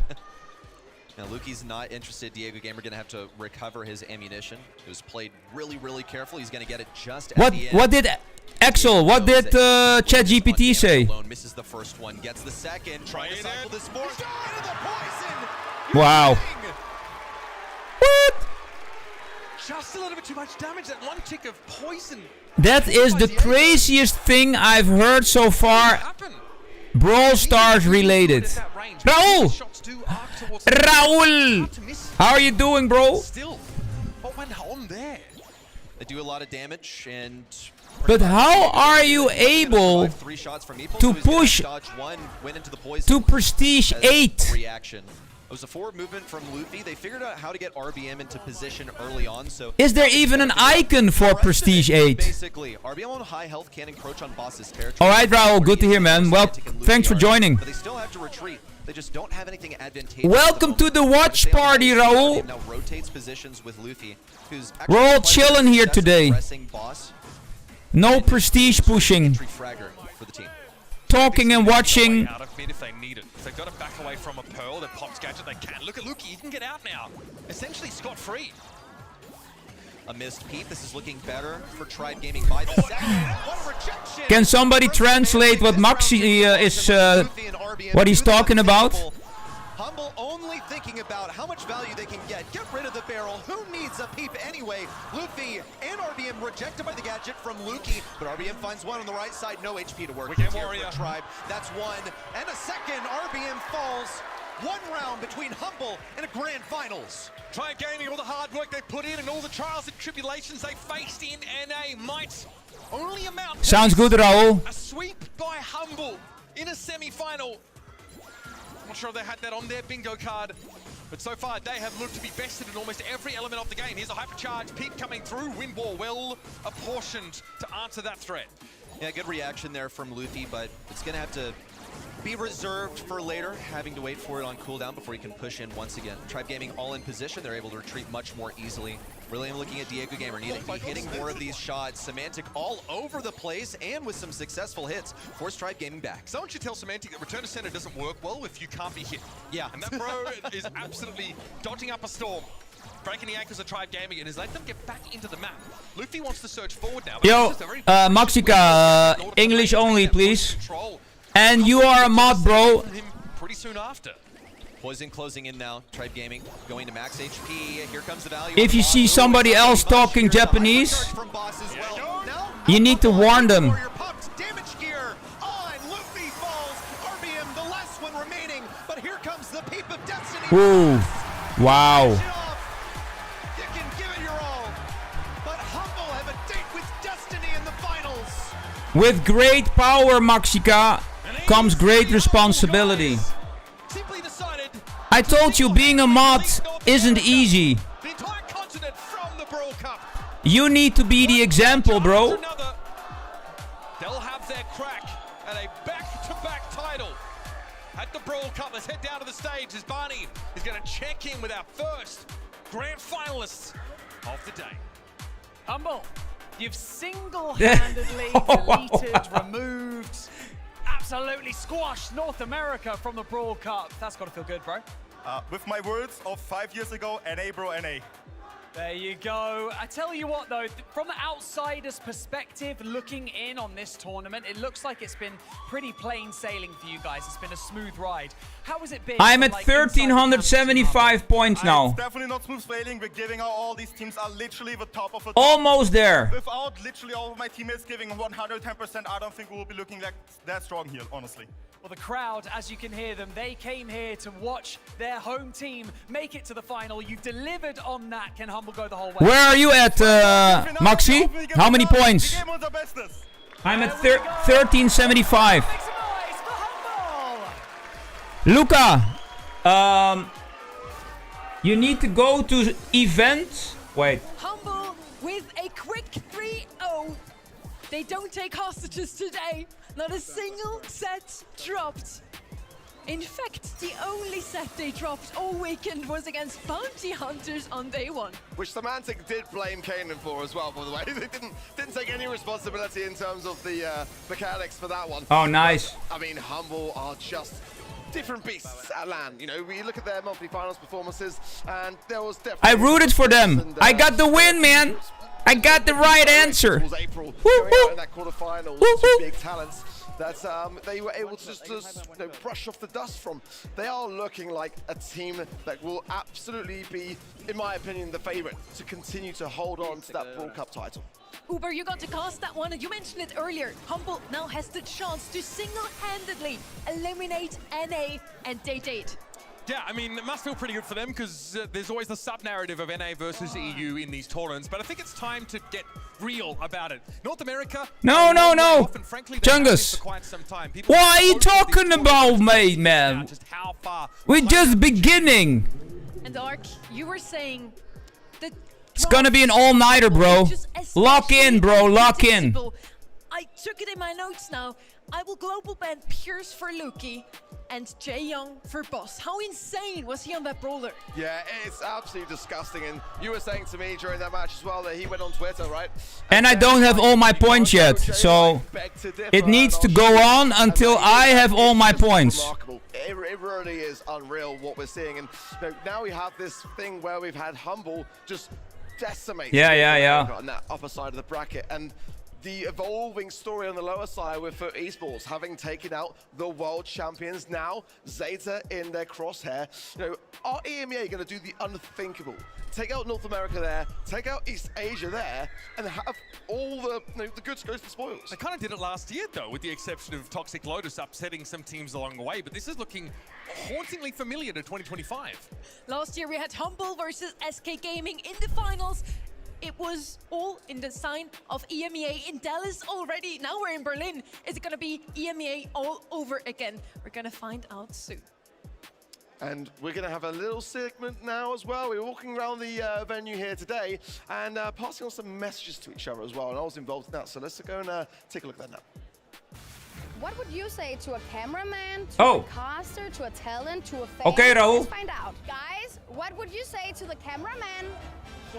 Let me take a look, bro. Let me take a look. The fans want you to film their signs. Can you do Oh that? shit, damn it. Yay! Okay. But if you could say something to the fans, what would you say? I would say just give it all you have and enjoy yourselves out here. Guys, the cameraman wants you to give a lot of I don't see anything. And if you could say something to Ark, what would you say? Press the button! I'm in the makeup with Ark, and Ark, the fans, they really want you to push the red button. I know, and I love pushing that red button. And we've done it once already, and maybe if you keep watching on event.brawlstars.com, we'll do it again. But if you could tell Trav one thing, what would you tell him?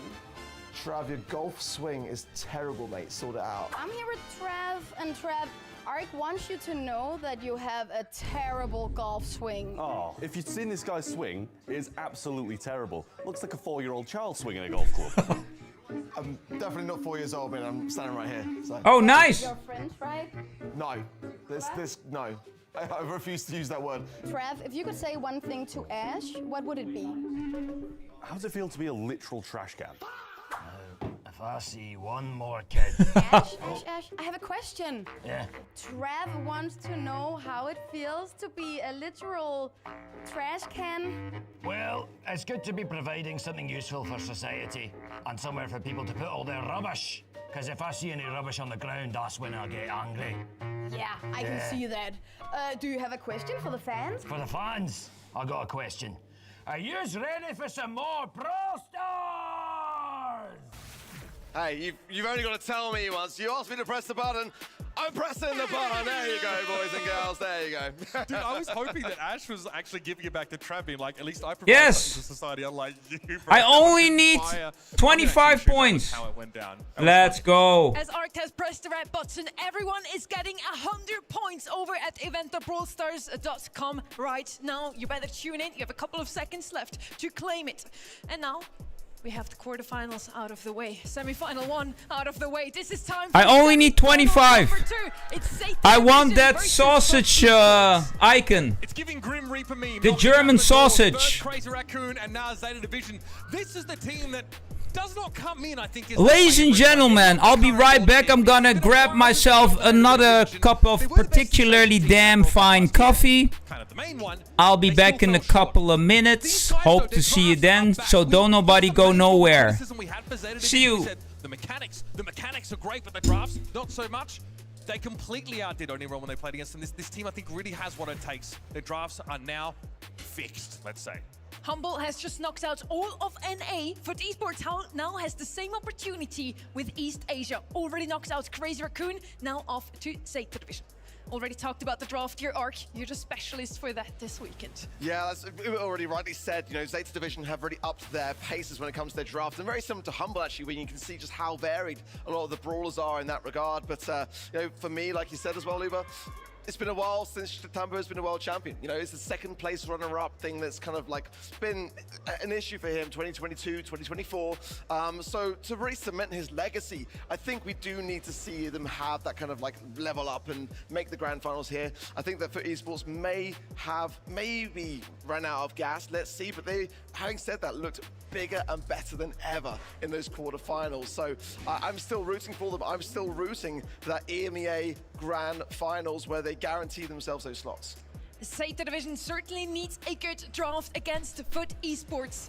They have the opportunity to shut down East Asia completely. Already took down seed number 1, now off to seed number 2. Zeta Division, they really looked good this weekend, but will Memeshi offer enough draft knowledge against... Is Angel Boy drafting now? Gasty isn't even here.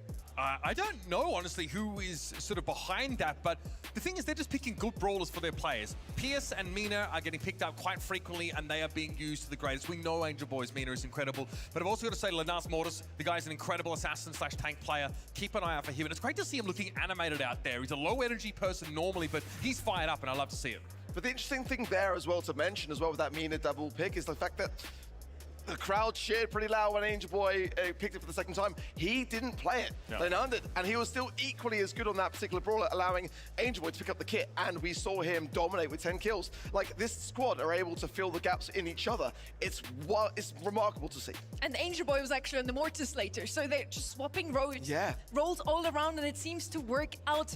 Lena seems to be just the piece they were missing.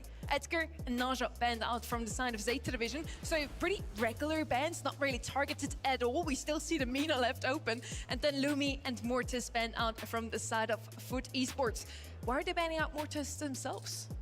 I mean, again, I don't know if they want to run into it. Shtapa was on the other team as well. You look at Mechanical Gods when we talk up how good Zeta Division are, and I think if you're Foot, you have a strategy that doesn't hinge on Mortis, then don't leave it open. Make sure you don't have to face it and have something volatile mess up your strategy.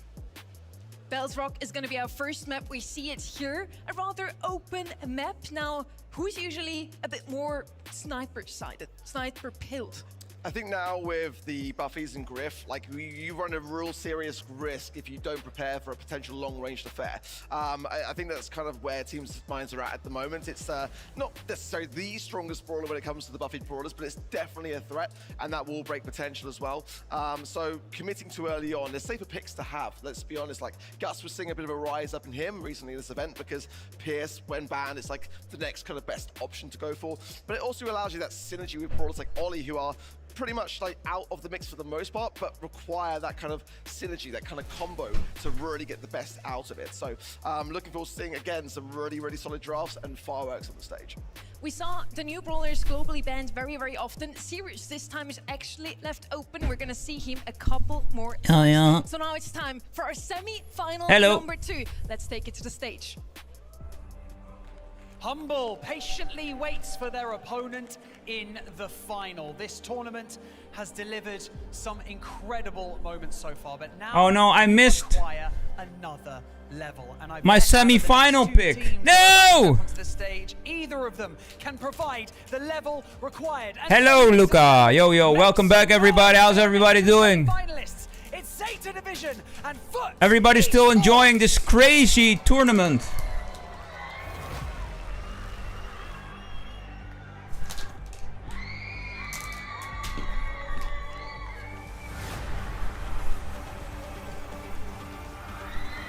Respawn! Forget the cheap tricks. For their next act, East Asia's greatest. What a great word! Respawning! Masterclass in mechanical dominance, drowning the competition in a devastating display of unmatched power. I think you have something with language, R-Gaming. Not gonna lie, bro. I read 25 books per year and I sense something in you.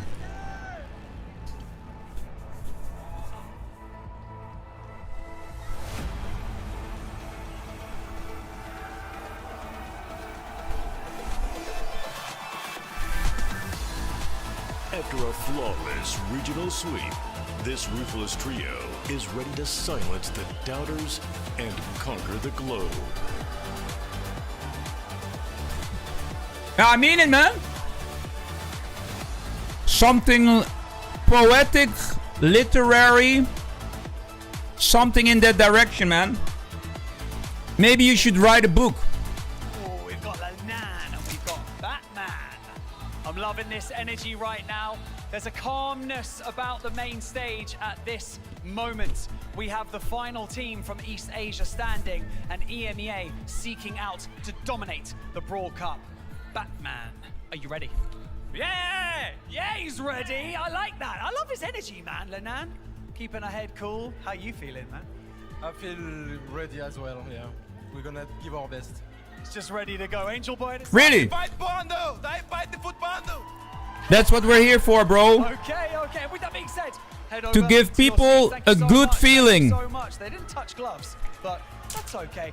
Ladies and gentlemen, the pressure Being nice is actually one of the easiest things in the world, but most people don't want to do it. Who has the nerve to stay calm? Kind of sad. Stage. It's Zeta Division and Foot Esports. Let's go!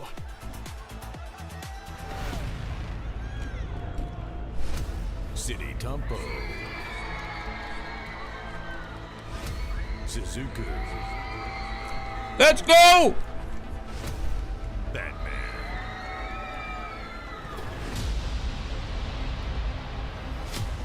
Lenar, Flirt! Flirt? Angel Boy, That was really funny, bro. Attention, everyone! Moxie is now lurking! I feel like Foot and Humble probably have the most fans here, but Zeta Division definitely some of the loudest ones. That was insane, Berlin. Thank you so much. Now, heading into that semi-final number 2. Is there a brawler, guys? Who in the chat has ever been to Berlin? Well, that's a great question, actually. When am I seeing Gray? It's just like not really the meta for him. It could be on this map, but I think it's less like when you got brawlers like Kit, brawlers like Pierce, like the long range affair. It's kind of hard to. Where's my boy? Yo, Squeak! Yeah, that's a great shout, by the way. Yeah. On this map, honestly, we've seen him as well. I think we saw like. All right, guys. Gray used on like hideout earlier. It was like. Yo, Epeo! Blue Star take from Yo. It wasn't that excited. I'm impressed to see like the Ollie band here from. I see some new faces coming in hot. Always try and pry that Squeak! ball on this map. They What's find up, the bro? most. It's been pretty solid Epeo! performance for them. Epeo, ayo! Some aggressive brawlers Welcome back, bro. out on either side. Kit's double ban. Leon out of the way. Oh, here we go. The Angel Boy special showing up once more here. Of course, on a map like this one, gonna come in handy. Picking her up so early might be a bit risky. Jaeyoung is immediately gonna follow here from the left-hand side. Pair it with Pierce. You have the speed, you have the range. Not really the damage just yet to deal with Mina, actually. Could be Jaeyoung compared with that as well. I mean, that's taken away from the Mina, but Byron would absolutely allow the Mina to be able to force her way down that line. And it's a scary prospect. We'll be lacking the speed, but the heals be like double in that regard. So again, Gus wouldn't be the worst of shouts to be able to allow Mina that shielding to go on those aggressive runs. That windmill gadget, of course, will be able to turn Lurking is a big thing on Twitch. Angelo, do you know what? It might then be Lenar. Everybody that goes AFK, aka away from keyboard, says exclamation mark lurk. moves into like a nutty pick. If you remember back the previous series for Zeta Division, they played triple sharp. Those abbreviations come all the way back from IRC, aka Internet Relay Chat. Try and give Pierce that room. You need something to stop this Mina just walking up. The first chat rooms How are you going to keep her honest? on the internet. Like a strong source of damage. The Leon though is Long time ago. It's also banned out. Man, yeah, a Byron to combine with this Angelo, some real long-range potential. Yeah. A sniper on either side now, some shields for Mina. AFK, away from keyboard. As in, you walked away and you will not know what's going on in the chat. Because you went out for chips, coffee, or something else. Charlie, anything else? Ark, any ideas? I really like your Charlie shout. It's not really the kind of brawler you'd expect to have to pick up here. Meeple, yeah, sure, can work as well with the matches of Meeple to maybe deflect or that I think that abbreviation, no joke, could be 30 to 35 years old. Semi-final number 2, Trev and Kenny. 1,638. Who has ever been on IRC? With a world championship. And now Super nerdy shit. Are knocking at the door. The Angel of Death meets the laughingstock of the 2025 World Finals. Mechanical Monsters, Demon Destroyers, semi-final 2 of the Brawl Cup. Wow. LCQ in World Finals on the line. Really? Give it up, Berlin. We've got a banger matchup. Wow. Angel Boy starting really I didn't expect that. by Batman and Suku pinching this left-hand side. Not the best position. Respect, gents. Stormpie, Maxika. Straight off the bat, but a great tap. You know what the internet is all about. The substitute player making his mark early Great. in the match. Batman, the Cape Crusader now, under heavy fire from Angel Boy. Shatampo trying to operate with the long range. Byron keeping up though. Batman low HP. Lana. Do you guys know what an egg drop bot is? That he can't heal, just knocking arrow after Ever heard of that? Egg drop bot? No need to overextend for FUT Esports now. I think this 3v2 advantage and the superior close range brawler in Mina. There's the splash. Shatampo very low and gets tapped once more. Oh yeah. Him down, and Batman, the only one left alive for Zeta, heads straight for the gas. Gonna make sure he gets tagged up less and less, but unfortunately for him, Nob did charge up a super. Those were the bots that like regulated all those IRC channels. Is Angel Boy certainly an advantage for FUT Esports? The only thing they have to hold on Zeta Division side is this super from Jaeyoung, which is by far the easiest to get. Oh, Shatampo, 2 really good taps on Nob there. He's got to retreat. Super on the left. I used to have an egg drop botnet with like 13 of these bots, all connected to each other, communicating with each other. Crazy. On different Unix shells all over the world. It's been a huge feature of their run this week. You couldn't kill it. Though, as Angel Boy looks to go down the right-hand side, Zeta clustered together in this bottom left-hand side. It lived forever. Not a good spot for him to be in, especially with Mina coming around this right-hand side, looking for the pinch. On the internet. So far, and a super from Lenar finds the AI when there was no AI. Forced out by Angel Boy, all pinned in this bottom left-hand side corner. Shots coming through now, though. You can still download it though, and run it on a Unix shell. Division are only left with 2 members. Old school shit, man. Nobody knows this nonsense. Everything he can. They have to fight for their lives out here as the fishing barrel comes out. Not a lot of contact. Now some shots raining in as well. Hypercharge going Boom! Oh, he's an escape Boom! What? Incredible from Shatampo, managing to win that matchup. Hypercharge available from Lane right now on the left-hand side. Super cycled out by Shatampo in the dying seconds of that round. Angel Boy getting pitched in. Batman shot to the face with a little gadget from Lenar. But it's so far FUT who are a bit further backed off. Peak mechanical skills.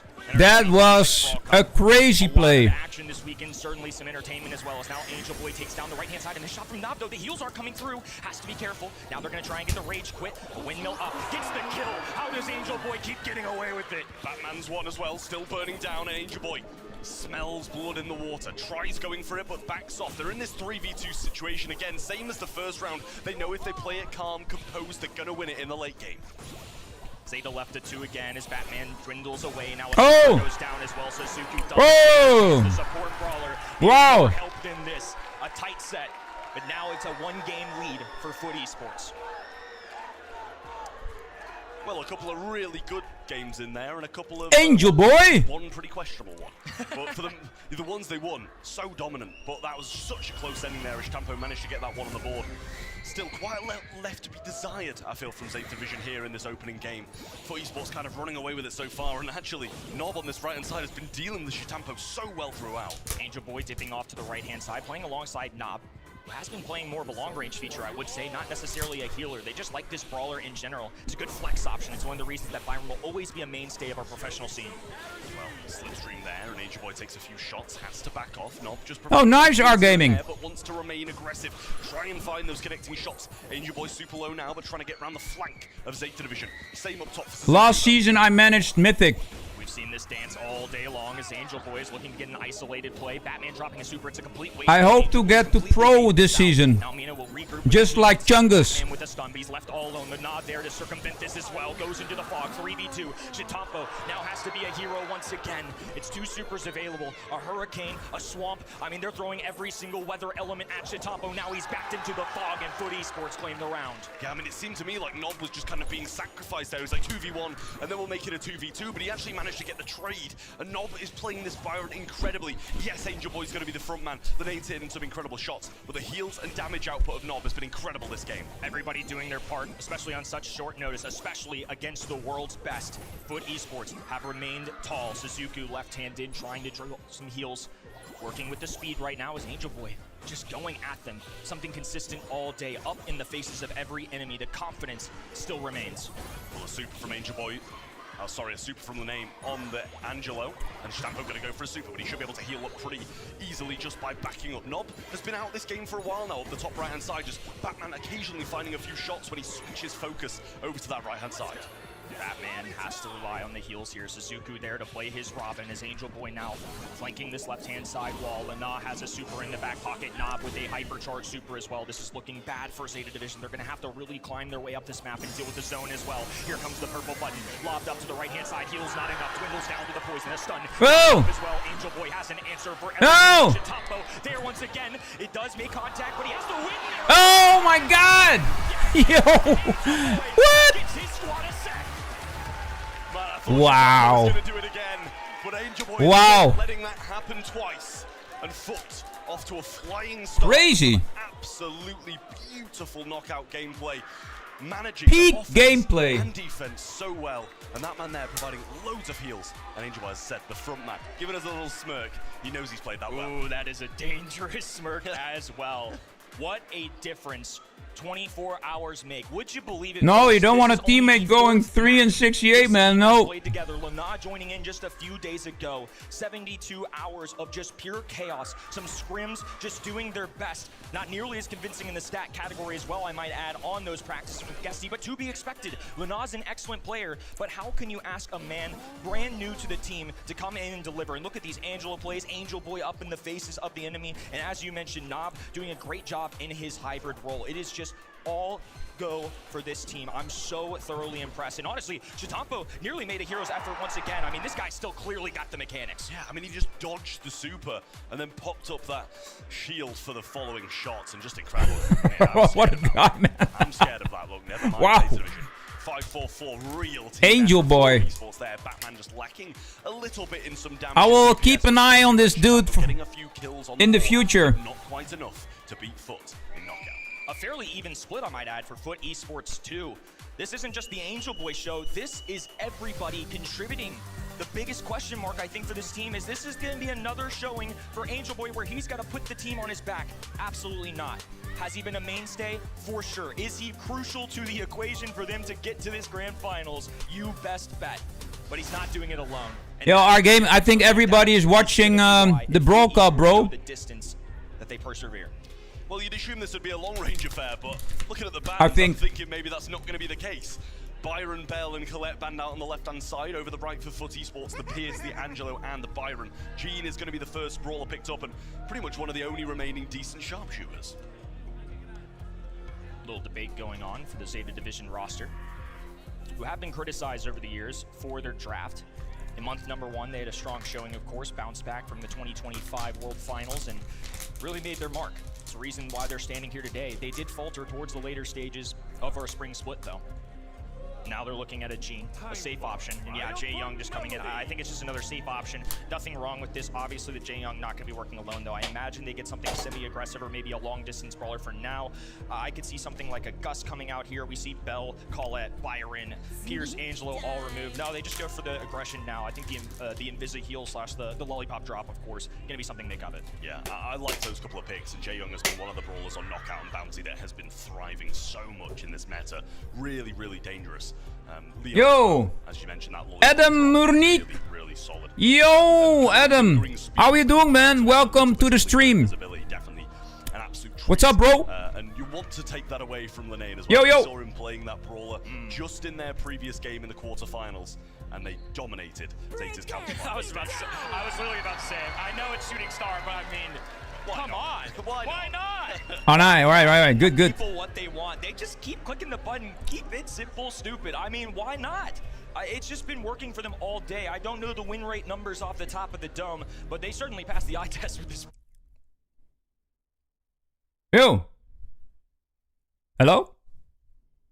Yeah, I mean, even when losing, the brawler's not the issue. That's the thing. Absolutely. Right? What happened, man? Even if we see him lose, the majority of the time it's not going to be Angel Boy's fault when he's on that Mina. So, really good pick. You've kind of got to balance that aggression on a moment. Thanks, bro. You're going to be spending a lot of your ammo just dodging, staying out of the way, waiting for the right moment.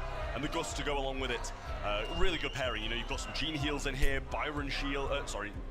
Gus shield when you want to go in, and you've got to time it well. This is the call out I made for the left side. I think it's still fine. They have a 6 pick. They can react to this, but especially like I mentioned with all these ban stages, you were saying it was no longer going to be a long range affair. Well, they just had to dig deep a little bit to find that brawler of choice, and it seems for a lot of pro teams, it's Gus once you get past these first few. Yeah, absolutely. It's kind of just the lingering long-range brawler. And don't get me wrong, it's not bad. It's not bad on at all. what kind of device is everybody playing Brawl Stars? Personal as well, which is what he's going to have to be.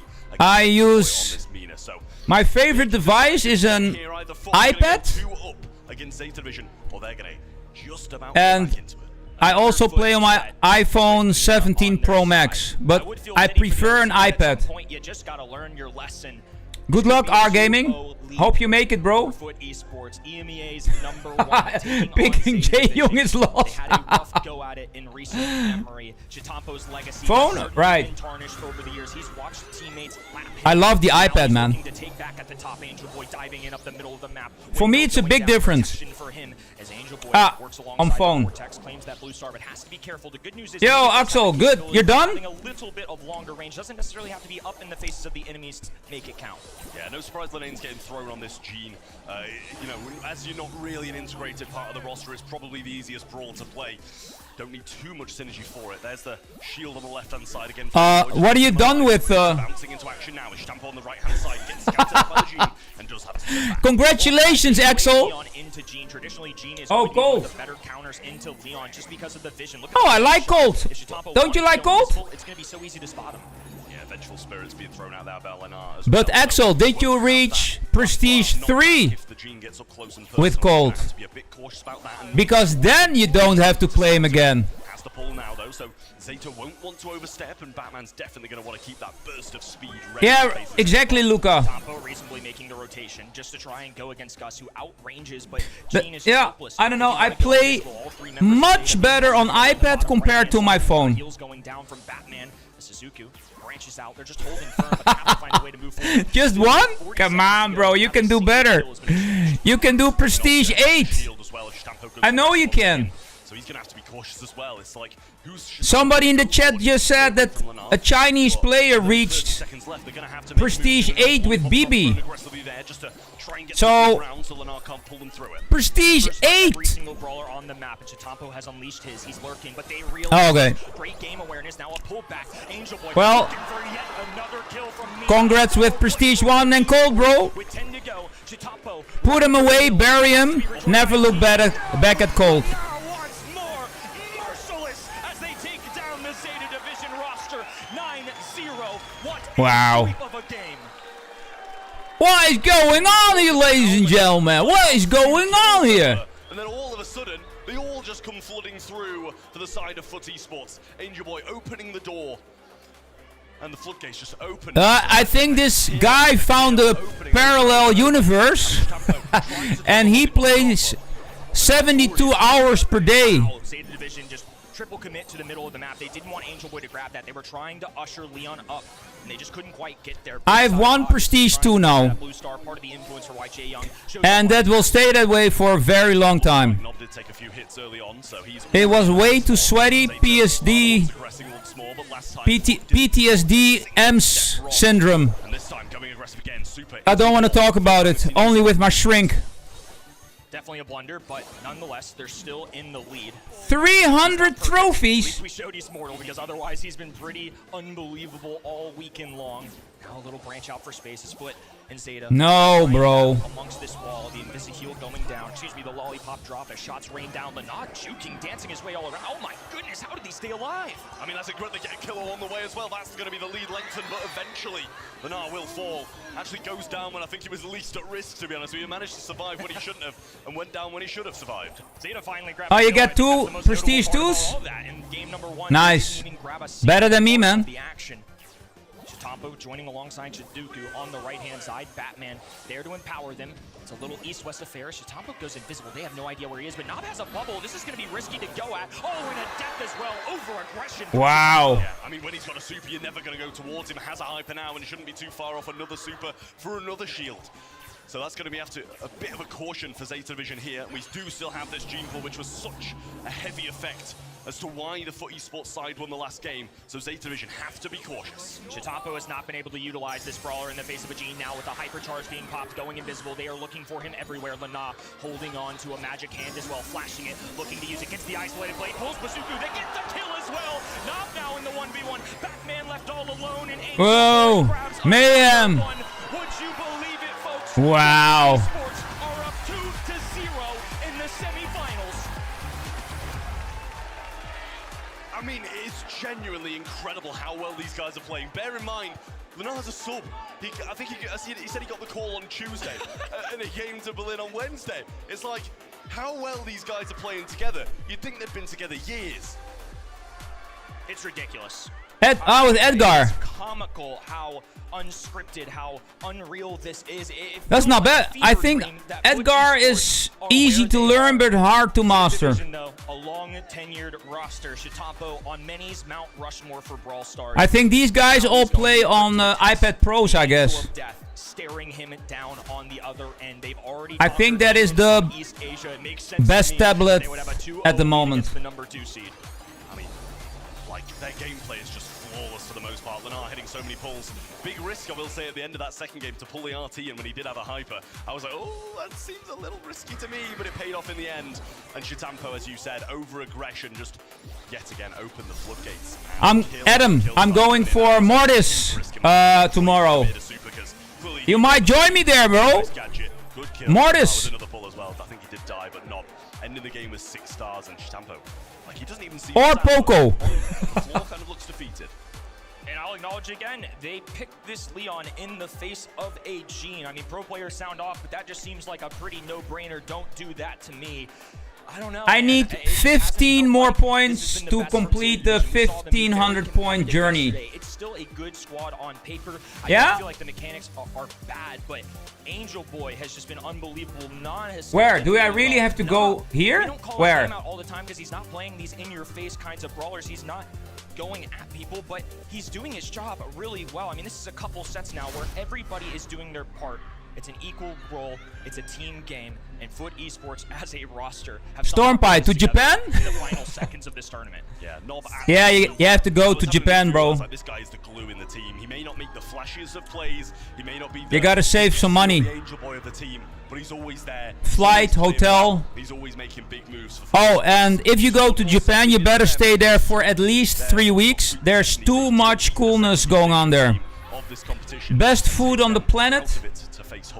Sandy going to be the first pick then for All right, good luck, Adam. You can do it, bro. And M's from the Zeta side. FUT get rid of the Crow, the Colette, and the Shade. And going to take Otis as their first. Chester still on the board as well. Curious if that comes out at all because we see so many anti-tanks removed. We also see wall break as well from Griffcon. So I wonder if that was part of why they wanted to do this, is to pick the Sandy. They also throw out the Ims, who traditionally is going to be really good in a one-on-one interaction with Sandy. So I think this genuinely was what they wanted, and it looks like Foot, and reasonably so, don't ban this out. They just let it slide through these 5.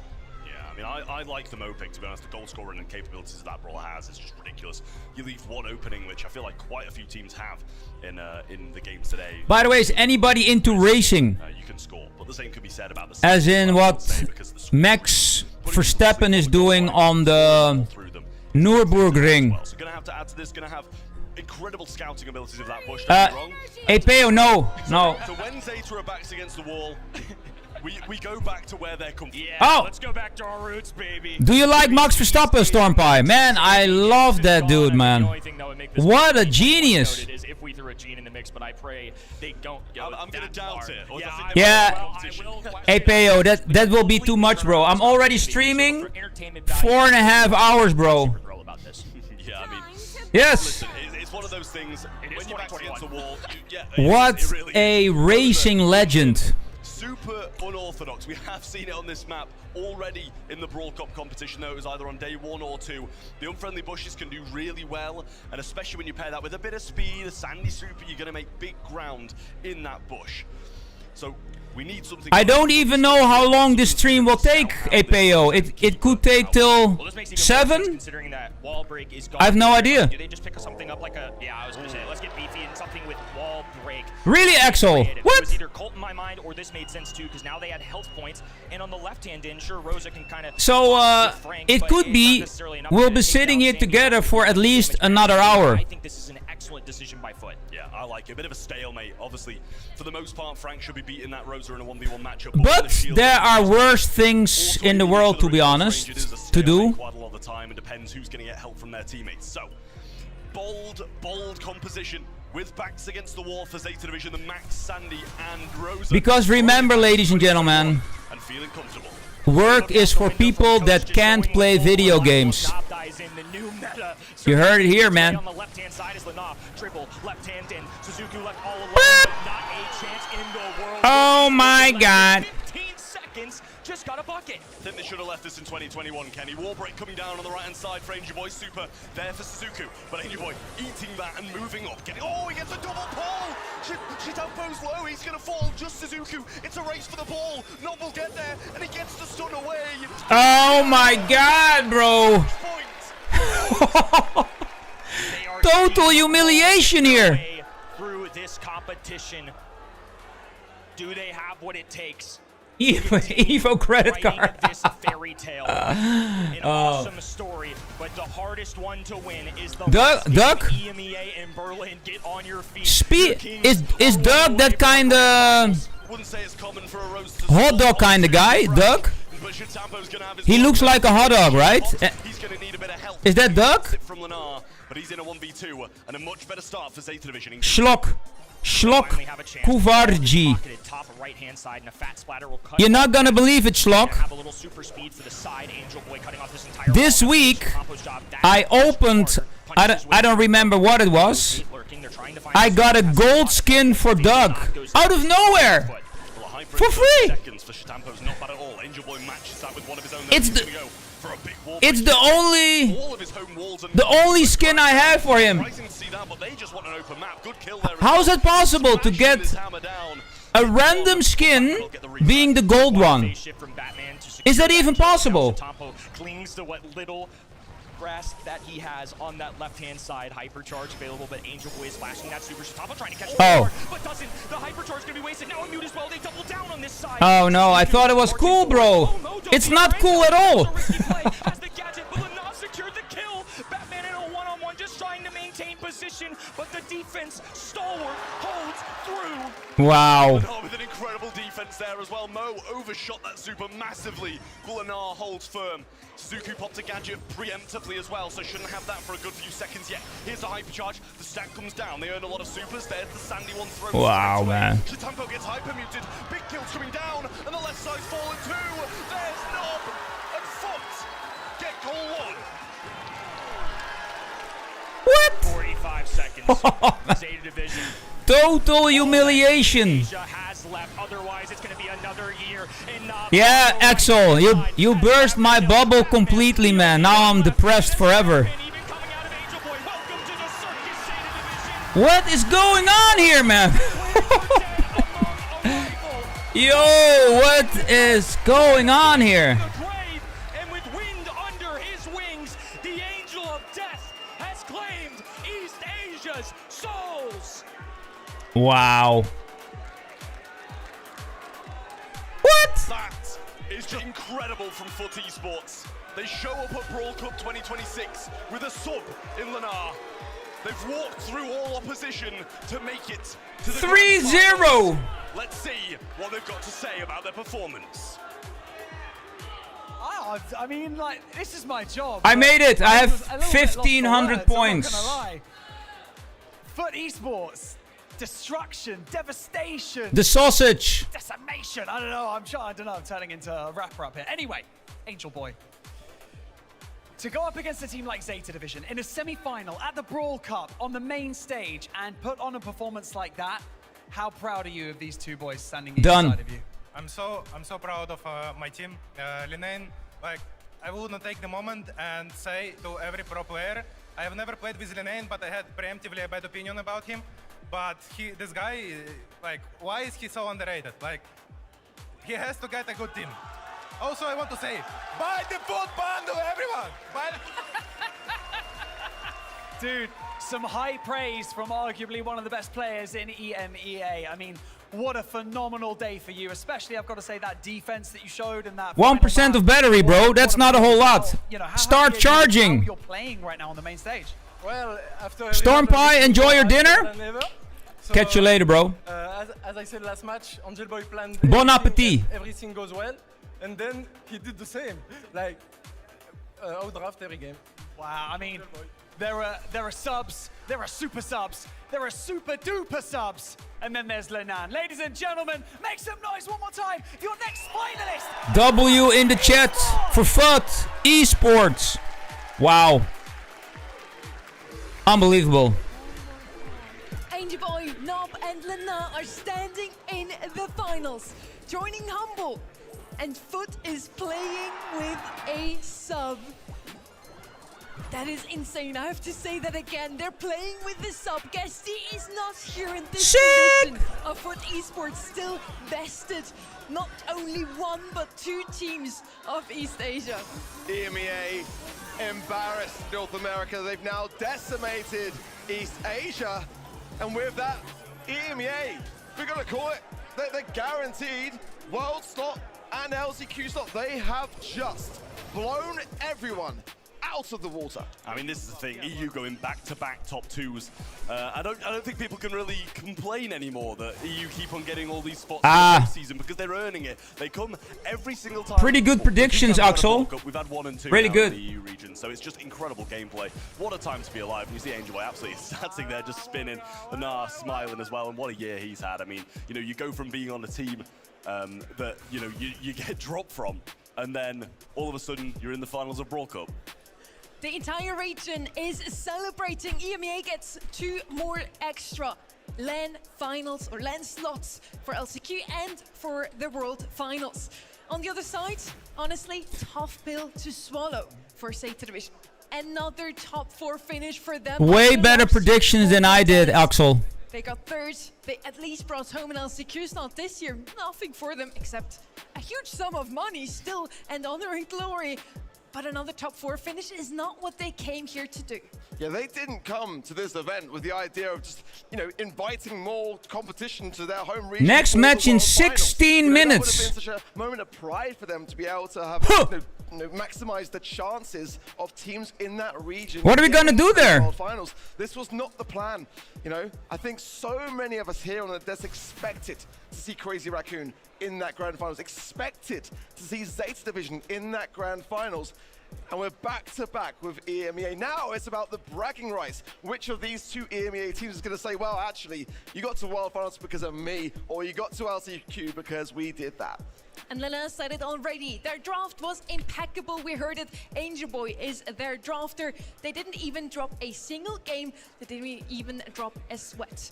And now, let's hear what they had to say to each other, also during the gameplay. Nice set. I pinch. I push straight. Yeah, run. We can score for sure. Yeah. No stun. We score. Nice, he doesn't have to bury it. I'm close to fight here. I'm gonna open them up. Yeah, okay. Wow.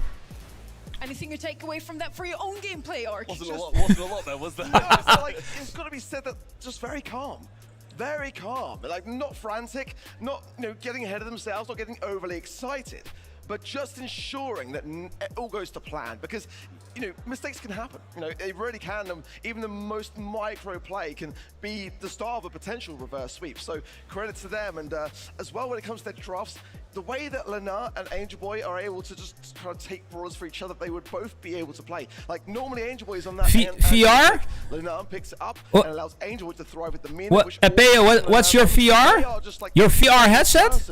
And what an amazing achievement for Lena. I mean, this is going to be all over socials. They really fit well together. I believe that should have happened earlier. Angel Boy and Lena on a team, it really just works out.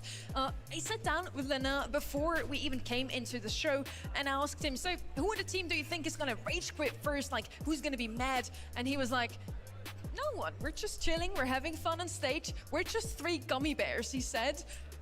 I don't know exactly what that meant, but yes, they are just having fun on stage, and that just might be what is needed to win today. Not just confidence, but also have fun on stage. And I think Humble and Foot Esports have both of that. Jetzt haben wir für alle zu Hause noch ein kleines Präsent, oder nicht zu Hause, für alle hier on ja, ich kann kein Deutsch mehr heute. Für alle, die hier sind. Ich kann kein Deutsch mehr heute, nein! T-Shirt von uns, ihr kriegt noch ein bisschen Unglaublich! Barney, you have something for them on stage. Ladies and gentlemen, this is one of those times when we're live on stage. We're trying to make you guys at home that are watching in the comfort of your own living rooms just that little bit jealous, because let's face it, you can't beat coming to a live event and experiencing all the incredible things that are on offer. And so one of those things is, of course, free merchandise. And so, ladies and gentlemen, we're gonna have a little bit of a t-shirt cannon one more time coming at you. 3, 2, 1, there's one over there. Boom. I got 3 more over here. Who wants one? Who wants one? Careful standing on, don't stand on chairs, guys, come on. And there's another one. I got 2 more, I've got 2 more. There's one over there. And the last but not least, for those of you at home,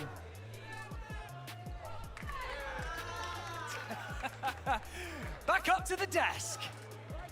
Nonchalantly here for Barney. Now I'm ready here in Berlin. Got something. We got something for you as well. If you're tuned into the event website right now, something might happen. Who wants to take it? Guys, I haven't had a go. Let me do the honors.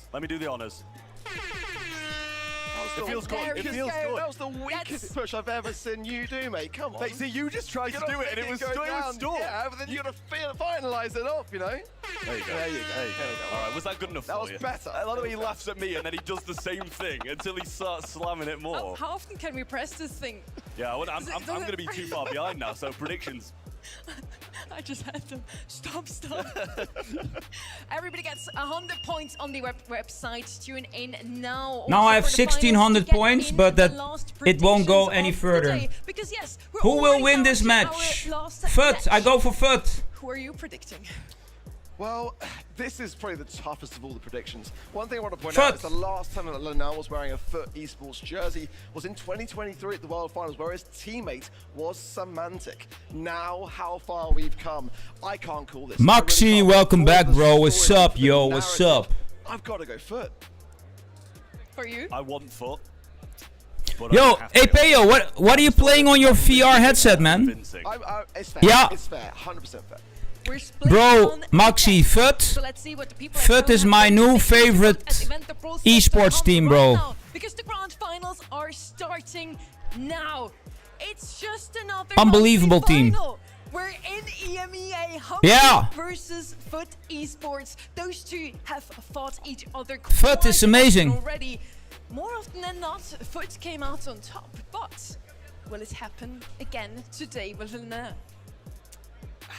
Like I said, I really hope, my heart wants to go with Foot, because like it'd be such a good story for Yeah, exactly. So deserving of My heart really wants to go out to Foot. And as I say, like the nicest guy, real gentle giant. Just one? And then I'd love it for Lin. No, this feels bad for leaving out Nob now. Nob.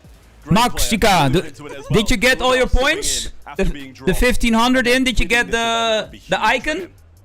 I think for me, you raised a valid point. Nob has been playing exceptionally well today. He is just honestly duking left, right, and center. You can't touch the man, and he's just so quiet. You kind of almost forget how good he is at this game. I want everyone to pay attention to. Thanks, mate. Is honestly the sort of players like I'm like always dancing. Play the brawlers which shine, but he is the control. He is oh, I'm at 1600 now, but it stops at 1500. To Humble's draft from the semi-finals, we saw a lot of Jae Young, and Boss was absolutely popping off on this brawler. Now, once more, my question would be, for the global bans, are we going to see any targeted bans towards Foot Esports, and what would that be, Trev? It needs to get the Mina out of the way. Exactly. Like, 100%. Good answer. Me and Kenny were saying it, we were like, listen, someone's going to eventually catch on that you just need to get rid of the Mina, because Angel Boy is just an absolute delight to watch on that brawler. So good. So I think if you're going to target ban, do the Mina and then do one of the stronger brawlers in the game as well, because you kind of got to balance it out. I feel like at this stage in the competition, especially when you've played against this team so much, you don't want to take too many risks. You've beaten them a couple of times already, just try to do it again. Yeah, I feel like you do have to get to the stage now to cotton on to, how Foot Esports want to play. I feel like Humble are that squad above all others in this competition that know this team intimately. Just, even with Lenun coming in as that substitution, this is the matchup that we've seen twice in monthly finals. Yeah, I know. I said it when I was casting, I was like, oh, that's scaring me. Never mind the opponents. But still, like you said, like it's just all love from Angel Boy. Someone who, like I said, in terms of the way that he treats others in the community, he's a cracking example of how to do it. They haven't dropped a single set either, so we only see the draft of those three here. We have Mina twice and otherwise, once again, a very unpredictable draft. So the key might be so far, be confident, have fun on stage, and be unpredictable with your draft, except maybe a couple of outliers there, like the Mina we already mentioned. Like I said, it's just another day in EMEA. It's just another monthly final. We have Foot versus Humble against each other. This has happened twice already in both February and March. One time, Foot came out on top. The other time, it was Humble. Now, this is really a 50-50. Global bans, Trev, what do we think? They listened, Sonny. They listened. The Mina and the Mortis bans coming out of Humble. Good to see those two really aggressive brawlers. But, Angel Boy can play both. I think you said it. They've been swapping between who's playing these two brawlers depending on how they need to be played. So get rid of both of them. That's a huge part of Foot Esports' game plan gone before the game even starts. Lumi and Pierce, it's the same. Pierce is a brawler that Lukey has been championing in so incredibly well. So get that out of the way too. Super targeted bans here in the globals. And for me as well, I think they've got it spot on both sides here. The Lumi especially, I mean, we've seen Humble just going to town with that particular brawler. Pierce has got so much great pop-off potential. The Mina and the Mortis, these are the perfect 4 global bans for this matchup in our grand finals. It was really just a walkthrough, a walk in the park for both of those teams so far. Humble hasn't dropped a single set today coming into the finals. Foot Esports only drops one as well. These are the maps for the finals. We get to see a different brawl pool or different map pool once more. By the way, I was seeing Humble sitting outside. They were frantically preparing those maps because I don't think they were prepared for Foot to make it this far. If I'm honest, I think they were prepared for Crazy Raccoon. Let's go Foot! Let's go Foot! Many people would probably share that same sentiment. I mean, it is an incredible achievement. Like, no matter what happens next, for Foot Esports to be in this grand final in the fashion in which they come into this competition is I think Foot is having the vibe at the moment. And if they go all the way, I mean, yo, never gonna stop Mohammed! I know that I'm never gonna stop. What's up, man? Mohammed! To be the closest poll of the day. Mohammed Ishane. Very one-sided. How are you, man? Yo, look at this, man. Foot takes 80% of the votes. So they go with. Oh my God, man! Look at the odds. Oh my God! The crowd is with Humble, remember. Listen, I know. This is the thing. I don't know how it's gone this, like, awry. It should be bang down the middle. 70K with Mortis. How it's this heavy. I mean, yes, you know, these guys have got a huge, huge fan base. Wow. To be fair, I said for both teams, Humble in here more so. But Foot, you know, with all the you know. 80% of the people, Maxika. It's all FUT now, bro. Things have changed. Spam voting for a Foot esports at this point.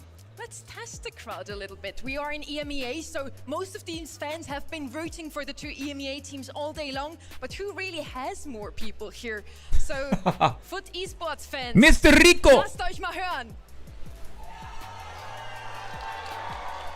Okay, not too bad. The Foot Esports fans are showing up. Jetzt an The die Squid Humble Game fans. Wo post? seid ihr? On TikTok? Have you heard On of TikTok, Rico. I did tell My you. bad, man. Yeah, it's There they go. let's let that just breathe. Oh, was it Maxika? Barney, I hope you're just as Oh. excited as the crowd. You tagged me? 3 days You of just. soaring Let me check. highs and crushing lows. Berlin is called the city of freedom. And here, you gotta fight for it.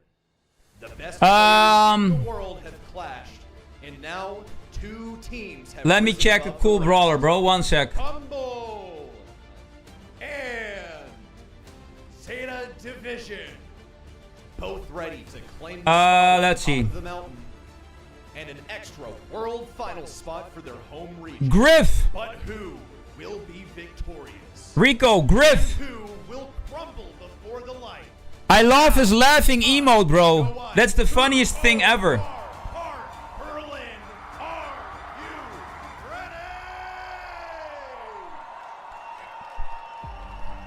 This is the moment that every player dreams about. Months of preparation, thousands of hours, setbacks, sacrifice. It all leads here. 2 teams step out onto the stage, but only one can be crowned champion. And so with that being said, both of these teams, you know they're ready to cement their legacy on the main stage, but who can do it? And so, Berlin, let these 2 teams hear you as they step out onto the stage one final time. And so it is Humble and Foot Griff. Griff, Rico.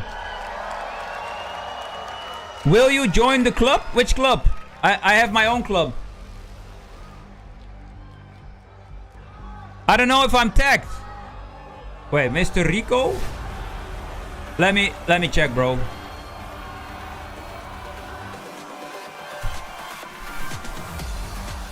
Dethroned at Worlds, but never broken.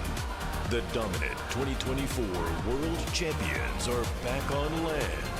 Hungry to prove last year's silver medal was just a minor Let's go! setback.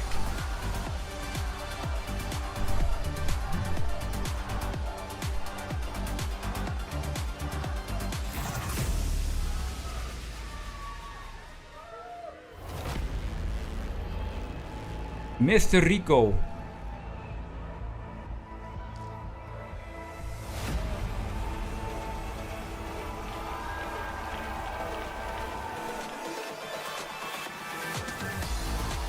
After a flawless I'm- regional sweep, this ruthless trio is ready to silence the doubters and conquer the globe.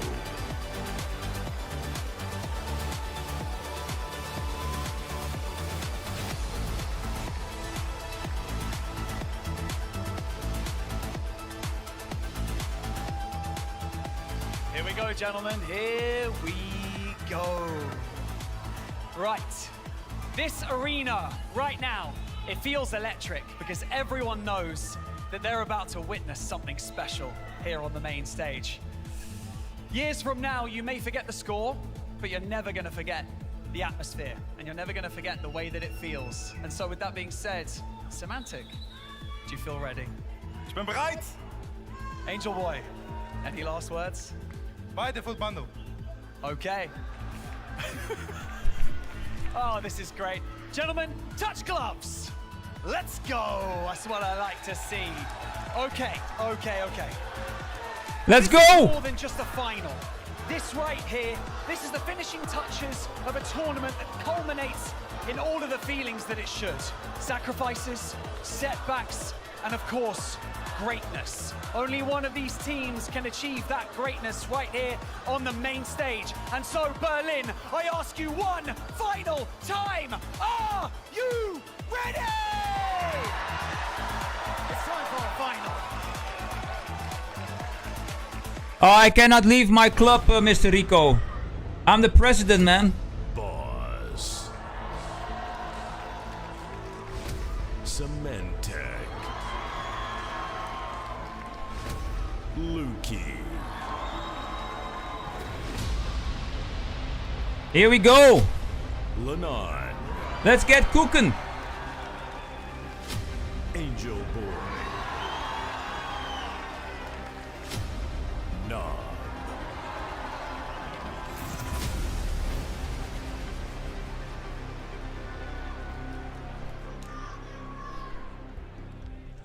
It is time, grand finals time for Humble and Foot Esports. We are on Hideout, we are on Ring of Fire to start us out today. And now it's gonna be the defending Brawl Cup champions. They take on the #1 seed from their own home region. Will Humble prove once more that they still are the LAN Warriors? They're still the best team when it comes down to play on stage. Well, I know that Lenan is opening drops, so... oh, that's a nice fame right there. One thing to mention, Sonny, as you said, coming into this match and how Humble are preparing, it must be said that Ring of Fire is not a map that they've played in this competition. Going back to when we saw Toxic Lotus versus Foot Esports, they played Ring of Fire. They managed to land themselves a winning comp of Crow, Penny, and Chester. So, with that in mind, they have been warmed up slightly. They have had this map in their preparation. And depending upon how Humble thought their chances were coming into today, we'll see how they come prepared this first draft. It's an open map, for sure. So that Pierce band going to be getting even more value. That's that's some commitment right there in the crowd from some of our friends from last night. Absolutely. Let's go, Foot! Huge support coming in, obviously, all round in the crowd. As you said, some kind of preparation might be a big thing for these teams, for esports. I don't know if they'll have expected to even get this far, to be honest with you. I'm sure they're happy that they are, but Humble, at the end of the day, probably will have expected to come through here. But you mentioned, Sonny, they were frantically preparing just before. So, obviously, they've had to change some global bans. They've had to change probably what bans they're going to play, depending on who they're playing against. So, I think that's really going to hurt them. And I think Foot Esports can kind of just throw stuff at the wall and hope it sticks. If you want to become the Brawl Cup champion, a lot of things have to go right. Now, if this was only a matchup of raw mechanical skill, guys, who do you think who would take it? It's so hard to call. It really is. I feel like Angel Boy, though, might have that edge this year. I've never seen him play this good. I've never seen Nob playing this good. It just feels like the same way that I looked at that very squad on the left in 2024. Boss was always that quiet player that no one saw coming. That is not. That really is that mirror image. Same with Symantec, the player that was always the nice guy in the community, but always would have that loud presence, which disappeared. There was a change for Humble in 2024. I am seeing that very same change happen this year with the members of Foot Esports, and for Leonard to come in under these circumstances, and I'm so glad that Angel Boy gave him that shout out as well, because it's deserved, it's needed. We need to recognize this man and the fact that, he's not in an organization. Why not? In the end, it's not only raw mechanical skill, it's also who has the cleanest draft of the day. We have some really great global bans. We already discussed them. Mina as a targeted ban towards Foot, and then Pierce against Humble. Finks is going to be the first pick here for Foot Esports on Ring of Fire. Makes a lot of sense. Finks, one of the best brawlers on Hot Zone finally he's actually picked up on Hot Zone. We saw him so many times also on maps like Bridge to Far, where, in my opinion, not the best. Worked out, okay. Chester and Leon now coming from the left-hand side. Once again, Chester must be the most picked brawler at this point. Yeah, I think it makes sense for it to be as well. It's just super, super well-rounded. On Finks, I think, as you said, Sonny, it's coming in on maps we wouldn't have expected to do, so... And it's worked. So on a map that it's expected to be good on, surely it's going to absolutely cook. Ruffs has been a brawler, honestly, that kind of seemed to slip away through the Brawl Cup. The first day it was getting picked so much, but a bit more recognized ban or just not being picked up. Yeah, bro, 5 so hours and and counting. Pair it with something that's going to have a really strong hypercharge, so you can keep on unbelievable to them and have that be the game-deciding play. Yeah, I was burning to say it. It's like you said, the Brawl which has escaped away from the draft. I wouldn't even mind Luke combined with it, but Kenji is how the aggressiveness of the esports want to play this one out. I kind of like this Chester. I'm kind of like blown away by the capabilities from FUT. They land alongside it, but the Kenji has to be answered, and that's that Angel Boy, dude. With Kenji's wife now, I feel like that could be a potential good Sick. matchup. Sick gameplay. Also left open. Of course, also a really decent brawler on the right-hand side. You can basically use him as a turret. Trev, your call. 5 seconds. What is this going to be? I did not expect I wouldn't have guessed Draco, I'll tell you that for free. Definitely not what we expected. Again, once more, an unpredictable draft. For the grand finals, you're in the hands of two of the finest voices in esports. It's Ready and Uber. Thank you very much, Sonny. We'll take it from here. This one's been on the calendar for quite a while for Humble since their last land showing in November. And for FUT since they picked up Guesty at the beginning of the season, but I don't think this is what they expected to make a near miracle run with Lina in their ranks. Berlin, are you ready to witness destiny? And we got a Ring of Fire. It's Angel Boy who takes most of the lickings early on. Lina took a route that takes him on a collision. Here we go. Boss, but doesn't fancy that fight. He'll continue to run laps here though. Now this time around, Boss is too low to ward the Kenji away. Angel Boy occupying all of the space in mid. Luki trying to push forward. Lina ready to be rejected by the Chester. He's countered so much by Angel Boy. Also at mid, having to back away. Boss now pops the gadget, retreating back. But welcome back, Stormpie, yo. Distance away to snap up that kill. Boss made a bit of space though, and that's what Luki's looking to make use of now. Space that Lina very quickly Chungus, looking at how the things evolved during this tournament, I think FUT is going to win this. Pollutes that time warp with all kinds of fire that you can't push towards. You can't dodge it out. So anytime he has that super, it is a death sentence for any control that FUT Esports have. Lina in a forward position, looking for the kill on Luki, gets it! Both swipes connect. Now deep in enemy lines, punishing Semantic with yet another strikes one, but no kill. Boss in the meantime though is actually getting this point capture going, and Luki's holding a hyper into the time warp though. Easy enough to dodge this, but it's going to keep Nob out of the picture for a little bit longer. Lina is still at large. But backline though. Just trying to reconnect with the team. Here comes the hypercharge. Humble is cooking. Picking it up. It's going to be reserved for Lina, but he needs the super first, and they're going to have to make a miracle happen now. 10% to go for Humble. Boss pushing forward with the Draco hypercharge. Semantic and Luki on the flank, ready to survive, and nothing. This is in the bag. Wow. For Humble. Humble is cooking. As potent as the Kenji Wow. is, and you see at the moment that Luki Credit where credit is due. right direction is caught out by the Kenji super. That's when he's able to push very, very deep into the backline. But the Draco is very hard to shift here. With Last Stand, with the super that basically overrides Finks' time warp, FUT Esports need to find a way to clear Draco away properly. Well, they need Angel Boy to connect the shots is pretty much it. But the thing is, Draco has this gadget that's going to keep him alive. Angel Boy with the teleportation and ammo restoration. Should get the kill on Boss with the assistance from Nob. That is called identifying the target and hammering down with every member of the team. Luki and Semantic know that Draco is in a win condition. They're really just here for support.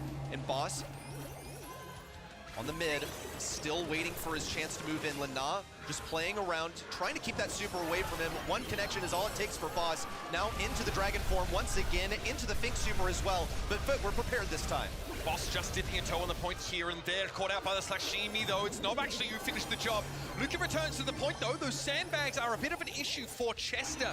He has to spend ammo on working them down. Lollipop drop means Boss can get pretty close to Lanaki, but another time warp on the point, and Boss just disintegrated. This time, Foot get the lead. Lana on the left side, hiding behind these obstacles, but still looking to pick a fight with either Luki or Semantic. He's just trying to get that super. Whoa, man. Looking for the next hypercharge. Nob is ready to oh. Here comes the hypercharge from Boss. Moves Angel Boy all the way out of the zone, but Lana is ready to take advantage of a vulnerable Luki. Nope, not quite vulnerable. Has the fourth shot and an easy two-shot takedown. There's a free hypercharge that's going to be handed over to the Kenji, though. That is dangerous. Lana is in a playmaker's position, but Foot Esports need to assert themselves again pretty quickly as Humble have edged back into the lead. Humble all over this point, but here's a hypercharge from Lana. Looks for two, one onto Luki, and a second one onto Semantic could follow, but they need to get Boss out of these back lines. That was nearly an easy kill, and the health restoration alongside the survival. Humble still can't push in. Boss, a nuisance here inside super, eventually brought down. Wow, man. What a sweat game. Angel Boy's forced to warp here, but Humble need to clear them off the point, and that seems like a tall order indeed. We got wow. No 3-0s here in the grand finals. Surely not. Not between the top two in EMEA the last time they faced. Oh, man. Sweaty. Stress. Win. But Humble is noticeably absent from the Humble. Taken down in the quarters. Talents, baby. That's right. Oh. It's going to take a huge amount of skill from either of these teams to rectify the issues of the past monthly finals. 70 championship points on the line for this game, by the way, which is pretty good if you get kicked out of monthly finals early. That's what puts Humble in second place. And it put them on the same half of the bracket as Foot, but Foot getting bested in the group stage is what led them to the bottom half of the bracket today. It's what ultimately leads to them facing in a grand finals, our second EMEA versus EMEA Brawl Cup in history. Good start here for Humble. Lenar's not been able to be much of a factor.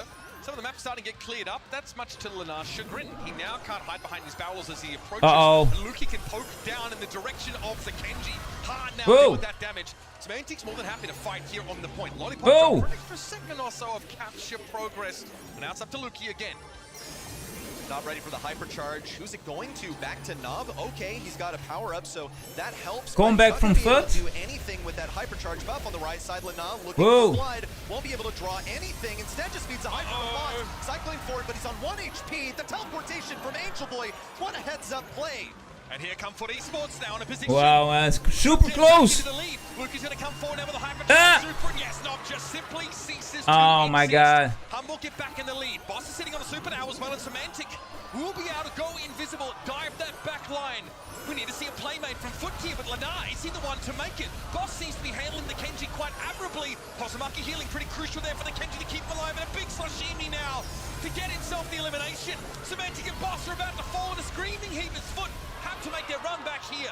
Oh my god, man. Survives to keep Foot on this point. It's a 2v1 at mid. Lana gonna use the solo hyper. Goes for the kill on Luki. Gets it on top of Boss. Cycles the super once more. Boss equipped with his hypercharge super. This one should get them control. What are you saying, Moxie? His best to keep him on low HP. Yo, what's going on here? Now pulling ahead. One more push for Humble. Hyper here for Nob just for the raw stats, and that might be enough. It's Lana returning back to the point. 93 plays 88, but Luki's unharmed so far. Big damage off that super, and Boss has a gadget to get Humble even.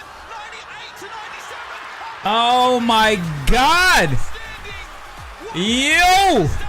What a game. It doesn't get much closer than that. Yo, our gaming. An incredible press. Whoa. Yo, Mortis. I just can't believe it. Wow. Now also put on a comfort brawler. It's a trend that we have seen. What a game. Somehow, some way, Ooh. Foot finds a way to get him on the brawler he's comfortable with. One thing that look at that has been a limited brawler pool. It's one of the things that made Guesty such an amazing addition to this Foot Esports squad is that he has a deep brawler pool. He's able to play so many different things. And now with their drafter, their caller, and of course their biggest playmaker removed, Foot Esports still stay in it, but only fall behind by a hair. One of the biggest components of SK Gaming's run in that 2024 Worlds out in Helsinki was the Whoa. Kenji Doe. Yes, for sure, man. W Humble there. Kenji both very popular. What a play. Got them within striking distance of championship. I see some happy people here. A vindicating set to win. Semantic had his head in the books in between his semi and this game, not quite knowing who he had to prepare for. Serious faces were on there for Humble, and the prep has paid off at least so far. Boss has a snorter of a game here on the Draco.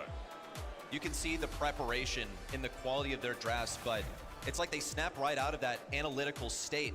They march onto stage. You see the head-to-head between Angel Boy and Semantic, and they're really happy to be here. Oh, they're amped up to be on stage.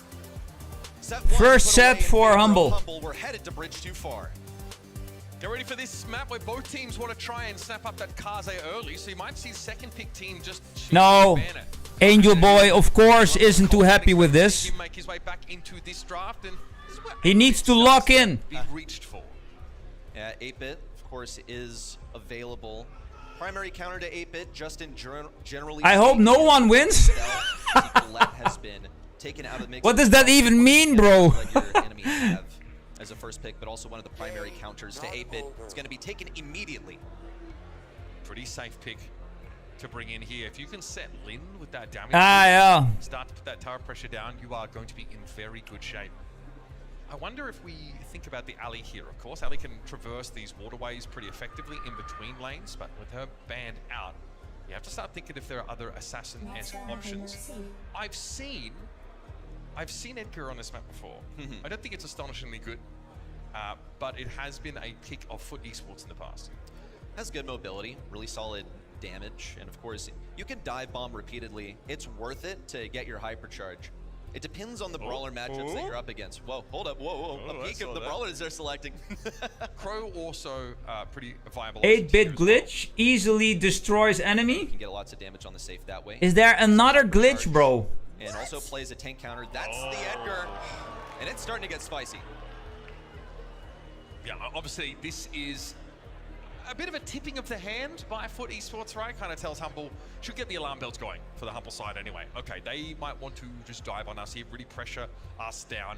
8-Bit has a lot of health, but low mobility. Someone who's always going to get caught in the trap if the Edgar comes to call. And hypercharge means he can cycle that super pretty effectively. So now you ask yourself, okay, what is going to give us the level of stopping power we need? I don't think this is a terrible idea at all. The Chester is just... Isn't it interesting that the brawler that's based around randomness and the idea of chance is actually the most consistent damage-dealing brawler in the game?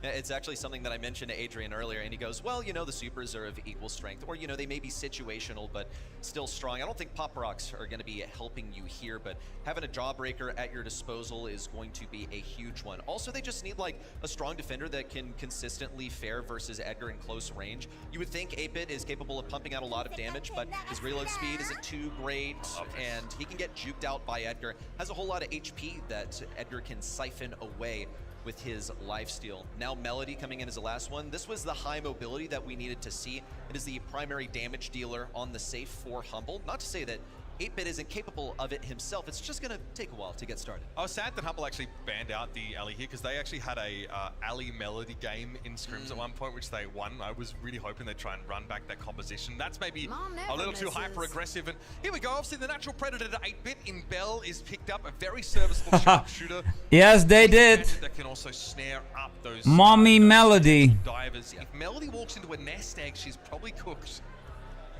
Yeah, she could dash around maybe, but it would be a complete waste of a super. It's difficult to get that super farmed back up, especially when you're outranged.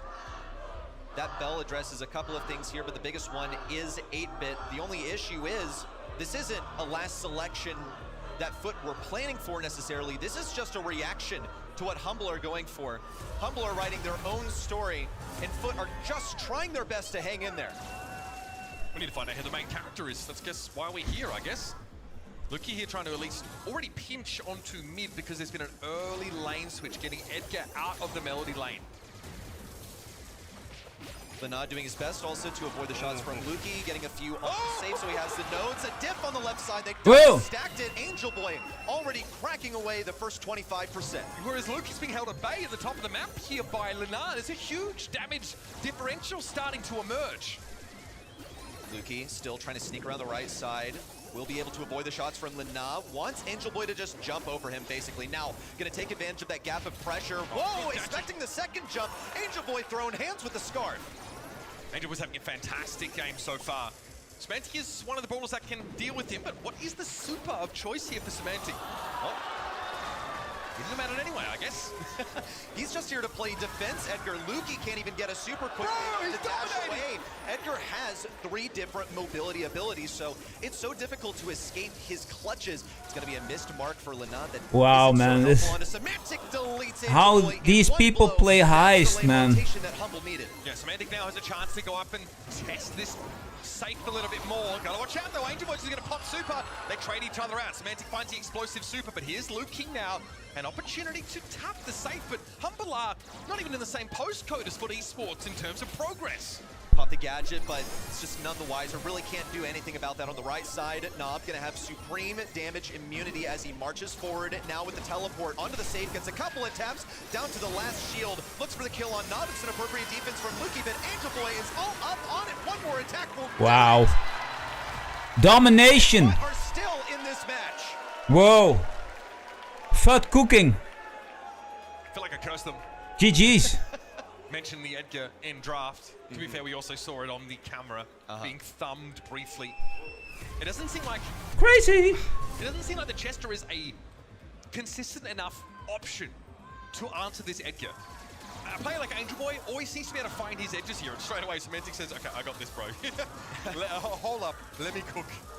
The difficulty with Chester is that he just doesn't have flexibility in the lane matchups. Also, look at Bridge Too Far. It's like the worst map to rotate lanes on because you have all this terrain blocking you.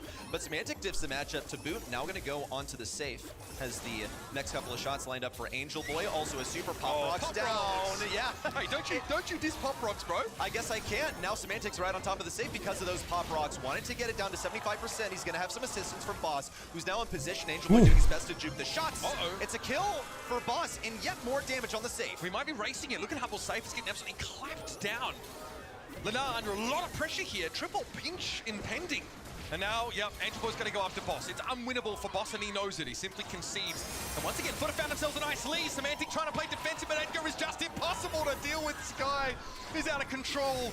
Down to 25%. The last notch in the belt remaining for FUT Esports take the set. Well, Nob and Angel Boy still have to play some defense. Here it comes. Angel Boy using one as a grappling hook forward, but cannot sustain Boss. Hangs on by just a shred of HP. It's 25 to 50, but FUT Esports is disintegrating. Lukey has all 3 nodes, and he has the dashes. Meanwhile, Ryan's right on top of the safe, doing his best. 8% left for FUT Esports. Now defending this next push. A hypercharge popped for Semantic, and victory for Angel Boy, but it's still countered out. Lukey comes back off. What is going on here, man? Thrown down by Semantic. Now though, Mark on Boss. One more push for both teams surely would be enough. Boss comes forward, marked up as he is. Semantic now. He falls. Body blocking there from Angel Boy, but it may not be enough as Lukey gets there. 1%. No. Semantic tries to block. The peep gets him, and here comes Angel. No! No! Oh my God! One of the closest heist games you could ask for. What? Drink it in. What was that? What was I looking at here, man? 2 extremely close sets in a row. A hot zone Oh, bro! Heist that came down to just 1. And now it's 1-1. That play for Angel Boy was ridiculous. Winning the 1-1 against Semantic as they were the only players on the map. What, bro? Like it could have been it there and then. Still, the Edgar's a wild card. It's a problem. But you've already global banned Mina. You already tried to target Angel Boy's hero pool, brawler pool, and then he just develops 1%, bro. Another problem for you. This guy can't be banned out. And apparently, even the chest is not enough to answer him. Not at all. Well, and it comes down to the geography of this map. Look at this final moment here. FUT Esports got it down to 8%. It dropped to 1 with another double push from Humble. And even he can't believe it. Oh my God, man. All instinct from our players on stage at that point. And Angel Boys is just that little bit sharper. And hey, I'm not complaining. We've tied up Wow. now. Let's have a look at our stats after the game. 393 DPS and 13 eliminations from Angel Boy. Nob, though, sneakily, again, quietly. This Angel Boy dude, man. Pretty much just on the sidelines, winning the This guy is an assassin. Nightmare for Chester. All kinds of things Wow. that could go awry Thi- in the draft. Another geography-dependent map. I've never seen anything like it. Each year on Brawl Ball, it's all about that mid.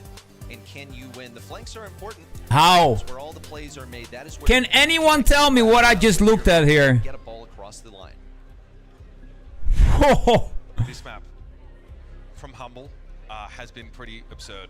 Their scrims on this. Say like, what? they've lost like one set in the last week on Super Beach. It's crazy. However, there's a lot of overlap between these two teams' preferred styles. Wow. Let's have a look at the bans here. I think they're quite telling. Willow's going to be first picked here. First picked.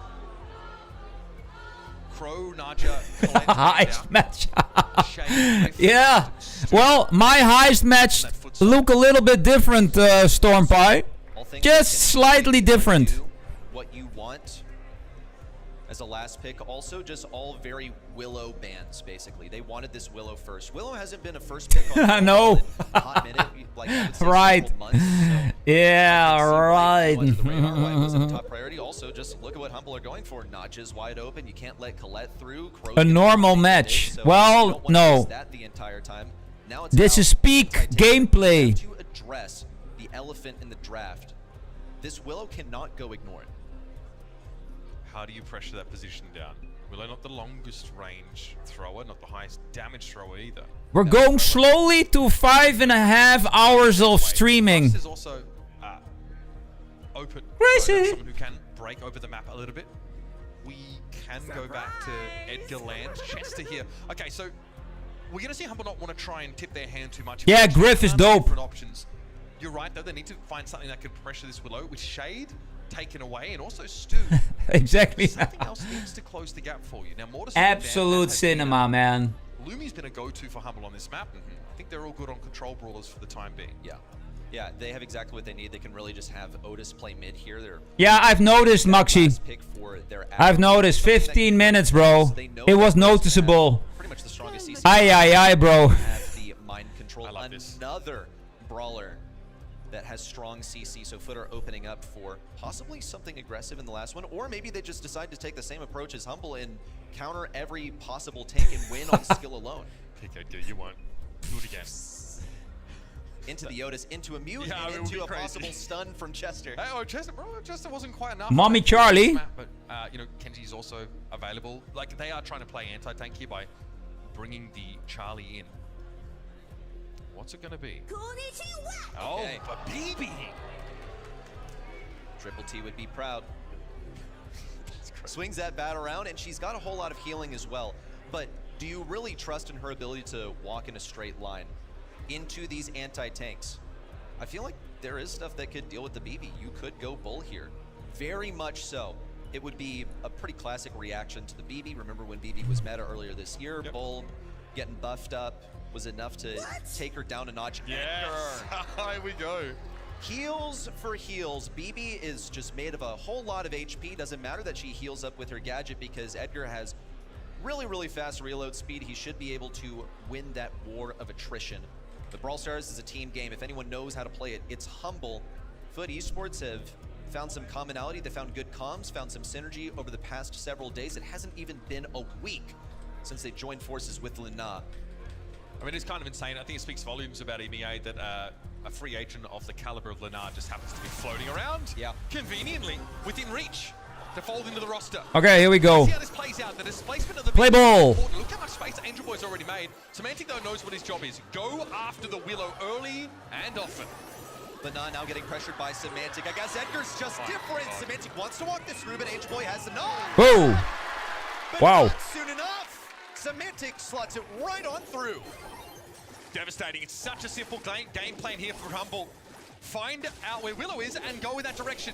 Gotta respect the displacement here of Angel Boy, but Luke, he has that anti-tank potential. Nope, Super was popped there, but it doesn't really seem to have gotten much effect. Yeah, Cocoon on the Edgar, fine. But mid control, He's definitely in the hands of Humble. The Cocoon is clearly not enough to deal with the Edgar. He was a difference maker in the last set. It's shaping up to be the one this set too. Angel Boy marches forward on the right side. Stay in the corner. Only temporarily can still fend off Semantic, but he's in a 1v2, can't even get a single swing off. Still waiting to see some greatness from Nob to move Semantic away. But Semantic, when he jumps in, is going to go for Lena. First gets that Cocoon. Cocooned. No assistance from the team just yet. Has a Hypercharge, and look at the range that the Hypercharge gives you. And Nob tries to dive there, but that gadget's not going to be enough to keep him alive. Angel Boy goes for a swing. Boss respects the BB. As does Lukey. Just poke Angel Boy down. This is such a hard brawler to play in this spot. Here comes Angel Boy once again, but it's only a trade in the mind control onto Semantic. All it's going to do is waste some shots. That was not a very good super. Nob wishes he had it now as he gets pinched between Boss and Semantic. Hypercharge. Oh, Cocoon. But a stellar defense on that Cocoon to keep Humble from a potential goal. That could have been game over there. There's the gas cloud onto Angel Boy though. It's going to be annoying. It's going to take much longer for the BB to be fighting fit again. Nob here across the map. Semantic doesn't connect at the scarf. And Angel Boy's able to knock the Edgar away. For now. Semantic in again. Nob's going to dive. He's going to be ready as soon as he comes out from underground. But here's a Hypercharge from Angel Boy. Too hasty by far. Can't get any kills off of that. Just a single swing to put Lukey down to half HP. A successful Cocoon for Lena on the left side, but he cannot afford the pressure. Hypercharge in from Semantic. Rapidly changes course. Goes now for Willow, who has the Hypercharge. Just going to use the ordinary super. But Humble are up by 1 goal right now. Impossible at this rate for Foot Esports to bring this back.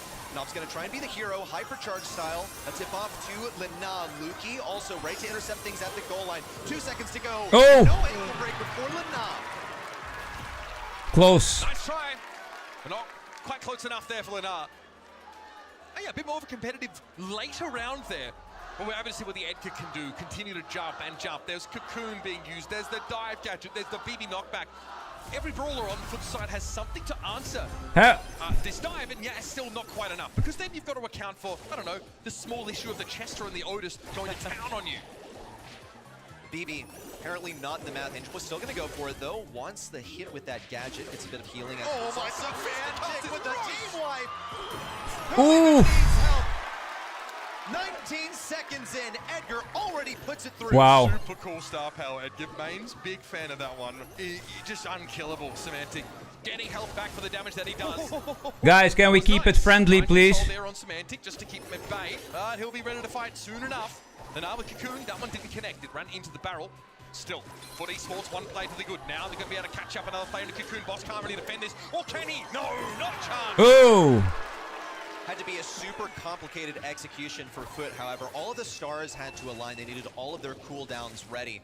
The most important one was Lena getting that Cocoon in an aggressive position rather than a reaction to Semantic jumping on him. They found Semantic first. It was a mind control that helped them do it. Hypercharge in for Semantic. Gets one. Whoa, a little weird on the jump there. Angel Boy still alive. Can't clear the ball. Lukey walks it through. Wow. A second set for Humble. Crazy. Well played. Well played. So at this point, Yo, Livin. What's up, bro? It's not possible to ban all the problematic brawlers right now. How are you, buddy? Or Angel Boy. There's a player that's going to be threatening to take over the game. You just have to be that much more impactful. This is gross. The first pick, Willow, is just... It represents Foot begging Humble to do something about it, and they have an answer, cooked to perfection and ready to serve. Foot Esports did get a single goal off the backs of a Willow play. They got a mind control, and Humble just didn't really know how to respond. It was really, really messy how they played into it. Foot Esports also just had their other super abilities ready in reserve. But the Willow was repeatedly battered by Edgar throughout the set. Look at the stats here for Semantic. 11 kills. That's a lot on Nob, a bunch on Angel Boy as well, who only has 1 knockback to work with. Takes a wind-up as well. That leaves room for Semantic to anticipate it and use one of his movement abilities to jump to the sky temporarily. Now, you might be forgiven for thinking this is just a hyped-up, grandiose monthly final, because these two teams played each other in March, and it went to 5 sets. It was a double match point scenario that Humble just managed to squeak out. That was with Guesty on the lineup, but with Lena, Foot Esports have found a way to be just as impactful. The question is, can they do more here and now as we head over to double swoosh. Coming back to what you said earlier, where it's just impossible to get rid of all of the problematic brawlers, I think this really plays to Lina's strengths, where he has a limited brawler pool. That's fine, as long as he can play the top few brawlers in, that's good enough. It's what everything revolves around at the moment. They have a last pick in reserve to hand off to the tank and aggro specialist. Humble already gearing up, and M's first pick here on double swoosh, I think speaks volumes about what they anticipate. Mortis, you know, brawlers that close in close range that would normally deal way too much damage to Ems and just be an issue up close, have been locked away. They've also banned Sandy, not so much of an issue for an Ems, but Ems is going to be great at pressuring these bushes with the speed gear. Boss in the past, a notorious Mo player. This is pretty wide open for Lily. See how impactful that she can be, and yep, it's going to be snapped up straight away by Foot. It's pretty much a game of find the enemy gym carrier and then isolate it with Lily. You know, run Lily into the enemy side, get her supercharged. You can die a few times. Just, you know, don't die too much. Otherwise, your opponent, rather your team, is going to be pressured out of those bushes. Then there's no entry back in. Do you hope that Ruffs is left up in the draft? Just to try and feed that hypercharge to your Lily to basically guarantee. Yo, SS, yes. What's up, bro? To get that dive? Yeah, she's a total hypercharge brawler. With the hypercharge, Lily's super is going to become practically Guys, what are you doing in the corner? Get out of the corner. If you want. So we'll see if that's Yo, Epeo. Ruff's wide open. The kid is diabolical here. I love this. Yeah. Combo with the M's, also with hype, can become unkillable. There was too much going on in that corner, man. It became creepy. Humble and scrims this week. It's a creepy corner. Okay, this is interesting. Spawner picked Delete the corner. Massive control that you can exert now. Obviously, M's very good at scouting out those bushes, getting info, having a spawner here as well, just to bully some of these single shot brawlers off the map. One of Nita's strengths is her ability to wall peek, with Lily reliably hiding behind the. Yo, SS, yes. Oh, good, bro. There and profit the most. Takes How are you doing? To get a bear. It's going to force Lily all the way back. It's going to force Mo all the way back. Nothing so far that's particularly great at dealing with the bear. Janet's not going to be much better, but they need Janet. They need something that can react to a kit jumping in. I like this. Very safe mid. Pretty reasonable to leave it until last. You have a safe mid and a way to make your opponent's mid feel particularly unsafe. Man, the art of picking the right brawler. It's going to be very, very important. I like this Foot draft a lot. And you know what? It's just as well, because they are on the precipice of giving up this Brawl Cup final to Humble. Just playing. 2-1 is We're just watching and Humble are hungry for the finals of the Brawl Cup. And hungry for another brick in their wall, a campaign for another World Championship in 26. Here come the lanes. Whoa, they didn't think Angel Boy was going to run right up mid, because who does that at this level of play? He's in hot pursuit of Lukey, running all the way to the back lines, but couldn't get the second shot off in time. And that's why M. Smith is kind of playable here. You get dove, you can use that indestructible wall to get the guaranteed stun off your buffied gadget. And Angel Boy has the super as a result of his efforts, boss, with an immediate reaction of the Nita Bear and a couple more shots of supercharge his way. Exactly in position where he wants to be. Knob on the right side, getting pressured slowly by Semantic. He's just keeping a visual on this brawler, threatening to dive a gym carrier. It's an non-existent gym carrier either. Angel Boy forced into the Shadow Realm. He's not going to be exposed as he goes backwards. Luki with a push away and all the support to stay alive. Knob wants to use the super to get over. Just gonna have to pull the trigger and go for it. Boss also pressured. Death from above in the hands of Lina. And Footy Sports, despite having all the gems in their hands, can't really confidently push back into this bush. Semantic's going after Knob here. A couple hits and that super's going to be developed. He gets the gems dropped and now combines with Lukey. But Lukey's taken into the Shadow Realm. Semantic now has to fend for himself. And Angel Boy What? What's going on here? One more gem is all that they need. Knob can play a forward position. Lina also. Oh my God. Number 10 to Angel Boy. Humble's got to do this in only a few seconds, otherwise Angel Boy's gonna vanish into the Shadow Realm. 10 seconds to go. Knob with a hypercharge, looks for one or two, but can't get either. Semantic with a jump, and Angel Boy wasn't ready. Should be getting the interruption, but no! They can't kill him in time. And Footy Sports. Whoa! Just like Heist, that was a matter of mere seconds. But the gadget's up for Angel Boy to duck into the Shadow Realm and make sure that countdown is completed. That's a frustrating result there for Humble. But it's pretty clear to see that it's tricky for the comp to play into this. Different rollout for Angel Boy this time. He knows that the same old trick isn't going to work a second time, and Boss was ready for the vanish into mid. To reposition Boss Semantic with a sneaky push over towards the top side. Fit Esports also created Yo, Maxi and Storm, guys, you both are mods. Can we show at least that you are mods? As in the smartest people in the room. This doesn't look like it. He will exchange. Semantic at least able to keep the gems on the side of Humble, but Foot Esports have been able to double their total. Both of you, you're both mods. If you cannot handle the mods, I'll take it away. But Angel Boy's unsuccessful on the dive. Semantic won't have any follow-up here though, so tough to go after the Janet, especially if she has super in hand. No bullshit, please. Without a super on the right side, Boss narrowly wins the interaction. Has to retreat into this bush. Angel Boy has that hypercharge, and now he's been discovered. As a mod, you should give the best example. Could get possession of the bushes if they want it. Knob, likewise on the left side. If you don't want to be mod, just tell me. Fine by me. Do all that much. Angel Boy still has other plans. He just wants to find an enemy to sit inside of their radius, grab his super, then hypercharge and a theft of all the gems. Boss is just taking over the game here. Look at him forcing Lenar back into his spawn, and this puts Humble up to 9 gems. Guys, there are only some people here. Don't make it overcomplicated. 10 seconds left. Knob in from the right side has no super. Lenar's just going to go for it as much damage as he can. Angel Boy also has the hypercharge. So where's the connection? Lukey so far away. Angel Boy into the realm and no one to interrupt. As soon as it looked like Foot were in control, Humble. If I look at the chat, I don't like what I see. That's what I'm saying. Nita can give you, cycle a couple of supers, and you're playing with 4 brawlers for a decent portion of the round. Lenar was forced all the way back to the top of the map. He had to use his super to dodge a kit dive, or to dodge being taken down by the aftermath, and that left Foot with very little to work with.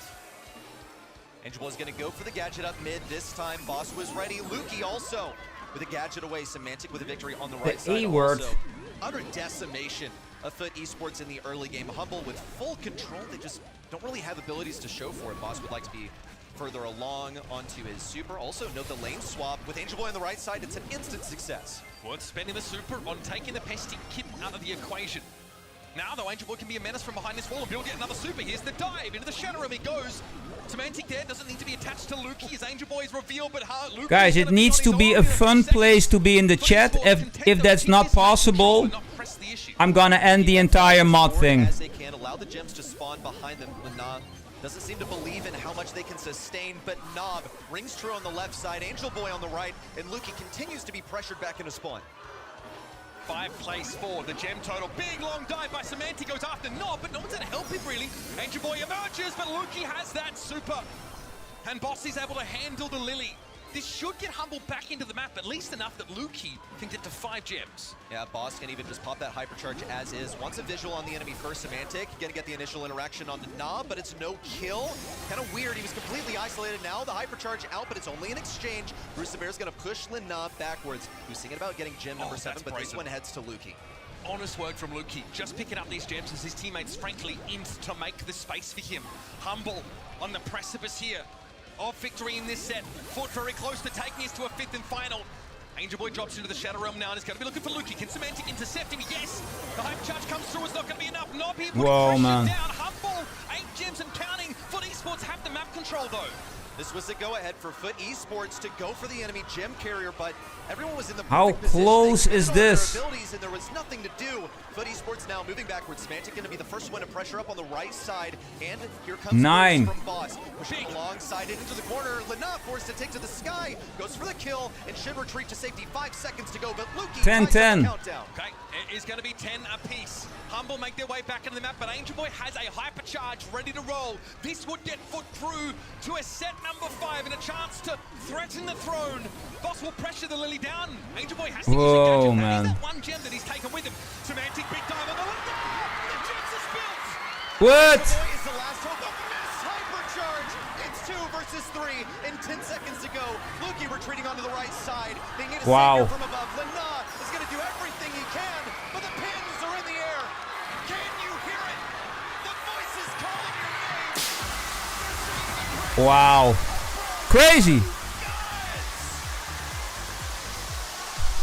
Crazy.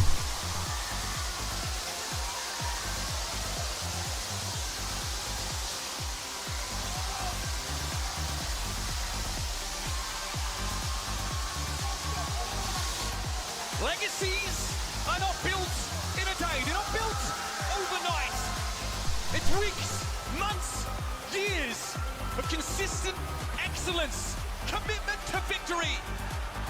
And we are witnessing that exact legacy being built right before our eyes. In front of a home crowd, the adoring EMEA fans, Humble will ascend to take their second consecutive Brawl Cup title. This team are here to do it all. And this year might once again Crazy. be their year. We're going to head down to the stage, get some words from the champions alongside Barney Banks. It's back-to-back for EMEA, and it is back-to-back for Team Humble! Wow, oh wow. What a phenomenal tournament. First and foremost, I would like to say we are joined on the main stage by Kenny himself to deliver you your medals. I would like to quickly tell you the importance of these medals right here. These are created by Thomas Light, who is a precious metal worker who's built some of the most iconic sports trophies of all time, like Wimbledon tennis, the Golden Boot. So look after these with your life and enjoy wearing them as well. Boss, how does it feel back to back on the main stage, taking out a formidable opponent? It feels so fucking good. Everyone on Humble of supporting, we could hit you anyway, like it was fucking insane. I'm so happy about this, and even more my teammates that are from Germany, and we are in Germany, so congrats. That's right, you should be proud. GG's. Semantic, not only back to back, like we're gonna say over and over again, but in front of a home crowd. Vielen Dank an alle Deutsche, wir haben es geschafft! Lukey, I'm not gonna forget about you, Lukey. In fact, I'm gonna do, yeah, come over here. I was gonna cross over. I tell you what, Lukey, you've been cold as ice this entire tournament. You've been laser focused. I've been watching you. It's been phenomenal to see you show up on the main stage once again. Tell me what's going through your mind right now and how that experience was on the main stage. I mean, honestly, I was just trying to avoid the microphone because last time I said back-to-back, we're not gonna make it, but this time we did back-to-back, and we're the only team who actually won Brawl Cup twice now. That is right, the only team to win the Brawl Cup back-to-back, and the only team to win a Brawl Cup full stop. Lukey, I'm gonna get you to join your teammates over here because for one final time, Uber Eats Music Hall, Berlin, make some noise for your 2026 Brawl Cup champions. It's Humble!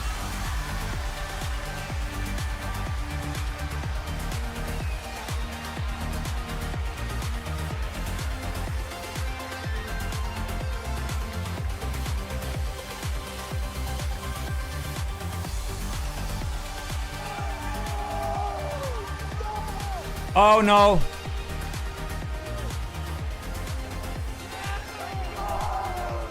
Honestly, I'm just annoyed by the shit in the chat. That's what I don't like.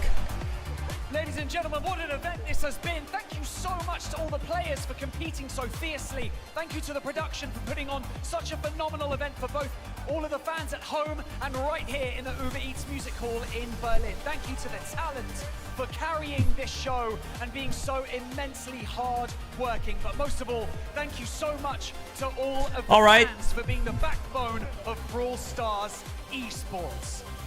At the end of 2026, our World Finals will be taking place in Japan. All right, guys. And I tell you what, it's going to be an absolutely incredible showdown. You can better believe it. But for now, I will leave you in the capable hands of Team It's all a bit Humble, childish, you right here on the know. main stage, having an elation I just want to have a fun time watching the Brawl Cup. That's it.